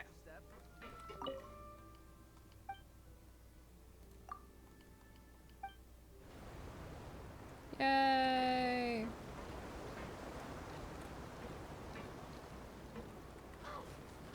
The ferry has set sail! Tour guide Abel, at your service! I'll start by telling you a bit about our destination, Maritime Harbor. If you've been to the port before, you'll definitely have seen the huge lift. Birds. I've heard it's no small feat to make one of that scale. Not only that, but it's also designed to work using multiple energy sources.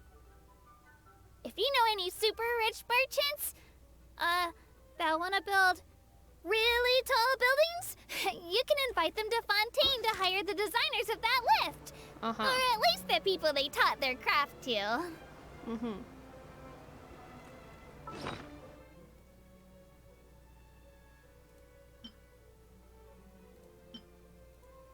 Oh, oh.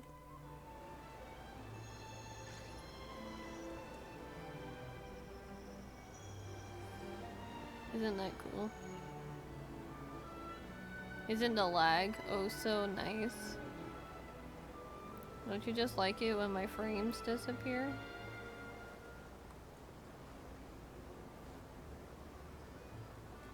Oh, there goes my frames again.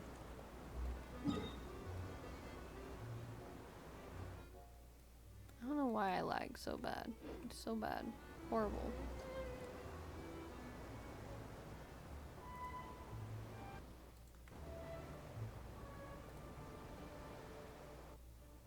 Ugh. It's because it's trying to load in parts of the world. And it is not going well. If you'll please look to the west, you'll see a vast mountain in the distance. That's what Elinas turned into after lying down. If some huge creature like Elinas comes to Fontaine again, but isn't as reasonable as Elinas, and causes trouble, then we'll probably subdue it with half the force of Maison Gardiennage. After all, there are a lot of forces protecting Fontaine right now. If you encounter something really dangerous out there in the wild, you can always come to Fontaine for protection.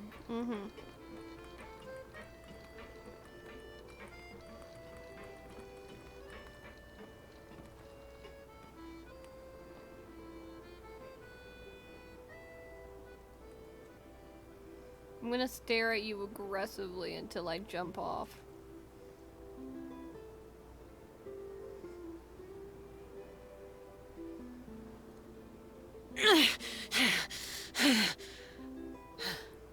Those Sorry. memories. So dark. Yeah, the memories are really bad. They affect me very deeply. Alright, this is my stop. Goodbye. Useless. Have fun! It's kind of funny that the aqua bus still goes. Ow.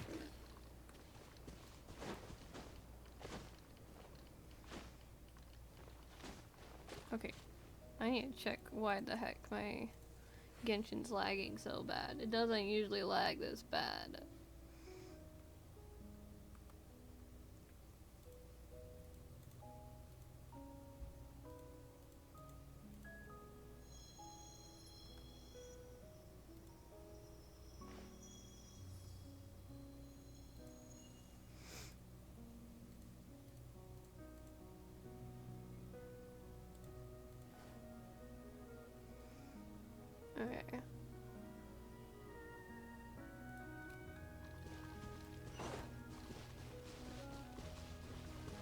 Go ahead and get this waypoint. And let's continue on.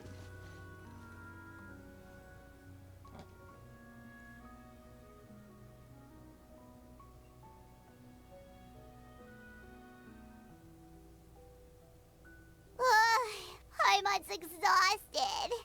Paimon definitely didn't expect having to float this far after a full day of filming.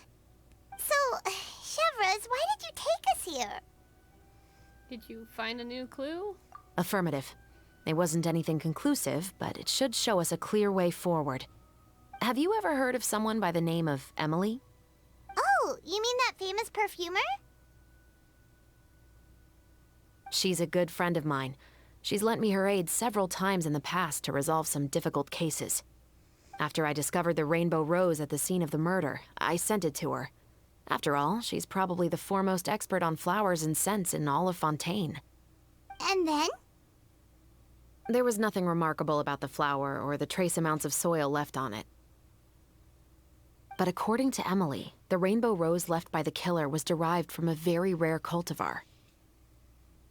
Huh. Paimon didn't know that there were different varieties of rainbow rose. Paimon just thought they grew everywhere in the wild. Flowers that are deliberately cultivated will always show some different features from those that bloom in the wild. We already knew that the rose left at the scene belonged to a special cultivar, but with Emily's expertise, we were able to pinpoint the place where it was first picked from. Oh, Paimon gets it now. So whoever first planted that rainbow rose was probably the killer. Precisely. And after we checked what we learned against some sales records from the past, we discovered that there's only one person in all of Fontaine who could grow and sell this specific cultivar. Really? And who is it? It's the novelist. But didn't you say he had an alibi? To be clear, I haven't changed my mind about him. I still don't think he was the one who pulled the trigger. However, that doesn't mean the true culprit never visited him at his home or never purchased a rainbow rose from his garden. Whatever the case, we will have to confirm a number of things with him. So you mean the next place we need to go is... Yes, we're going to pay him a visit at his home. Ooh. We gotta go talk with the novelist. Ooh. And then we got to get information about the killings. Ooh. I'm going to get distracted because we're in the wild. Ooh, bird. Where is it? Where is it? Oh, it's so on the inside of this area, isn't it? Oh well. I'll get it sometime later when I'm actually exploring Fontaine.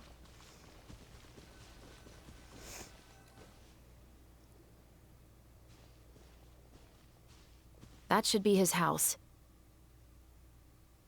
There are so many Gardamex stationed around the place. That's pretty unusual, right? According to what he told me last time we spoke, he hired them so he won't be harassed or disturbed. Huh.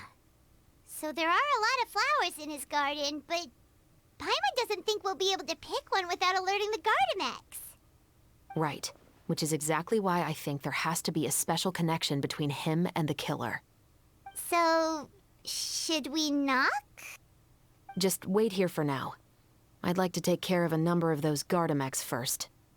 But they're so far away. How are you planning to do that? It's a sharpshooter. Don't forget, Paimon.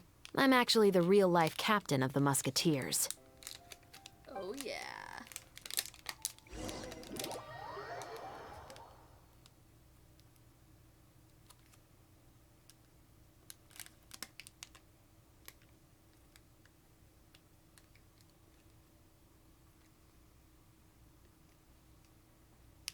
Man, my Genshin is struggling.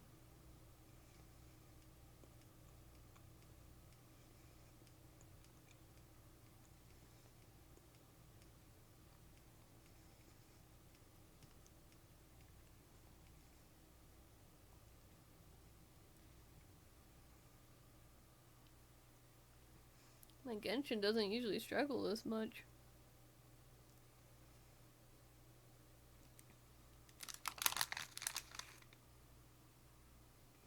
Actually, I should say it's never struggled this much ever before.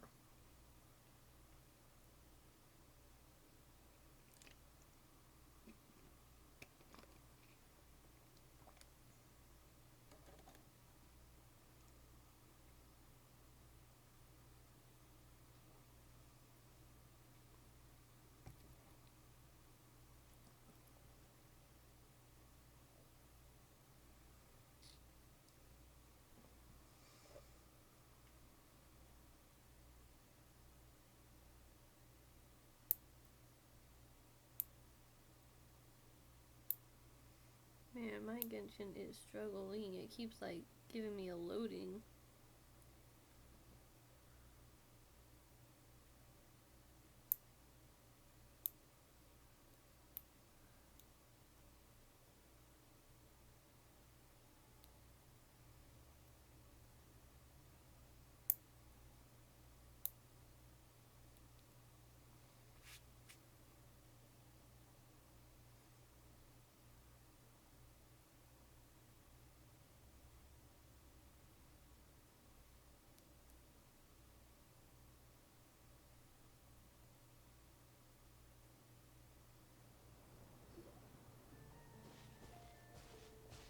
That should be his house. Oh, it just went back. There are so many Gardamex stationed around the place. That's pretty unusual, right? According to what he told me last time we spoke, he hired them so he won't be harassed or disturbed. Huh. So there are a lot of flowers in his garden, but Paimon doesn't think we'll be able to pick one without alerting the Gardamex. Right. Which is exactly why I think there has to be a special connection between him and the killer. So, should we knock? Just wait here for now. I'd like to take care of a number of those Gardamex first. But they're so far away. How are you planning to do that? Don't forget, Paimon. I'm actually the real-life captain of the Musketeers. Now I gotta hope it actually loads this time.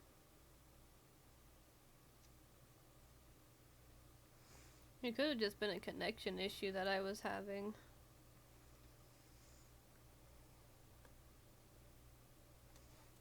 Oh yeah, let's go.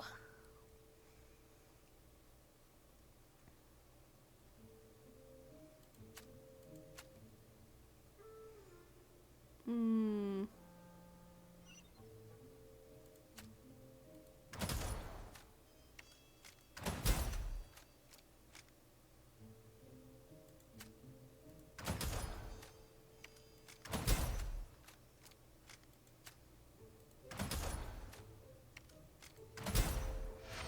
Hiya.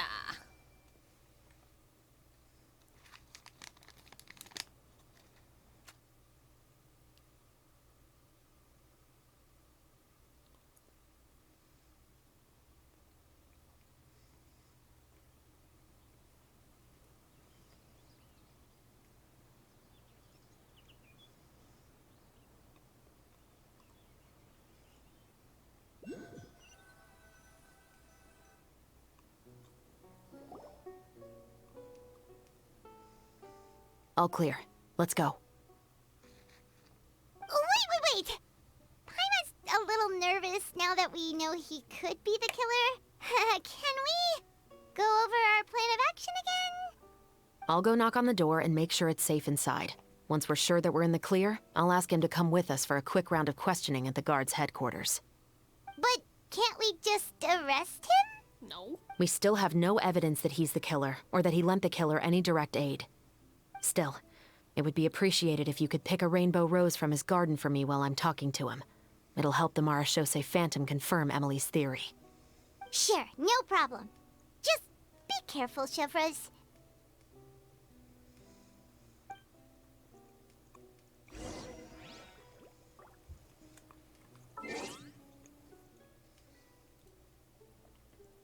I'm gonna see what my graphics are. Yeah, they're at the lowest. So it's not because my graphics are too high. They're literally the lowest it can be.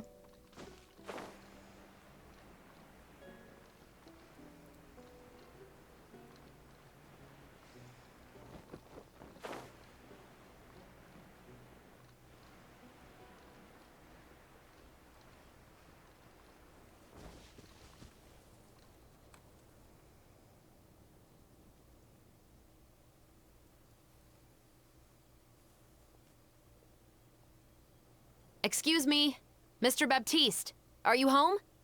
Who could it be at this hour? Oh, it's you, Officer Shavras. Would you mind accompanying me to the guard's headquarters, Mr. Baptiste? We would like to ask you some questions about a case. Oh, is it still regarding the murder case from before? I cannot confirm or deny that at this time. So it is then. Listen, I need you to come with me, Mr. Baptiste. Miss Shavras, I'll save you the trouble. Oh, and you two over there? There's no need for you to pick my flowers either. It's not time for them to bloom yet. Oh! Okay.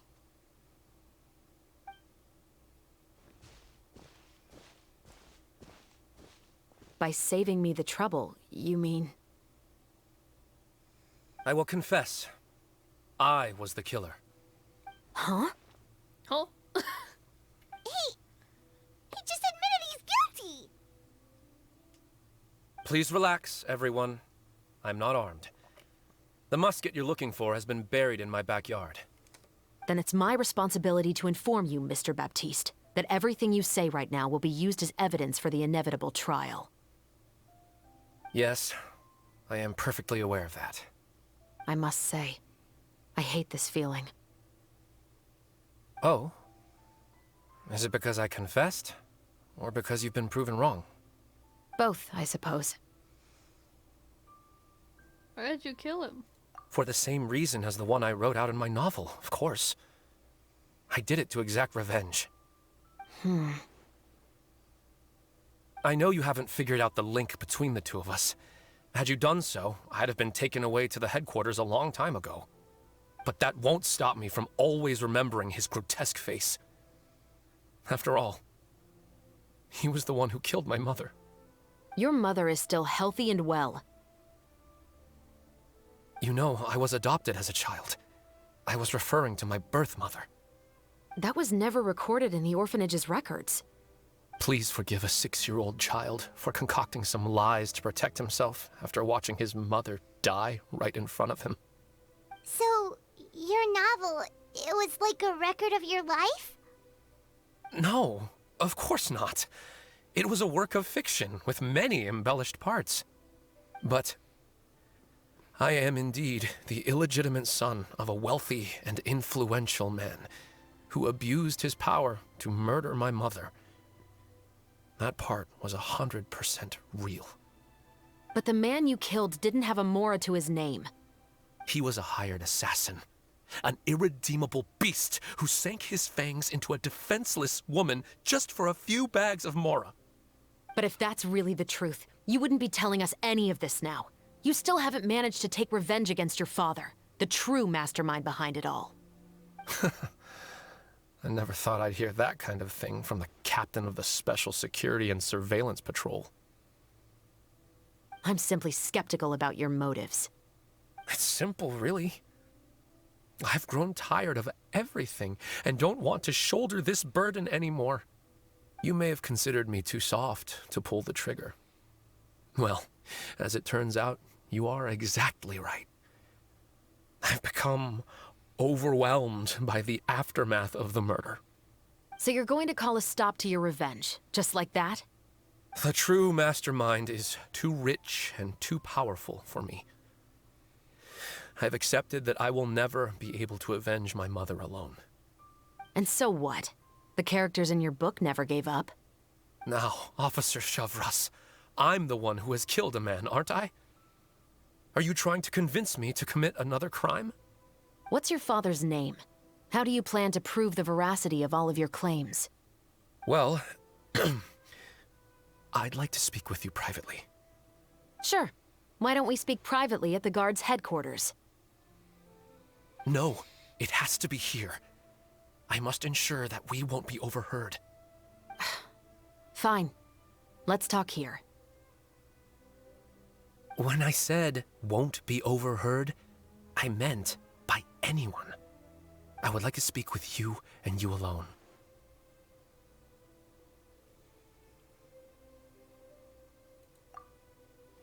Thanks.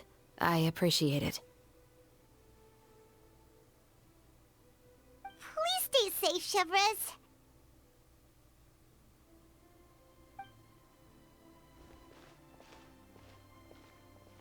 All right, let's hear it.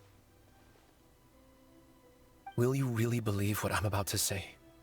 Well, that depends on what you're going to tell me. Fair enough. Fair enough. Then listen closely.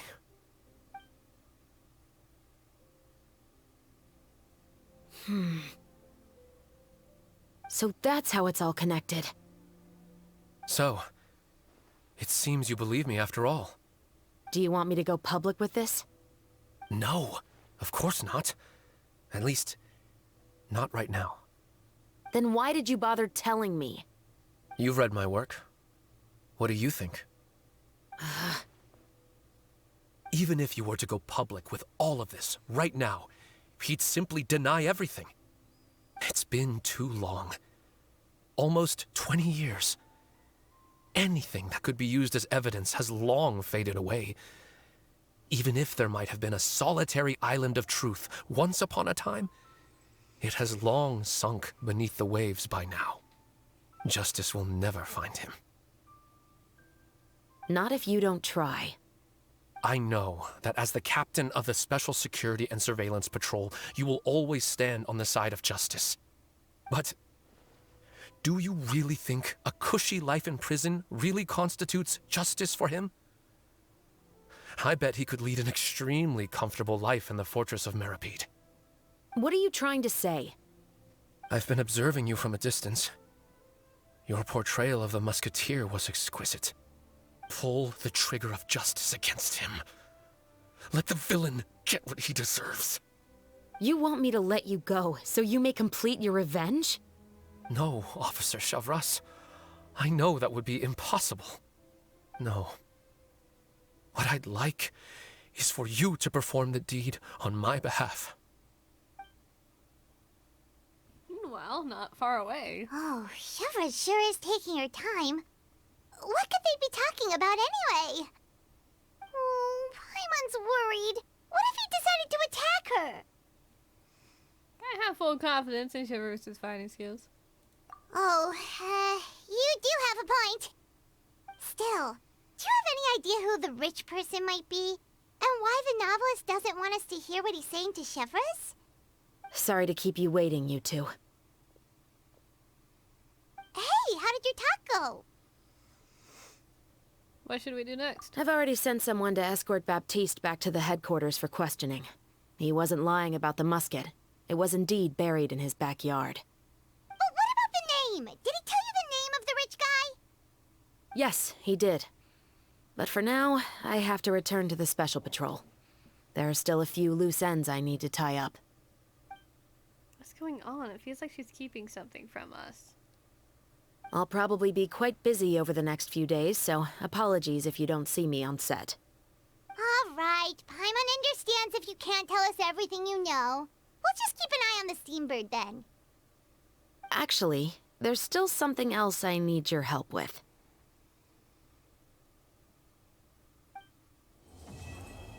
Ooh. We're gonna murder somebody. I'm kidding, no we're not.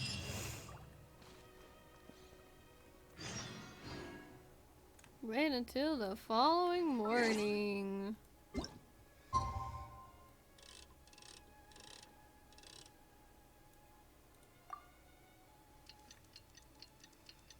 Yay!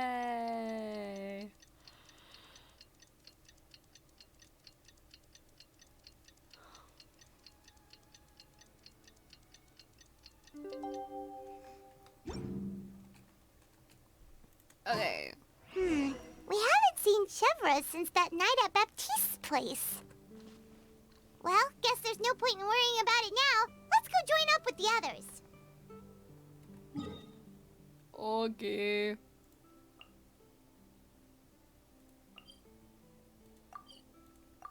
Teleport.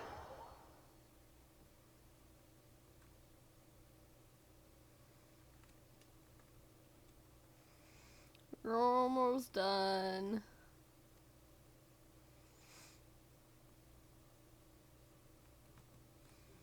We got, what, 2 more acts to go?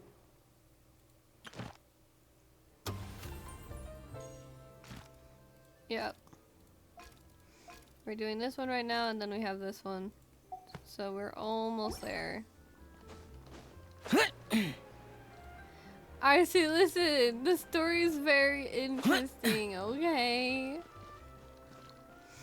And it's probably gonna be another 2 more hours, too. I need to complete 2 more acts, and then I'm done. Maybe. I'm not insane. I'm just devoted. I am determined.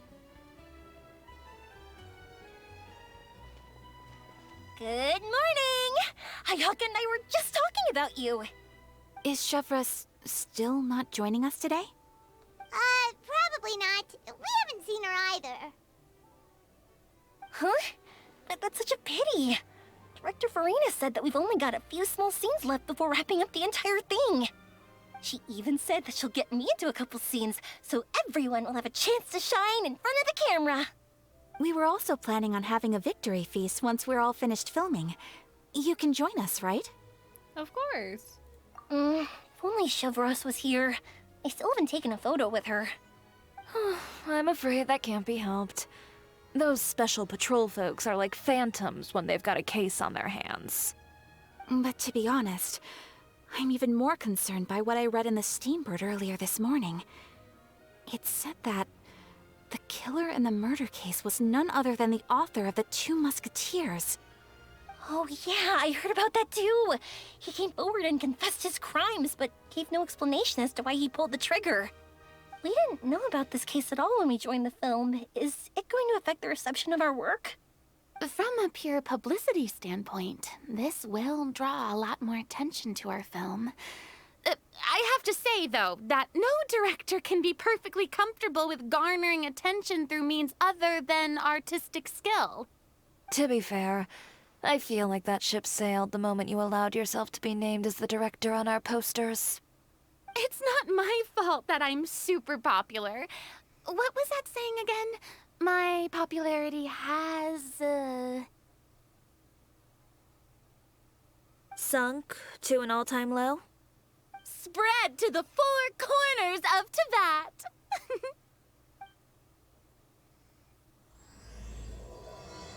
Act 4.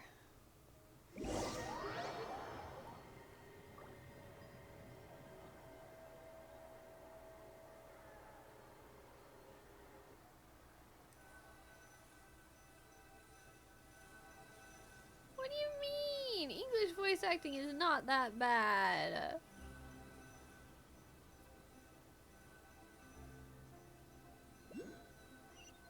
I prefer it a lot better, thank you very much.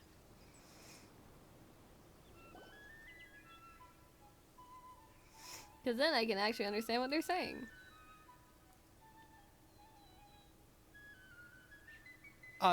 Excuse me, everyone. Xavier! Feels like it's been ages since we last saw you. I've been talking non-stop with the Film Association, and I'm absolutely swamped trying to coordinate the film's marketing. So forgive me for not being around more often, but please believe me when I say that I will make sure everyone's hard work gets the exposure it deserves. Oh, seems like you've been fighting your own battles. Yes, that's one way to put it. Oh, and before we begin the final round of filming, please allow me to finally introduce you to the original investor of our film, Mr. Morris. A pleasure to meet you all. Yes, glad to make your acquaintance, Mr. Morris. We've heard about the issues you've encountered with your financial situation, and genuinely hope that things have taken a turn for the better. Oh, well, the situation has indeed improved somewhat. Don't worry, Mr. Morris. Accidents and last-minute challenges happen all the time. There's no need to blame yourself over it.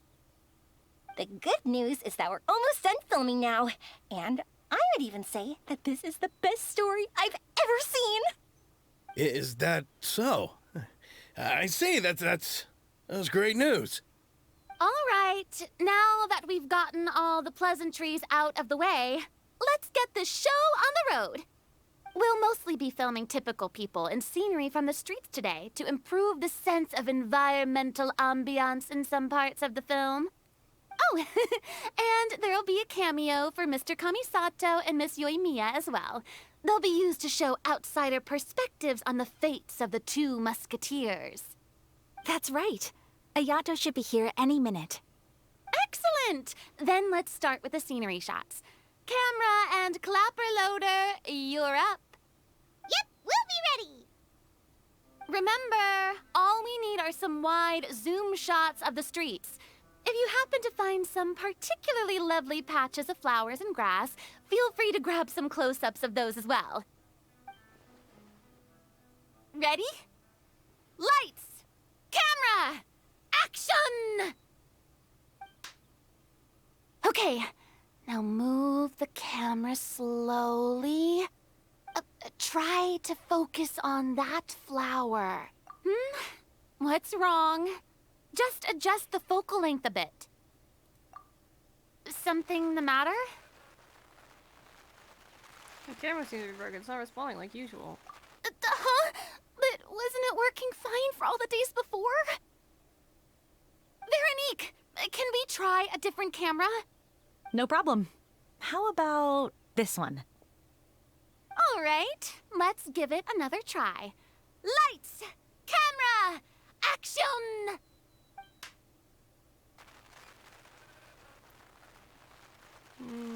Don't tell me. This one is broken too? Veronique, do we have any other spare ones we can use? I'm afraid we only brought these two today. What? Then go find a workshop to get them repaired right away. Oh, and you too, Bono. Go find our spare camera in the warehouse and bring it back to the set. On it.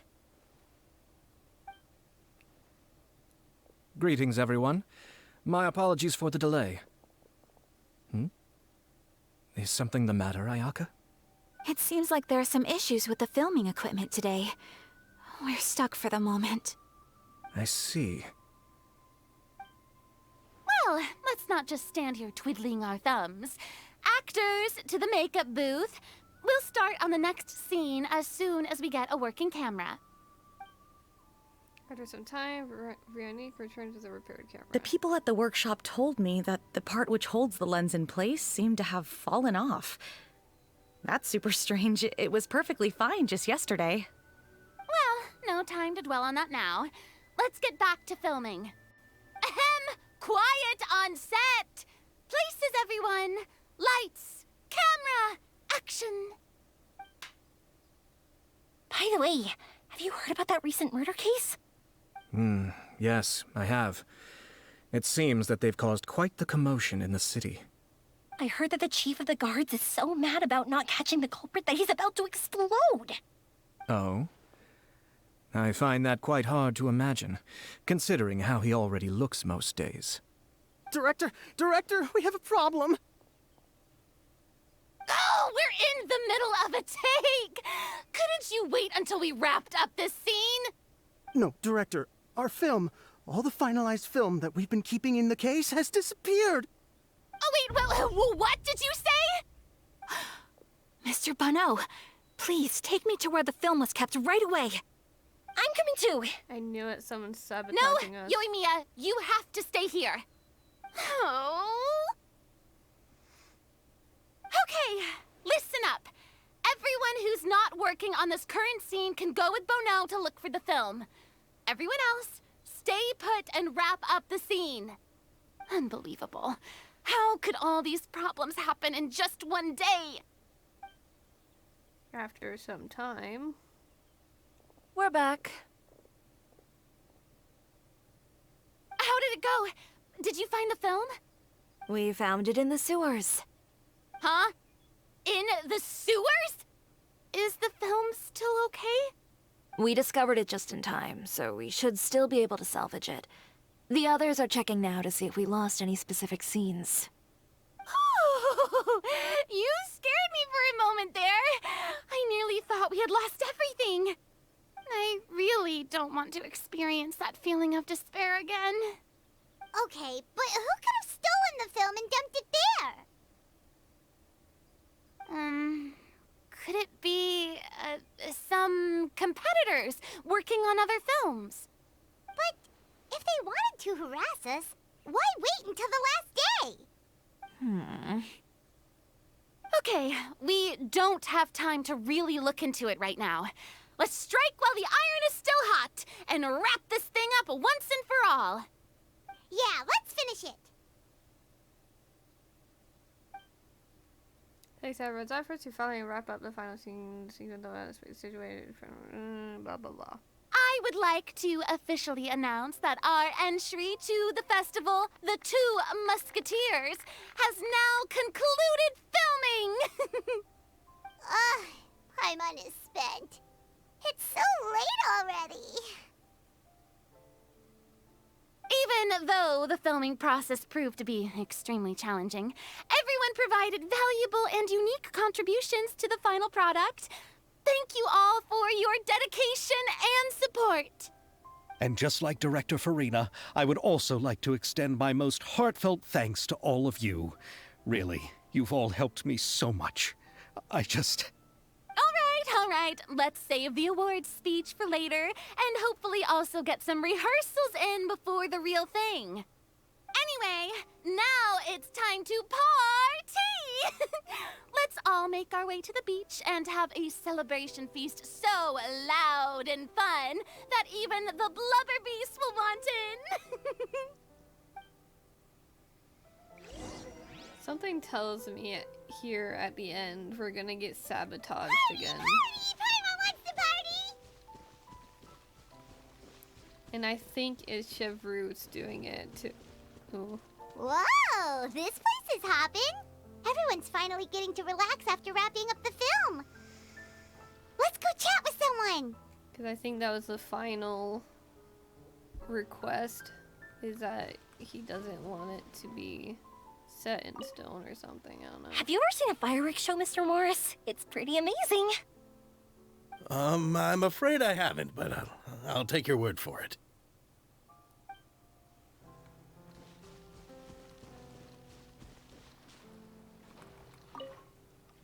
Oh, this is turning out to be quite the party.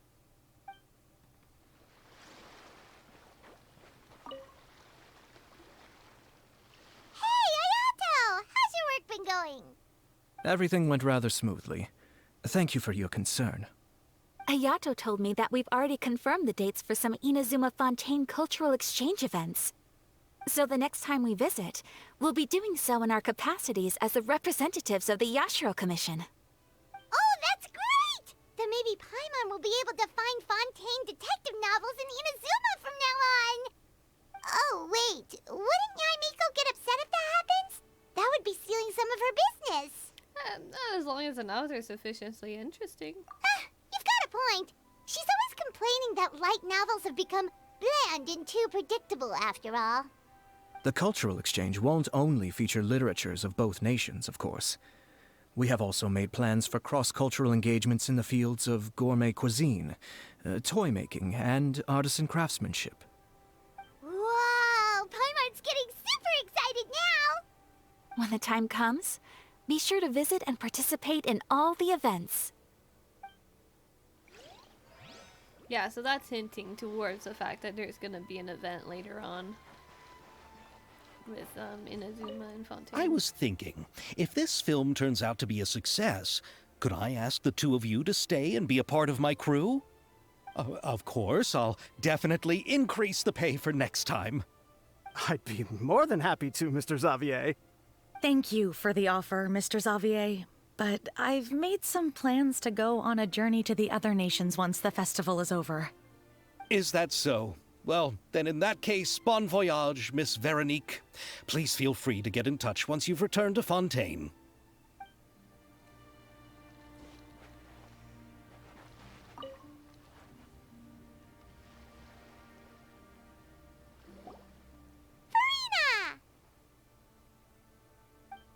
Oh, my darling clapper loader and camera operator. You've both worked really hard. Paimon thinks you worked even harder than us. Honestly, Paimon was getting a little tired of playing with the clapperboard by the end of it. Worst of all, Paimon started having dreams of you shouting, "Lights, camera, action!" into Paimon's ears. The actual dream can't even start until you've yelled that. Hey, if anything, shouldn't I be more grand and delightful in your dreams? We've been through so much together, and that's how your brain remembers me? That's not Paimon's fault.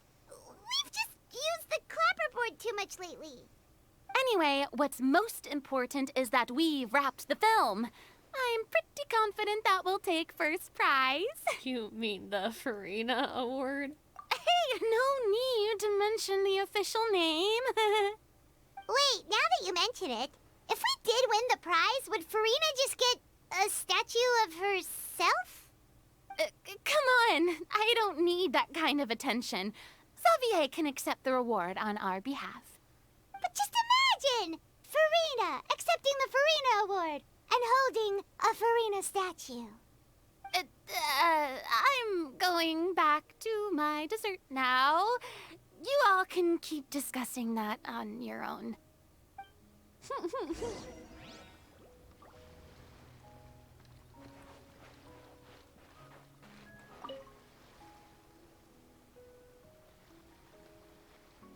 Chiori! Hey, you two. Are you not really into these kinds of big social occasions? Not particularly. But this is still better than Fontaine Fashion Week. But if this film becomes a big hit, people will definitely come flocking to your shop. Yes, that's highly likely. As long as the film can premiere as planned. Are you still worried about the case? That and all the obstacles we had to face today. You're right.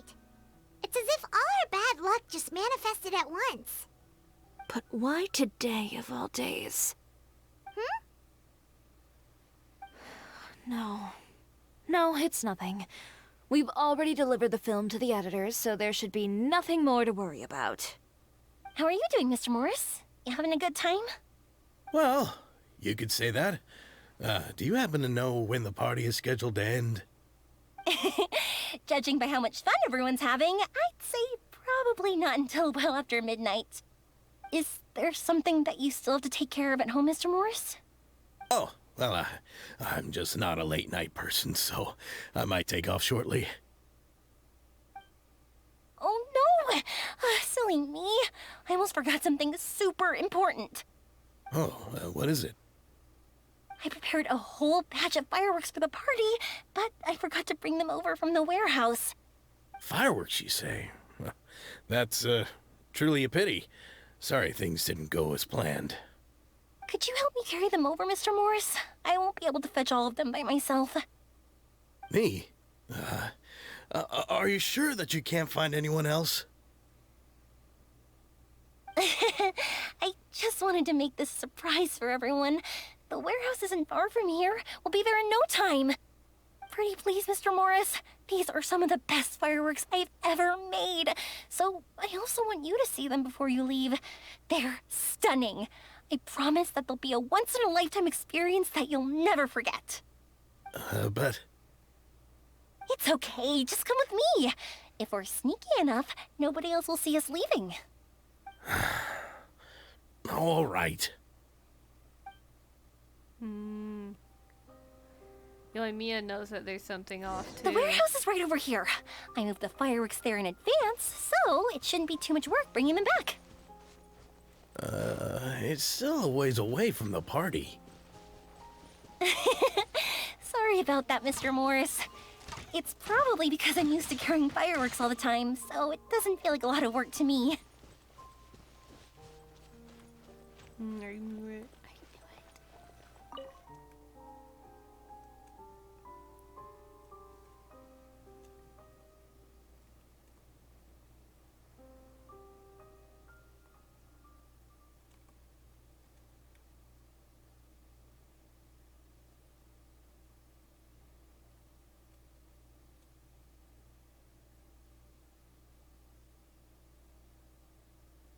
I'm so curious. I'm so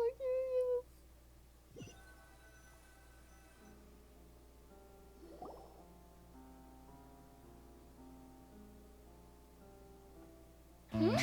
It's dark in here. Wait here, Mr. Morris. I think the light switch should be somewhere over here. Why did I have to get roped into this? What was that?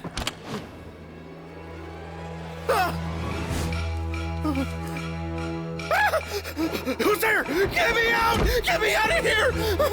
Did you really think you'd get away, Morris?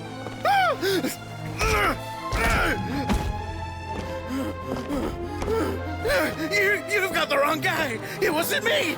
I'm not the killer! You know, Eliza died a far more heroic death than this. She fought your assassin to the end, to save the children she had hidden beneath the floorboards.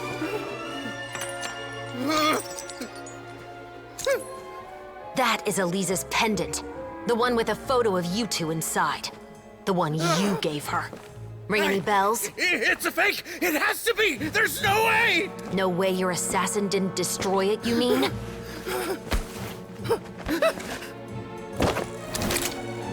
Did you ever love her, Morris? Or was killing her always the plan? No, please. Listen to me. I told Eliza to keep us a secret. I paid her plenty for her silence. I never thought she'd keep the child. Everything was gonna come out, and I had no choice. She'd force my hand. No! I'm begging you. I have money. Just name your price, please. You can keep your Mora, and you can go to hell.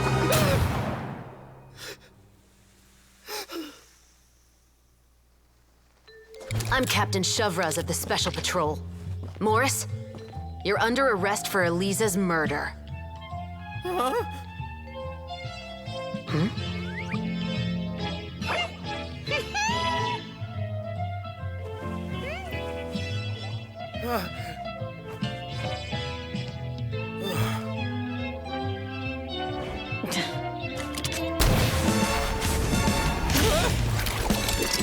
You're under arrest too, prop manager Veronique. Or perhaps I should call you the Second Musketeer.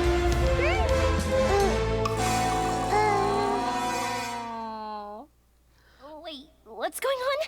This wasn't in the script. Drop the gun, Veronique. Why? Why would you keep me from exacting revenge on this heartless monster? Drop your weapon. This is my final warning.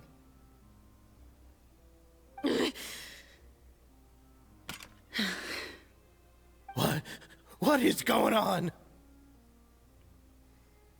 Do I have to spell it out for you, Morris?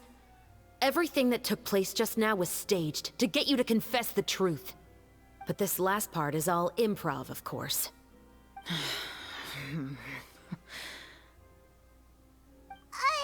Shivers, you told us you wanted us to help you stage a play. You never said anything about the Second Musketeer. It's because even I had no way to confirm my theory until now. Thank you for your performance, Yoimiya. Could I trouble you to go and bring in the other Special Patrol members? They should be on standby just outside. Oh, and please tell the other cast members not to worry about us. We'll be rejoining them shortly. On it.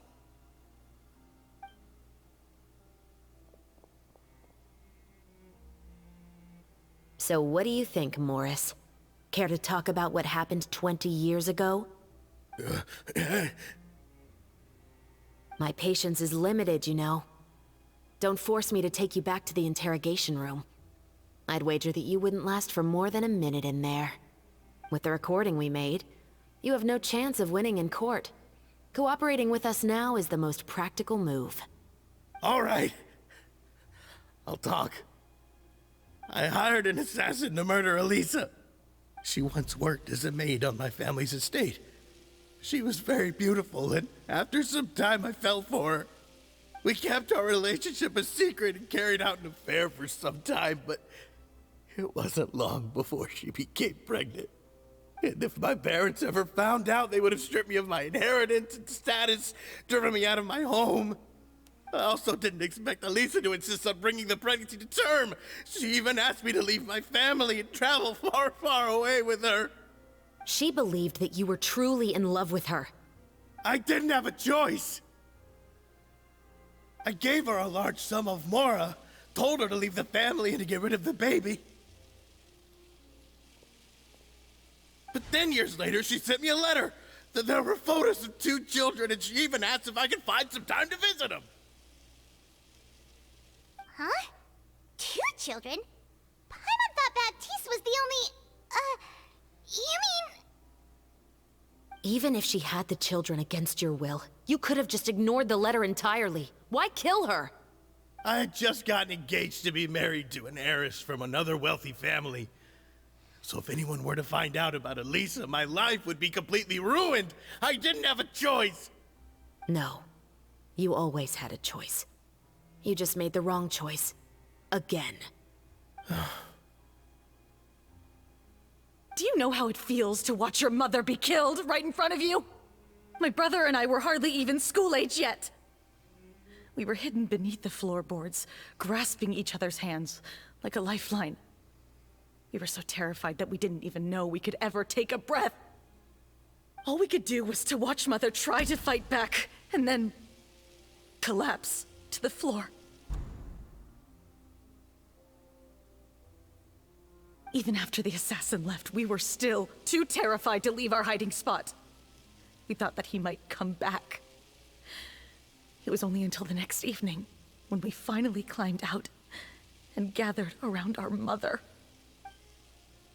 But she had already become cold and stiff to the touch. You made up your mind right then and there to bring this case to light. Not only that, we resolved to get our revenge. And that's why you became the Musketeers. No, that's why I became a Musketeer. The man from before was also killed by me. My brother had nothing to do with it. I figured as much. You did? I once told these two that he didn't look like a killer to me. His confession from that night also rubbed me the wrong way.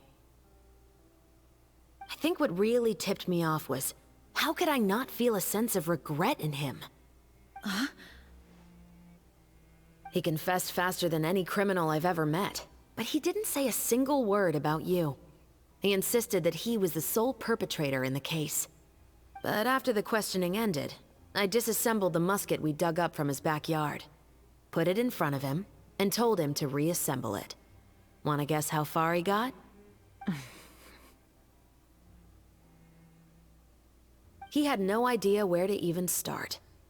He's never touched a gun in his life. Based on that, I determined that he was not acting alone. He only surrendered himself to draw our attention and create a moment of opportunity for his partner. So, I decided to play along. And as expected, the second musketeer followed us without hesitation once she saw Morris get separated from the rest of the cast. Besides, why else would he call the novel The Two Musketeers? But how did you know it was Veronique? I figured it out the moment Baptiste told me his father's name. That so-called financial crisis was all just a ruse. He just wanted to sign up as the investor and then leave the film without any source of funding. After all, he has a vested interest in minimizing the reach of this story. It's really just the same thing as what he did to Elisa all those years ago. Human scum. But then Xavier pulled out all the stops and got the film made against all odds. Morris couldn't have that. With the killer in custody, he figured it was safe to act. And so he came to visit the set today, just as I expected.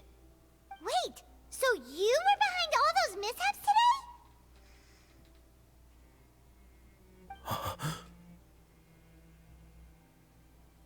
As for the identity of the second musketeer, I assumed they'd probably stay close to Morris and look for an opening.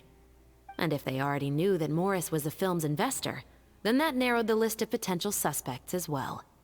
Furthermore, being the props manager would allow the culprit to avoid scrutiny by purchasing mechanical parts in the name of the crew.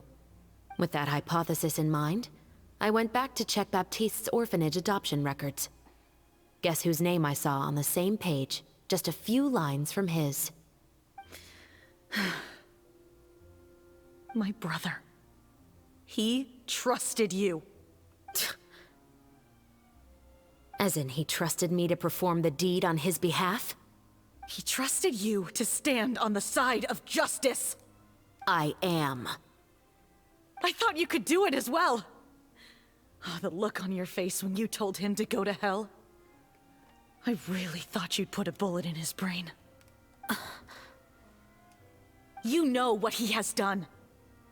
Are you telling me that you'd rather see him spend the rest of his life living like a king in the fortress of Meripede? I will never be able to forget the feeling of my mother's cold, lifeless hands. And you would call this ending fair? Is this what you call justice? I won't lie, Veronique.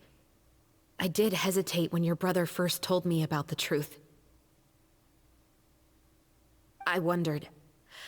I agonized over whether I should really put a bullet in his head. So why don't you? Because that should never be how justice is carried out in this world. Perhaps, to you, justice is simply reciprocated. An eye for an eye, and a life for a life. But everyone has their own understanding of justice. If everyone were to pursue their own definition of it, there would be no more order in this world. Today, you'll kill Morris, and tomorrow, his children may come for you.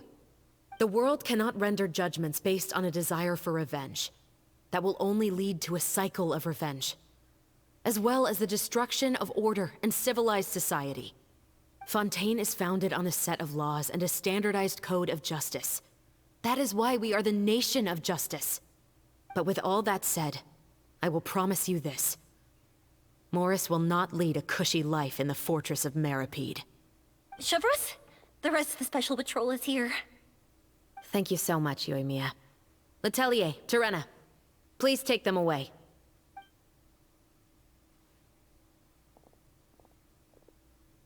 I still can't agree with your reasoning. I know. Justice has not been delivered. At least, not today.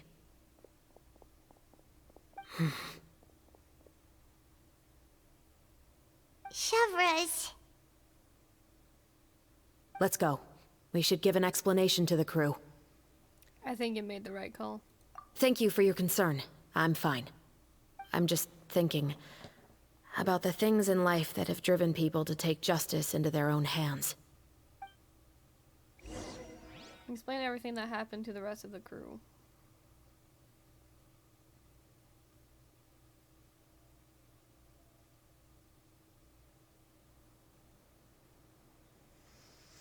It's also like, if you put a bullet into his head, you're no better than what he did.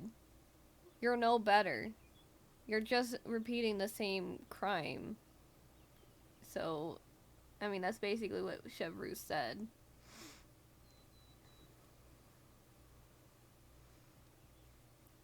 You're just doing the same thing as him, so what makes it any different?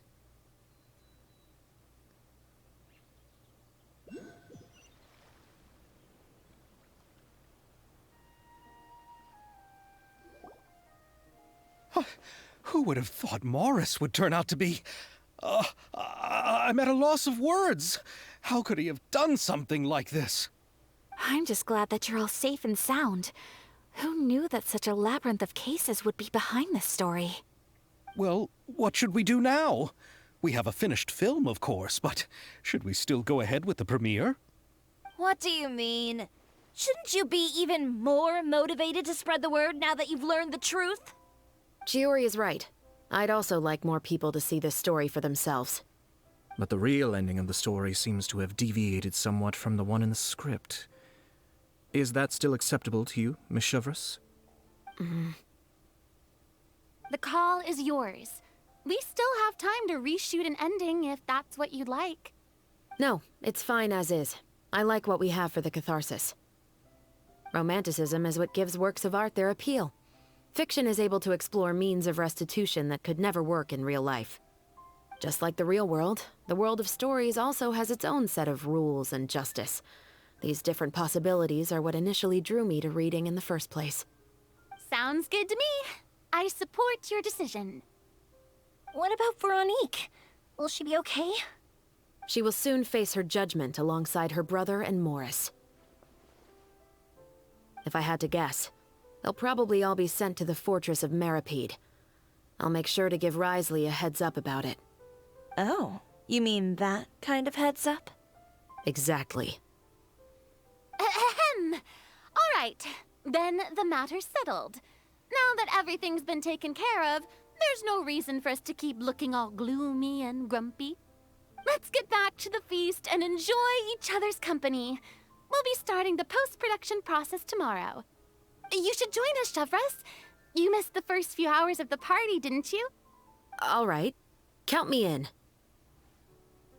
Then I'll wait for you over there. There's still some good news that I'd like to share with Shavras. Traveler, Paimon, could you wait for me by the sea after the party ends? I'd like to go on a brief walk with the two of you. Absolutely. Thank you very much.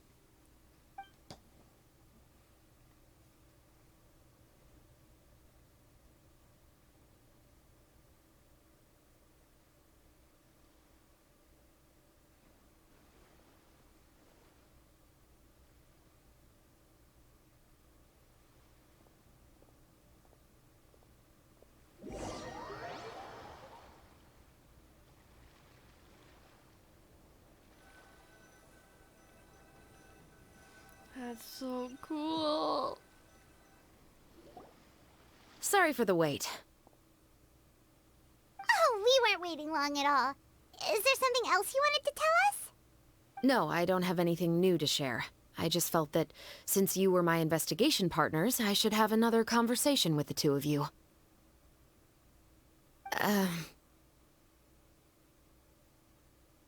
Traveler, how would you have responded to Baptiste's request if you were in my shoes? I would have done the same as you. Is that so? Well, thanks for sharing. When I was young, my father often took me here to swim.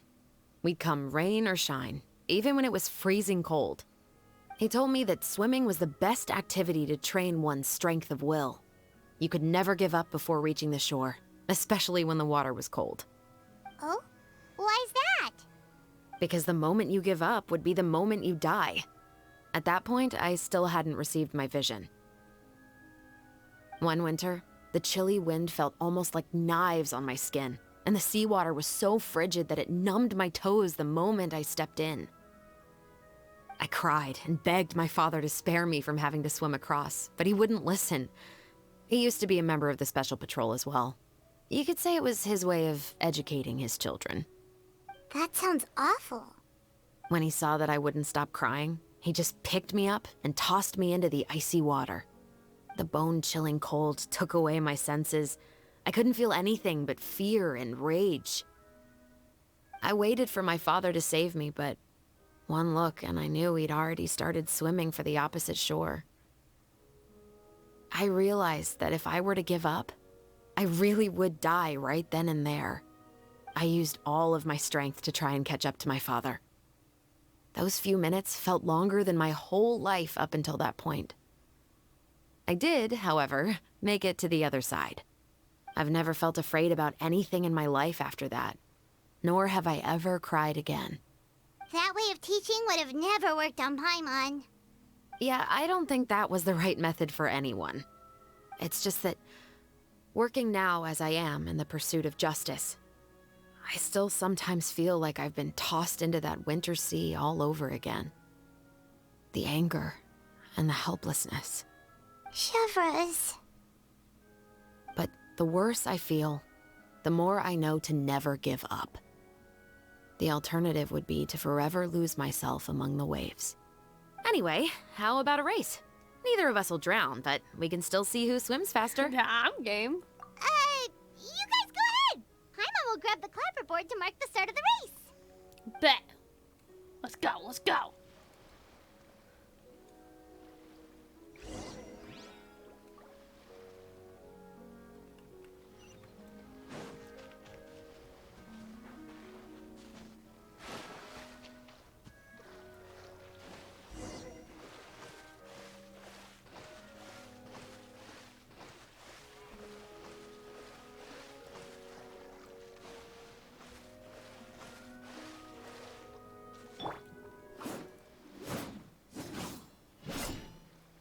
never knew that Chevreuse was actually Drop your weapons!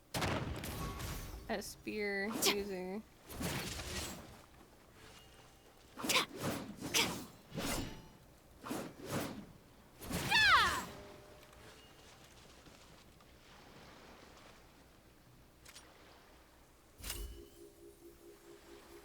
Ooh, that is kind of cool.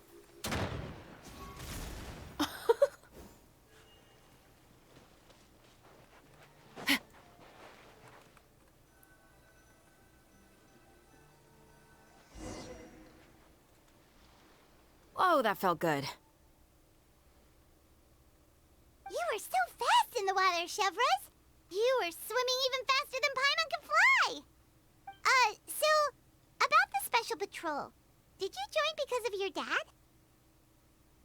Partly, but I'd say I was more inspired by the heroes I read about in stories growing up.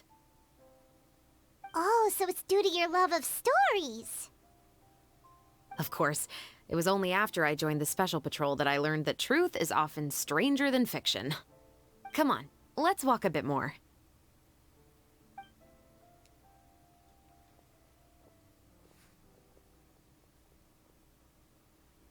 To be honest, I do sometimes question whether the decisions I make are the right ones. But I know that no matter what, I must keep swimming. Because the only thing I've got my eyes on is the shore in the distance.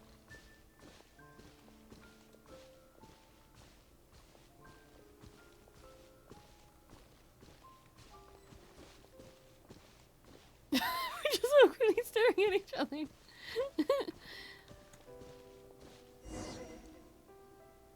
Thank you for coming on this walk with me. I feel a lot better after getting all that off my chest. Anytime. Huh. We're nearly back at Baptiste's house. Huh. You're right.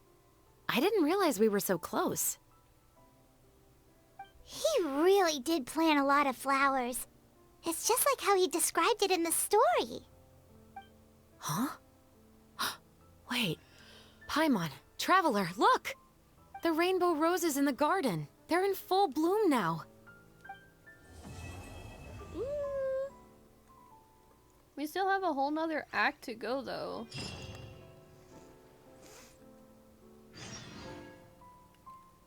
It's probably to see the final, like, actual movie. Even though it's a bit late, I must thank you for investigating this case with me. Not on behalf of the Special Patrol this time. It's a personal expression of gratitude from yours truly. About your family. Oh, you want to hear more about my father? To be honest, I didn't spend that much time with him. He was always busy with the Special Patrol, so he would often return home really late at night. Some nights, he didn't come home at all. Once, he didn't come home for a long time, maybe a whole week or so. When I went out to buy food, I learned that he had become a criminal, and by extension, that made me a criminal's daughter. But we can talk about that another day. About the case. I actually have a lot of sympathy for Veronique and Baptiste. I can understand the hatred they feel for their father. But that doesn't mean I'll allow them to walk the path of evil, even if it might lead to another sense of justice. About the film. Films are different from the real world. They're a form of art and represent the wishes in people's hearts. I adore the Two Musketeers, and I'm very happy to have had the opportunity to act the role as one. I can't wait to catch the film when it premieres in the Opera House. I'm looking forward to seeing the audience's reaction to the climactic ending. Please take care. Thank you for looking out for me. I'll see you at the award ceremony. I'd be very surprised if we don't win. I feel like a lot of people that play this game don't actually talk to the person after the quest line. And I did realize I accidentally did do that once.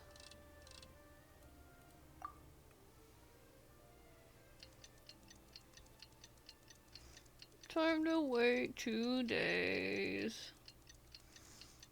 This is the last part that we need to do, and then we can finally call the stream okay.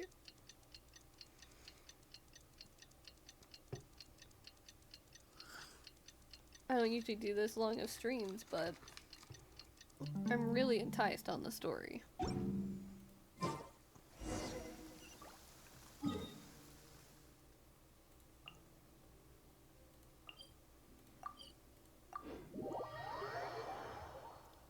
mean, I mostly want to finish it now because it only has 3 more days left as well.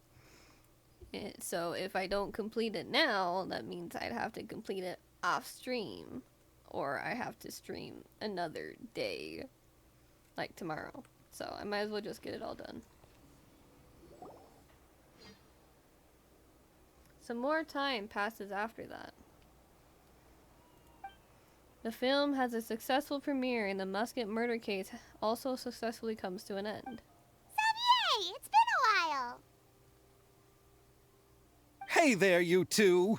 Sorry I've been scarce. I've been buried in marketing and preparing the film for release ever since we wrapped post-production. The award ceremony is today, right? Paimon wonders if we'll win the Farina Award. I'd give it a 90% chance. Farina! Oh, Paimon didn't know you were already here. You're earlier than everyone else. I'm sure the others will also be here in no time. Xavier, if we end up getting called on stage, shouldn't you come up with a name for our crew? What? But we don't even know if we're going to win. I wouldn't want to jinx our chances by celebrating early. Just open your eyes! Surely you've seen the audience's reactions to our film. We've had nothing but critical acclaim. You've also had conversations with the Opera House's operating staff, right? Didn't they want to increase the number of showings? With the mora you've made from the box office, you can now open your very own film company. But that's all credit to my amazing crew. You've all helped to make this a reality, so I can't be the only one asked to come up with a name. Well, give it some thought. I'm sure the crew will respect your choice. All right, but before that, Traveler and Paimon, could I trouble you to quickly pay a visit to the Fortress of Meripede? What? Huh? But shouldn't we stay for the award ceremony? I wanted to ask you two to invite Shavraz to join us at the ceremony. She's one of the lead roles, after all. I haven't been able to find her recently, so I haven't had the chance to invite her personally. According to the papers, the culprits of the Musket murder case will be personally escorted today by the captain of the Special Patrol to the Fortress of Meripede. Oh, Paimon gets it now. It'll be a piece of cake for us. Yep, just wait here, Xavier. And maybe try to come up with a few snappy-sounding names. All right, then I'll leave you to it. Yeah, don't worry. We'll be in and out just like that because we're so good. Will we really win an award? Trust me. When have I ever been wrong about something like this? I don't know, but we can start now. I'm kidding. Not really.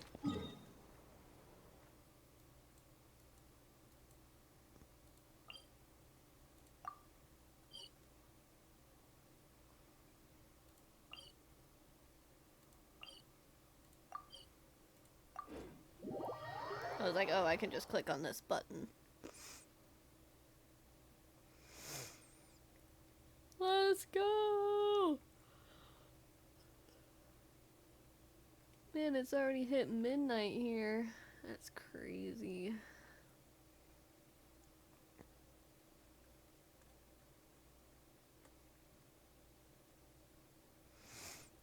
Let's go, let's go, let's go, let's go. We're probably even gonna see Risley too. Let's go, let's go, let's go.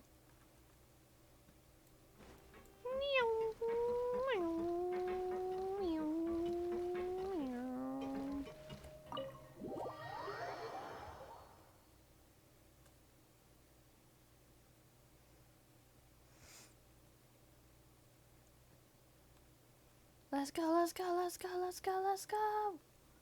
Ow, my leg.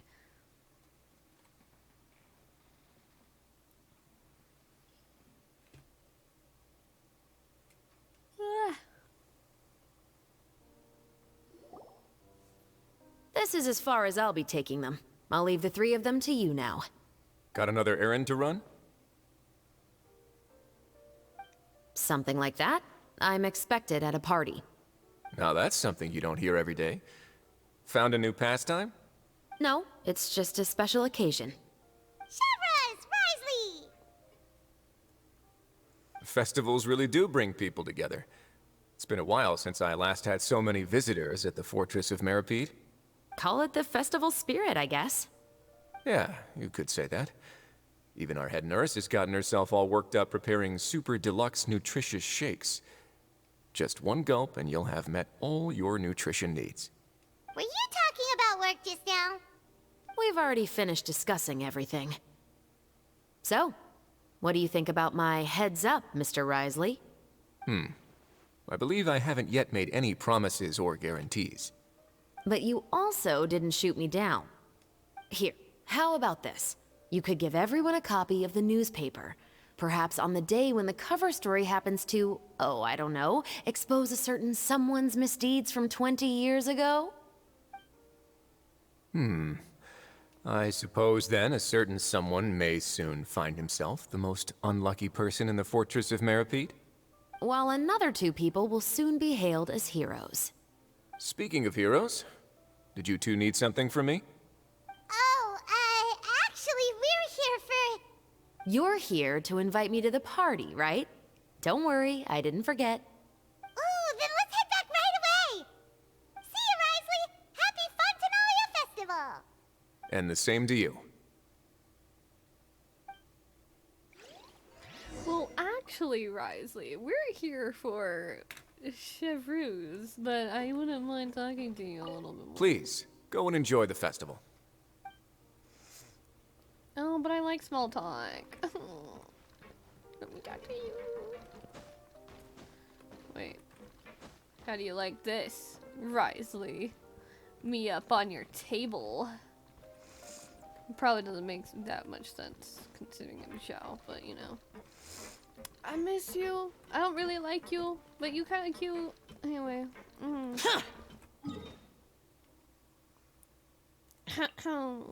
Time to go party.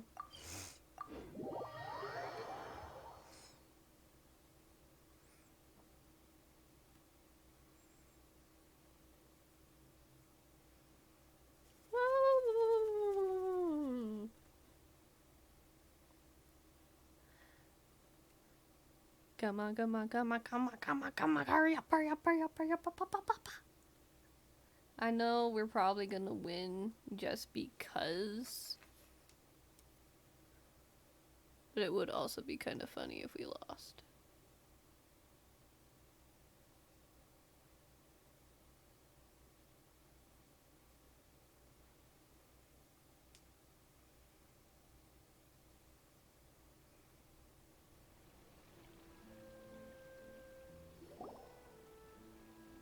And the winner of the Farina Award for the first Fontanalia Film Festival is... The Two Musketeers! Woo!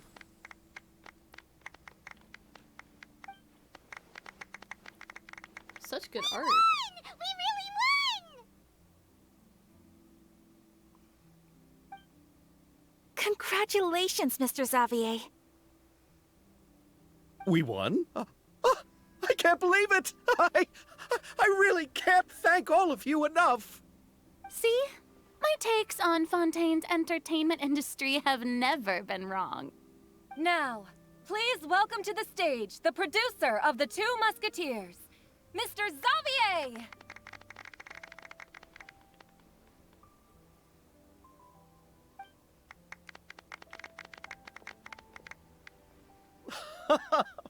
Thank you! Thank you all so much for your recognition and support. While I'm up here, I would love to give special thanks to... Time really flies, huh? It certainly feels that way.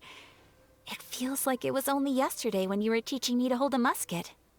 Will you come back to Fontaine again? Of course! I'm very fond of this city. There are so many novel and interesting things that it's been hard to keep track of them all. But how about you? Would you be interested in visiting Inazuma? I can't say the thought has crossed my mind before, but I'd be willing to consider it now. I will be eagerly awaiting your visit. It would be wonderful if you could visit my home and enjoy a taste of our tea and desserts. Yeah, let's keep in touch. Did you accomplish all you came here for? Yes.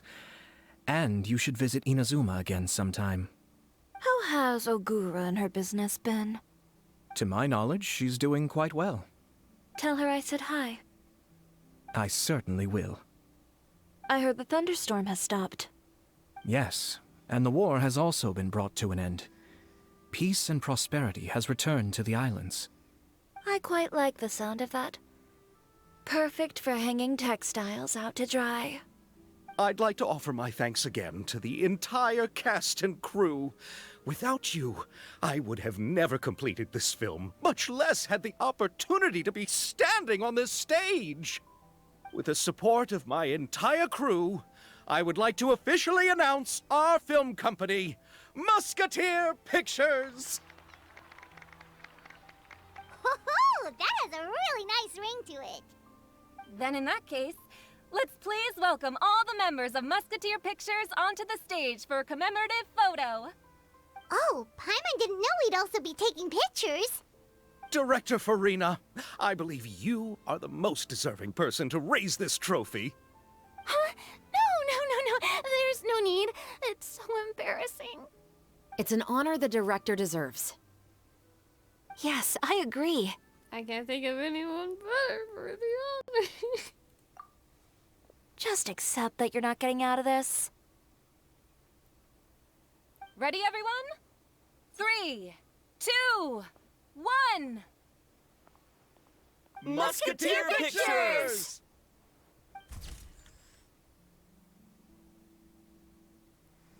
Oh, that's so cute.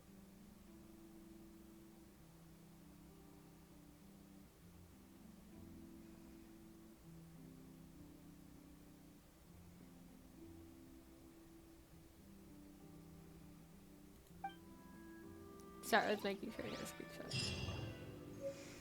Yay! Oh my god! That was so cute! Ah! And with that, I think we finally have the event completed. Yep.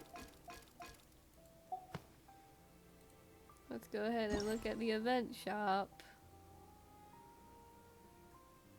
Make sure we got everything in this. Yoink. Yoink. Yoink. Boing. Boing. Bop. Bop. Bop. Bop. Bop. Bop. Bop. And bop. Ta-da! Reduced to just standing around. How absurd. Miss Yoimiya, we haven't had the chance to talk, but please accept my thanks for everything you've done over the past few days. Oh, but I feel like I didn't do anything out of the ordinary. I'm very grateful for your assistance during that special performance in the warehouse. It was always going to be somewhat risky, to engage and draw away Morris all on your own. You're only a civilian and have never been trained to act in such a dangerous situation. Don't say it like that. As the director's assistant, it was my duty to help out the crew however I could. It was an honor to help you solve the case. I have to admit, though, my heart was thumping super hard the entire time I was laying on the ground. I was scared that everyone would notice. You did great. Oh, and before I forget, if you ever visit Inazuma, please come and pay a visit to Naganohara Fireworks.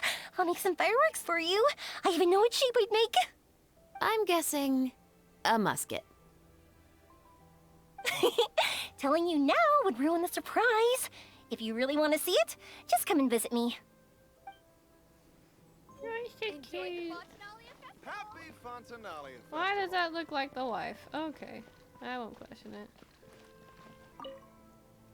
Lady Farina, please allow me to take just one more photo of you. I would also love to get your autograph, just as a memento of our time together on the crew. Hey, I've had enough of the camera flashes from when we were all up on stage. But, Lady Farina, you are the best director I've ever met! The most photogenic maiden in all of Fontaine! This kind of lively and celebratory setting is exactly where you shine. I believe all photographers would agree. Come, the brightest star of our land! Show us your light! The camera is waiting to sing praises of your beauty! Well, I'm flattered, but... All right.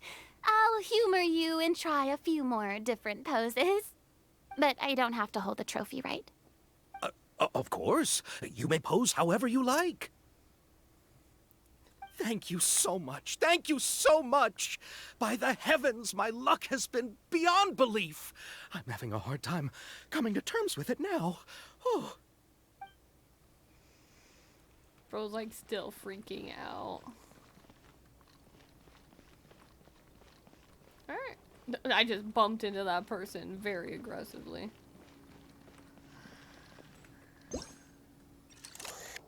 Look at that art, bro. Look at that. Look how cool that looks. My god damn.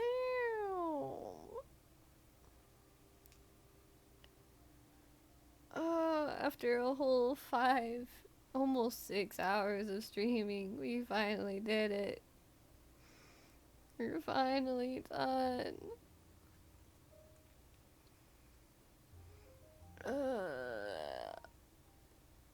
Then there's always still more event stuff that needs to be done, which I'll probably end up doing off stream tomorrow. Or on stream. I don't know. I'll figure it out. It's very debatable. I'm still deciding if it's like actually worth, you know,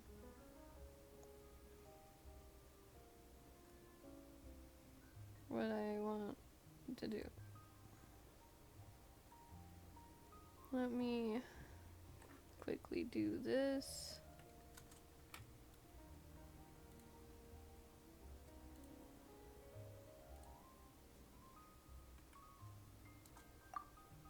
And I also did want to take a picture of this. Because I just love it oh so much. Trial or treat? Would it be better if I took a picture of this now?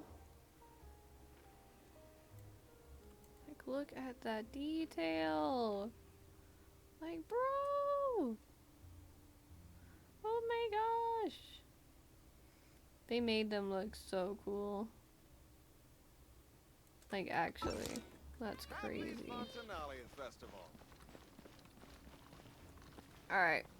With that, I'm gonna end the stream. Thank you those that somehow stayed the entire stream. Thank you those who may be watching this afterwards on the VOD. If you enjoyed me playing this event on Genshin, go ahead and just follow me on Twitch. I do also post all the VODs on to YouTube as well if you want to check those out. Thank you